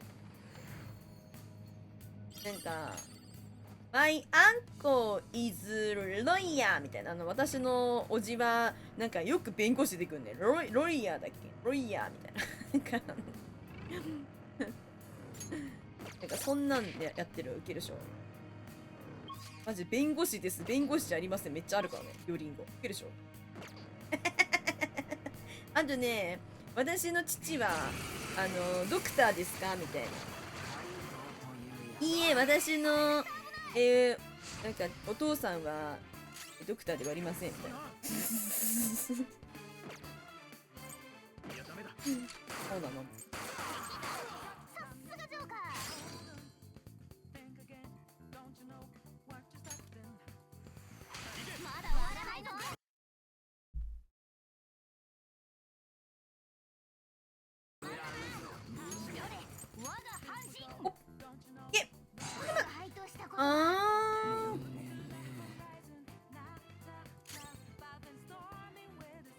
英語のことでね、ご伝授できること。ちょっと気取った英語で書いただけ自慢したくてお茶目マジでお茶目すぎお茶目じゃん。 If you need any kind of help with your English, I am always willing to help. I will ライトの過去形だ。どうとかな。That's in 何かね、ファンスターっていうのかな。ファンスター English Pro of すごい慣用句とかわからん。あと英語のなんかそのなんか言い回しみたいな。むずいなそれも。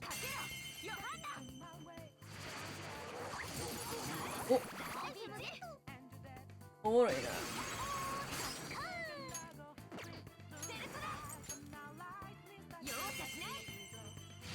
どんどんいけ。やばい、SP 回復しなきゃいけない。忘れてたの。ジョーカーがあります。買い物なの。てかうちが持ってる今ペルソナがあんまりいいペルソナないんだ。技とかが結構偏ってるからさ。ちょっと困ってんだよ。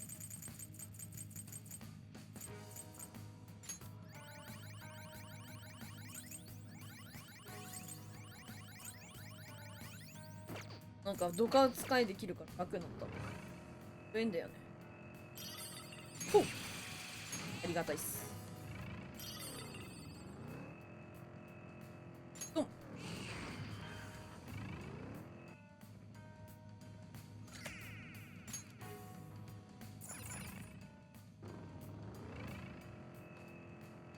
お腹すいた。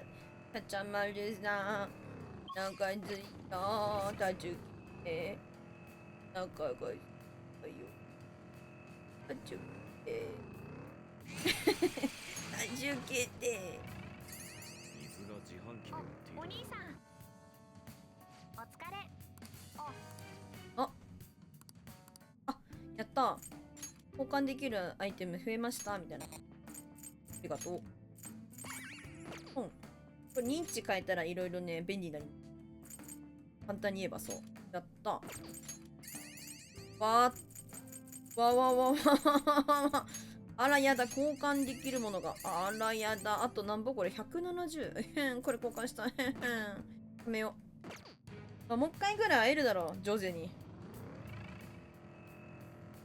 ここまで来たら、ここはないから下に進みます。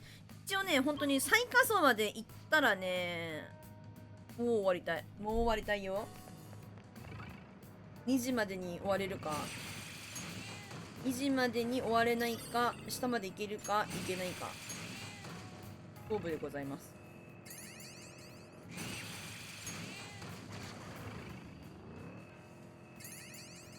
この青いのマジ一撃倒せないからまたうぜえ。ジョーカー黙らせるぞ。やばいやめてやめてやめて。おう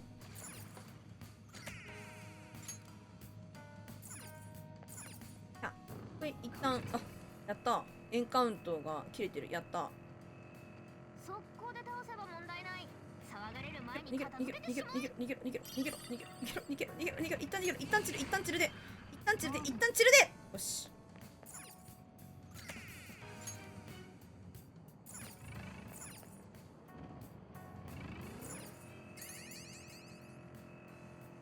なんだか寂しい場所だよね。暗いしさ。我が輩の照らす道を信じろ。ハイビームで行くぞ。はい、ビームで行くぞ。感じるぞ。これで全部いったかな。いってるっぽいよね。じゃあこれでもう下のエリアに行っちゃう。へへへへへ。お、待合室2個目じゃん。あれここ待合室か。ここ待合室に2つあんのかい。まあ一息つけるありがたいわ。有効に使わせてもらいましょう。やったってことはちょっと広いってことだね。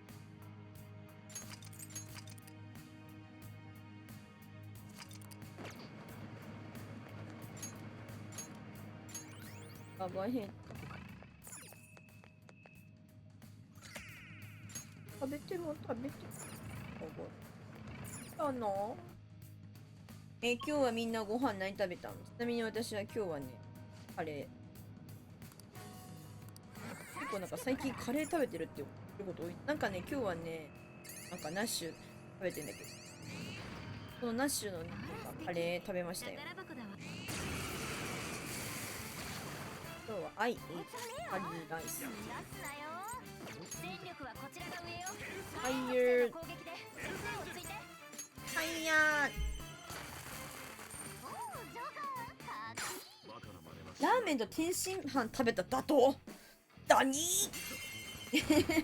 マジすごいじゃんそれ。しゃぶしゃぶ温野菜。待ってなんで誘ってくれなかった出た出たどっちもいいんだけど。なにみんな美味しいもん食べてんじゃんかよ。私を差し置いて食べてるじゃん。はい。ラーメンと天津飯はめちゃくちゃ捨てがたいけどさ、うちしゃぶしゃぶ温野菜めっちゃ好きなんだよね。今度やる。ありがとう。クロワッサン、クロワッサンだ。待って違うわ。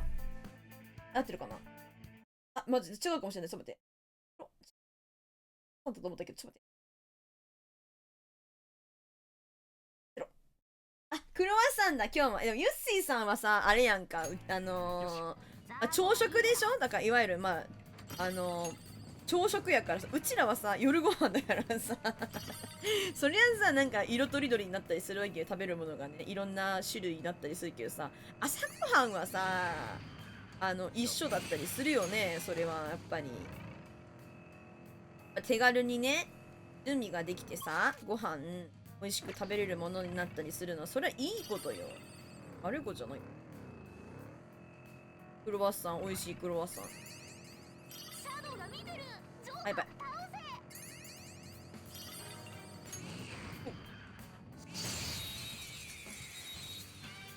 ブレックファースト。そうか私ね、この間の英語わかんなかったんだよ。意味わかんなかっ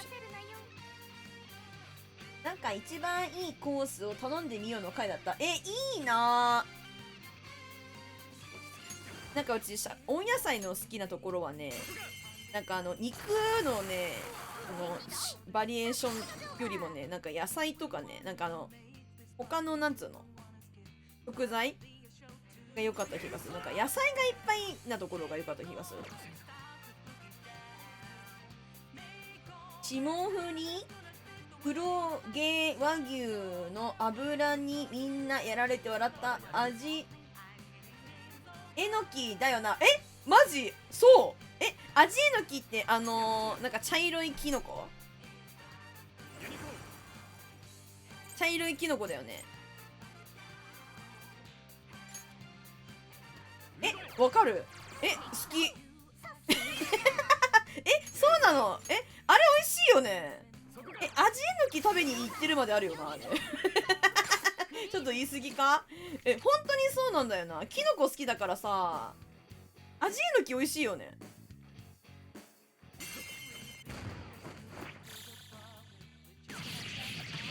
みんな油にやられてんのウケんな。いや、お肉美味しいけど、しゃぶしゃぶなんかほどほどでいいよな。よし。楽勝すぎてあくびが出るぜ。さすがに肉だけど味えのきはうまい。そっか。さすがに肉目当てで言ってるから、そうほなそうやな。まあせやろな。せやろな。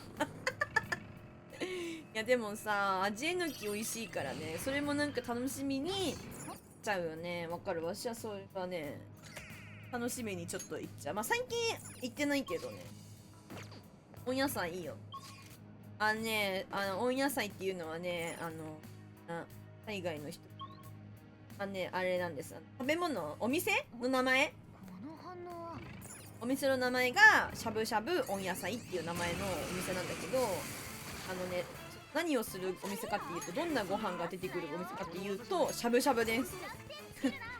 説明になってるかな。しゃぶしゃぶのお店の名前が温野菜っていうの。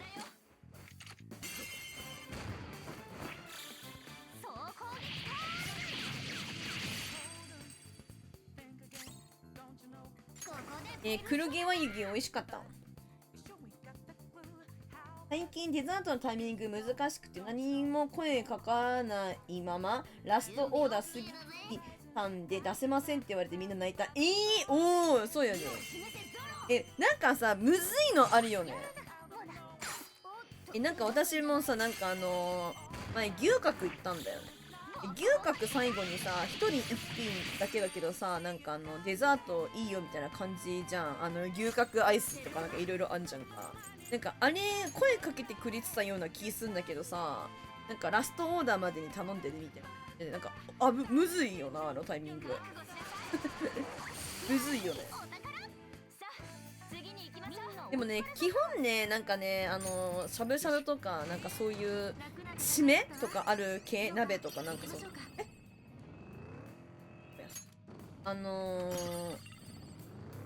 なんだろう、赤からとかなんか赤からみんなわかんない人もいるんだよなとか、まああんだけど、鍋の味噌とかあんだけど、そういう鍋の締めとかさ、なんか結構頼めないがちなんだよな。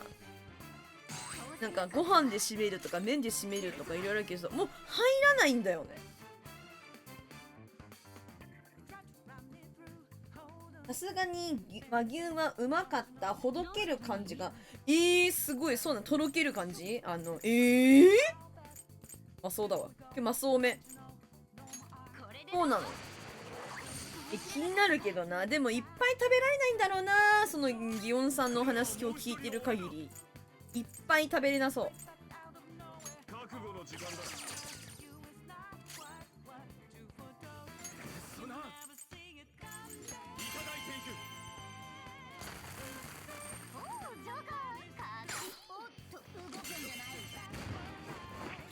なんかすごい警報鳴らないな、さっきから警報が鳴らない気が。な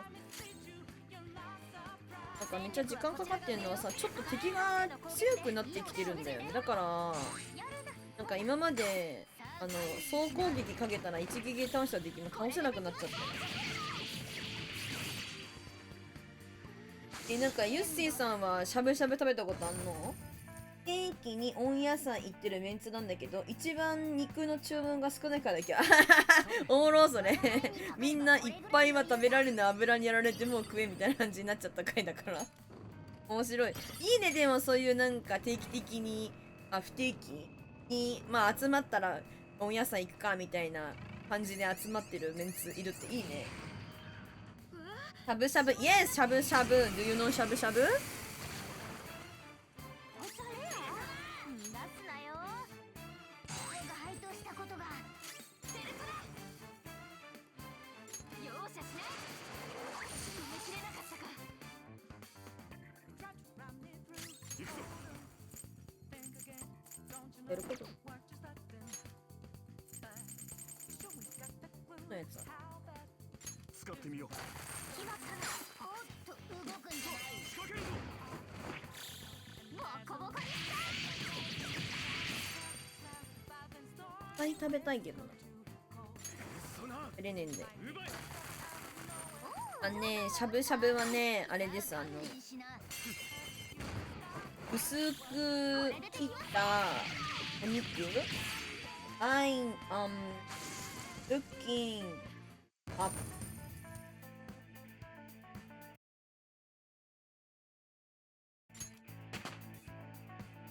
調べてる。ありがとう。ごめんね、ありがとうね。おお、良さげのスキルではないか。ニューパワーゲッ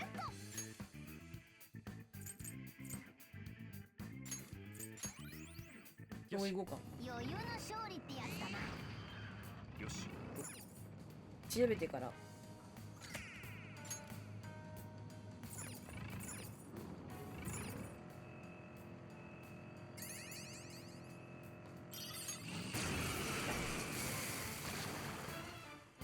こいつは経験値とかお金が美味しいんだよ。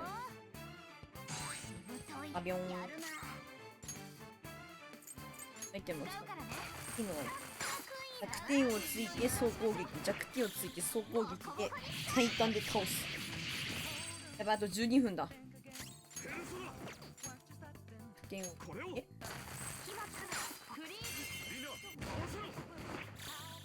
おお、この食べ物は美味しいみたいそう、美味しい美味しいよ。なんかお肉をさスライスしてさ、それをなんかこのだしっていうのかなみたいにこうなんかお湯にこうなんつうのかなつけてっていうのかな出して、まあその行為、このなんつうお肉をこう湯通しするっていうのかな、湯通しするその行為がこうしゃぶみたいなことなんだけど、いわゆるね、そういう食べ物なんだけど美味しいんですよ。でその火を通して薄く切ったお肉をね火を通して、またこのお好みのなんつうのソースでつけて食べたりするっていう、あとお肉だけじゃなくって、さっき言ってたお野菜を一緒に入れてお野菜と一緒に食べたり感じの食べ物なんですけど、ベリーベリーデリシャス。そうなんです。とっても美味しいです。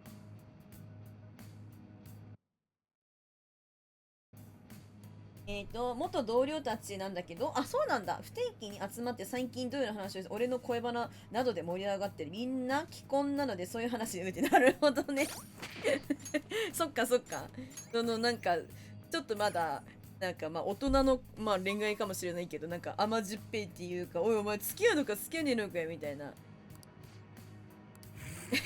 そういう話に飢えてんだみんな野崎の話してあげたらギヨンさんいなかったか。野崎の話するときにギヨンさん、野崎なんて青春なんだから今。もうマジ誰よりも今この日本の中で一番青春してるの野崎と言っても過言ではない過言じゃないですよ。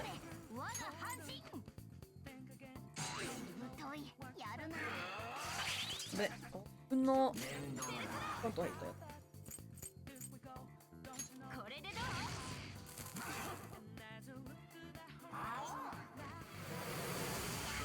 待って待って待って。春日さんこんばんは。にゃーにゃーだよ。おつかいちゃんお休みかい？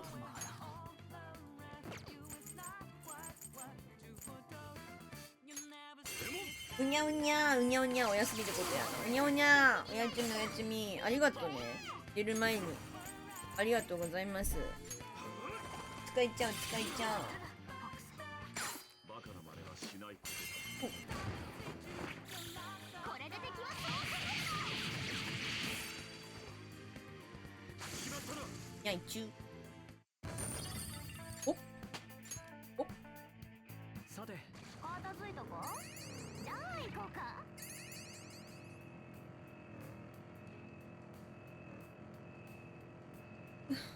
空いたんだよ、春日さんは。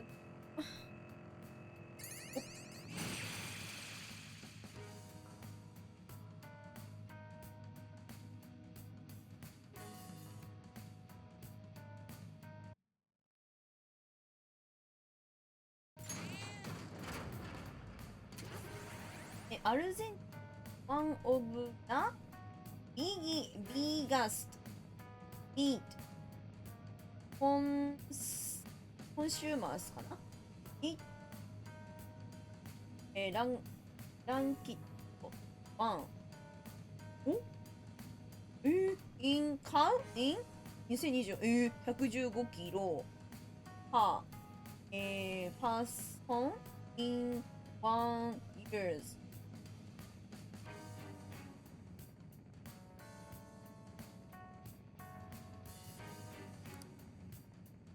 アルゼンチンは世界有数の肉消費国の一つです。2014年には牛肉の消費量で世界1位となり、1人当たりの年間消費量115キロです。やばそんなにお肉いっぱい食べるの？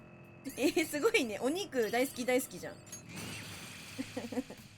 115キロいくよね。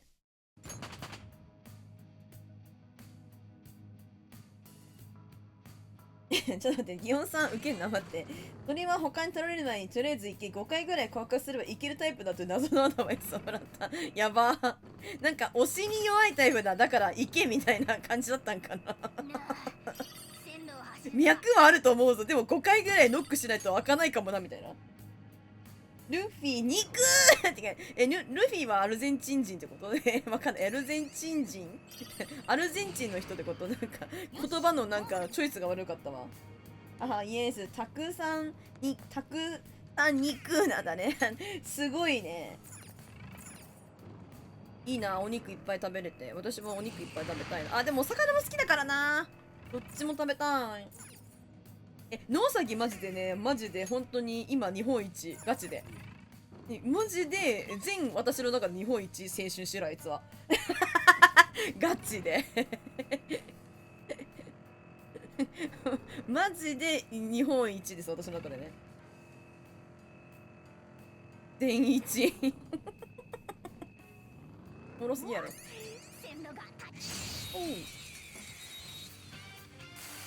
そうなんだ。お肉、牛肉なんやね。なんか日本、でもあれか、わかんない。そのアルゼンチンのそのなんか宗教とかの話、ちょっと私明るくないから恐縮なんですけど、失礼なことを喋っちゃったら申し訳ないんだけどさ、なんかその、日本はさ、牛肉以外にもやっぱりさ、豚肉だったりさ、鶏肉だったりは食べるんだけど、チキンは食べるか、海外の人も。あとなんか、地域によっては、羊ラム肉とか食べるんだけど、アルゼンチンもそうなの。やっぱでも牛肉が一番なの。白熱はダメなのね。祝福属性が効果的ね。隠した相手に取りこぼさないでね。ビュッフェとか言って眠てえからあれなのかな。肉ビュッフェ。いやね、ユッシーさんはね、アルゼンチンの方なんだよ。あんまり恋愛対象じゃなくて友達からタイプだと思うから1回じゃ無理かもだけど意識はしてくれると思うからみたいな文脈だった。おもろ。ちょっと待って、おもろ。待って。あんまり、その、相手のその、気になってらっしゃる方が恋愛対象で友達からタイプだと思うと。一回で無理かも。はしてくれると思うからみたいな。さすが、あれじゃない、既婚者さんたちじゃないそれ。そんなアドバイスできるのすごない？したことねえ、そんなの。てか、わかんねえわ、そんな。すごいじゃん。感動している。グブフェとか、そうそう、なんかわかんない。ごめんね。ごめん、何に対してあれしてノウサギくらい、単純になりてーって素直だよ、あいつは本当に。素直なやつだよ。にゃーだね。And here is like all you can.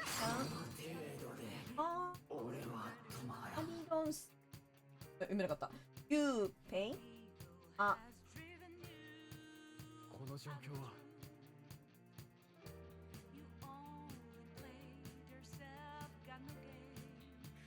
いや、what ever?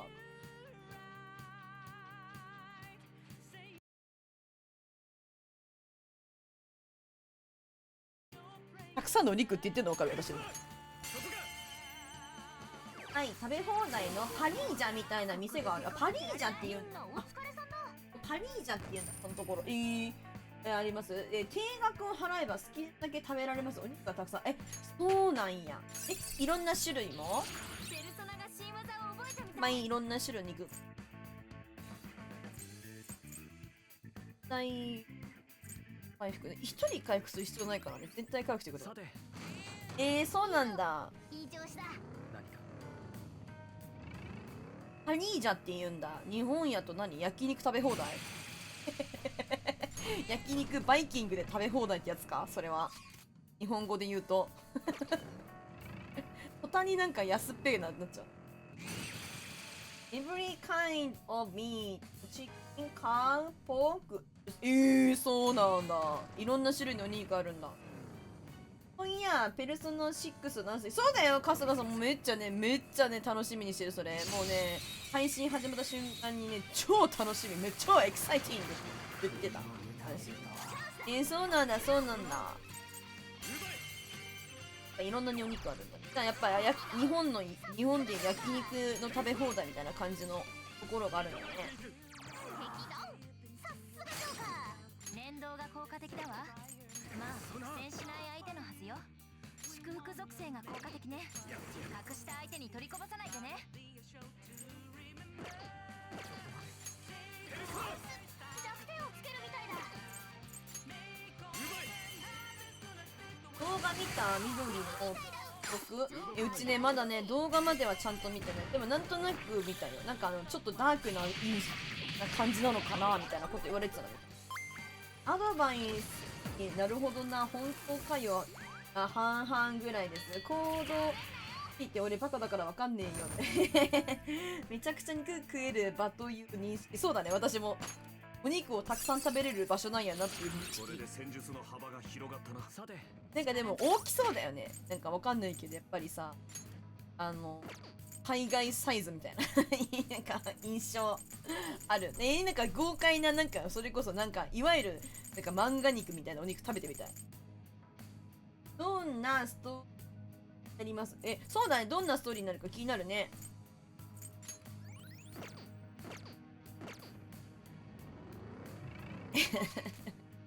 おもろいな。悩んでるんだけどいいんじゃん。当たってみろ、ノックしてみろ、コンコンコン失礼しますってやんなさいっていうアドバイスでしょ。お兄さおん。肉好きだよ。お肉好き。めっちゃお腹すいた。今も肉を欲している。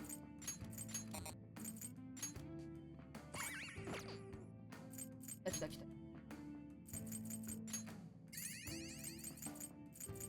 お腹鳴った。聞こえた？本当にやだ、お腹鳴った本当にお腹鳴ったんです。本当にお腹鳴ってるんです。ロックプラソではあるよね。そう。牛丼好きだよ私。ちなみにだけど牛丼とか、あとね親子丼も大好き。豚丼も好き。わからなきゃわからん。本当にそうだし、ね、そう6そうなんかちょっとダークな感じなのかなって、なんか評判、みんなもなんかそのトレーラー見てさ、情報見てさ、来た最新聞で合ってるか、暗そうなイメージなのかなみたいなこと結構噂されてるよね。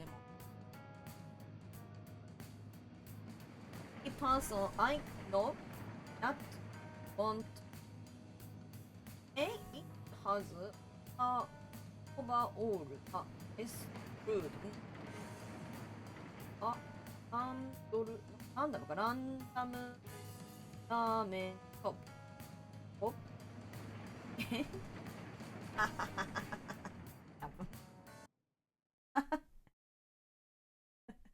はは私が知ってることない。日本が全体的に最高の食の国だと言っていいか、どこにでもあるようなラーメン屋さんですね。最高。もう安いんです。いや、物価高になっちゃってるからね、日本はね。だから海外の人からが来たら、なんかいい感じかもしれないけど、日本のもう、リーマンたちはもうヒーヒーいっぱいラーメン食うだけでもね。だけど、そう言ってもらえてとっても光栄です。光栄です。ラーメン美味しいよね、日本ね。なんかよく海外の人がさ、日本にさ、こうなんか旅行しに来た後のなんかそういうなんか動画、ショート動画とかをね、ショートムービー見たりするんだけど、ムービーだってのかな、やっぱりなんか日本に行っちゃいけない、なんでみたいな中見たら、もうご飯が美味しかったり、コンビニのお菓子とかも最高。そう、だからなんかどこに行っても超最高で、自分の国に帰った時のショックがすごいから、日本には行かない方がいいみたいな、そういうなんか動画なんだけどおもろーとそうなのかなみたいな感じだよね。うちなんか翻訳なんか外れてるかもしれない。言ってるかも。円安だから日本人から見たらどんどんね高く、そうそうそう、日本人はね本当に困っちゃってるけどね、ラーメンいっぱい食うのもさ、もっと体制認めないと壁開かんない。はい。帰るぞ。予約ですね。目的を果たせましたので、帰ります。ちなみに2時2分。2時2分。ギリだな。許容範囲でしょ。今日はね、2時になったら終わろうかなと思って。書くか。終わろう。ちょっと外には出ようか。出て終わろう。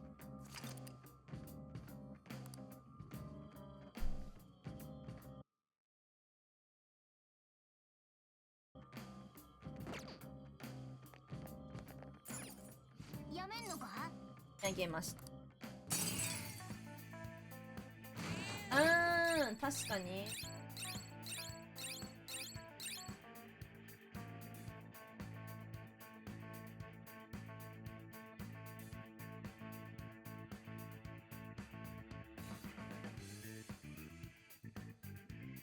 うんうん。旅行の人のが安かった。観光客にとって安かった。でもしょうがないよね、このね、なんかご時世。だからしばしば別れたお互いの無事を祈ろうを、ありがとう。パパ解析したの。何かとね、OK だ。じゃあ行って、俺がなこと許す。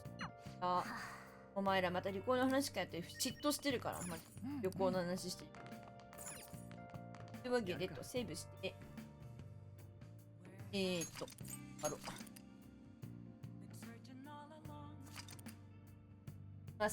なんか、過ごしやすく快適過ごせるといいですよ。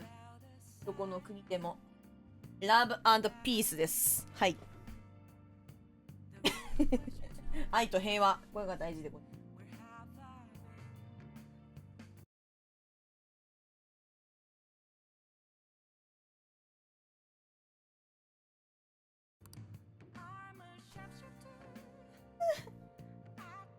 ラブ&ピース大事じゃないマジラブ&ピースじゃない。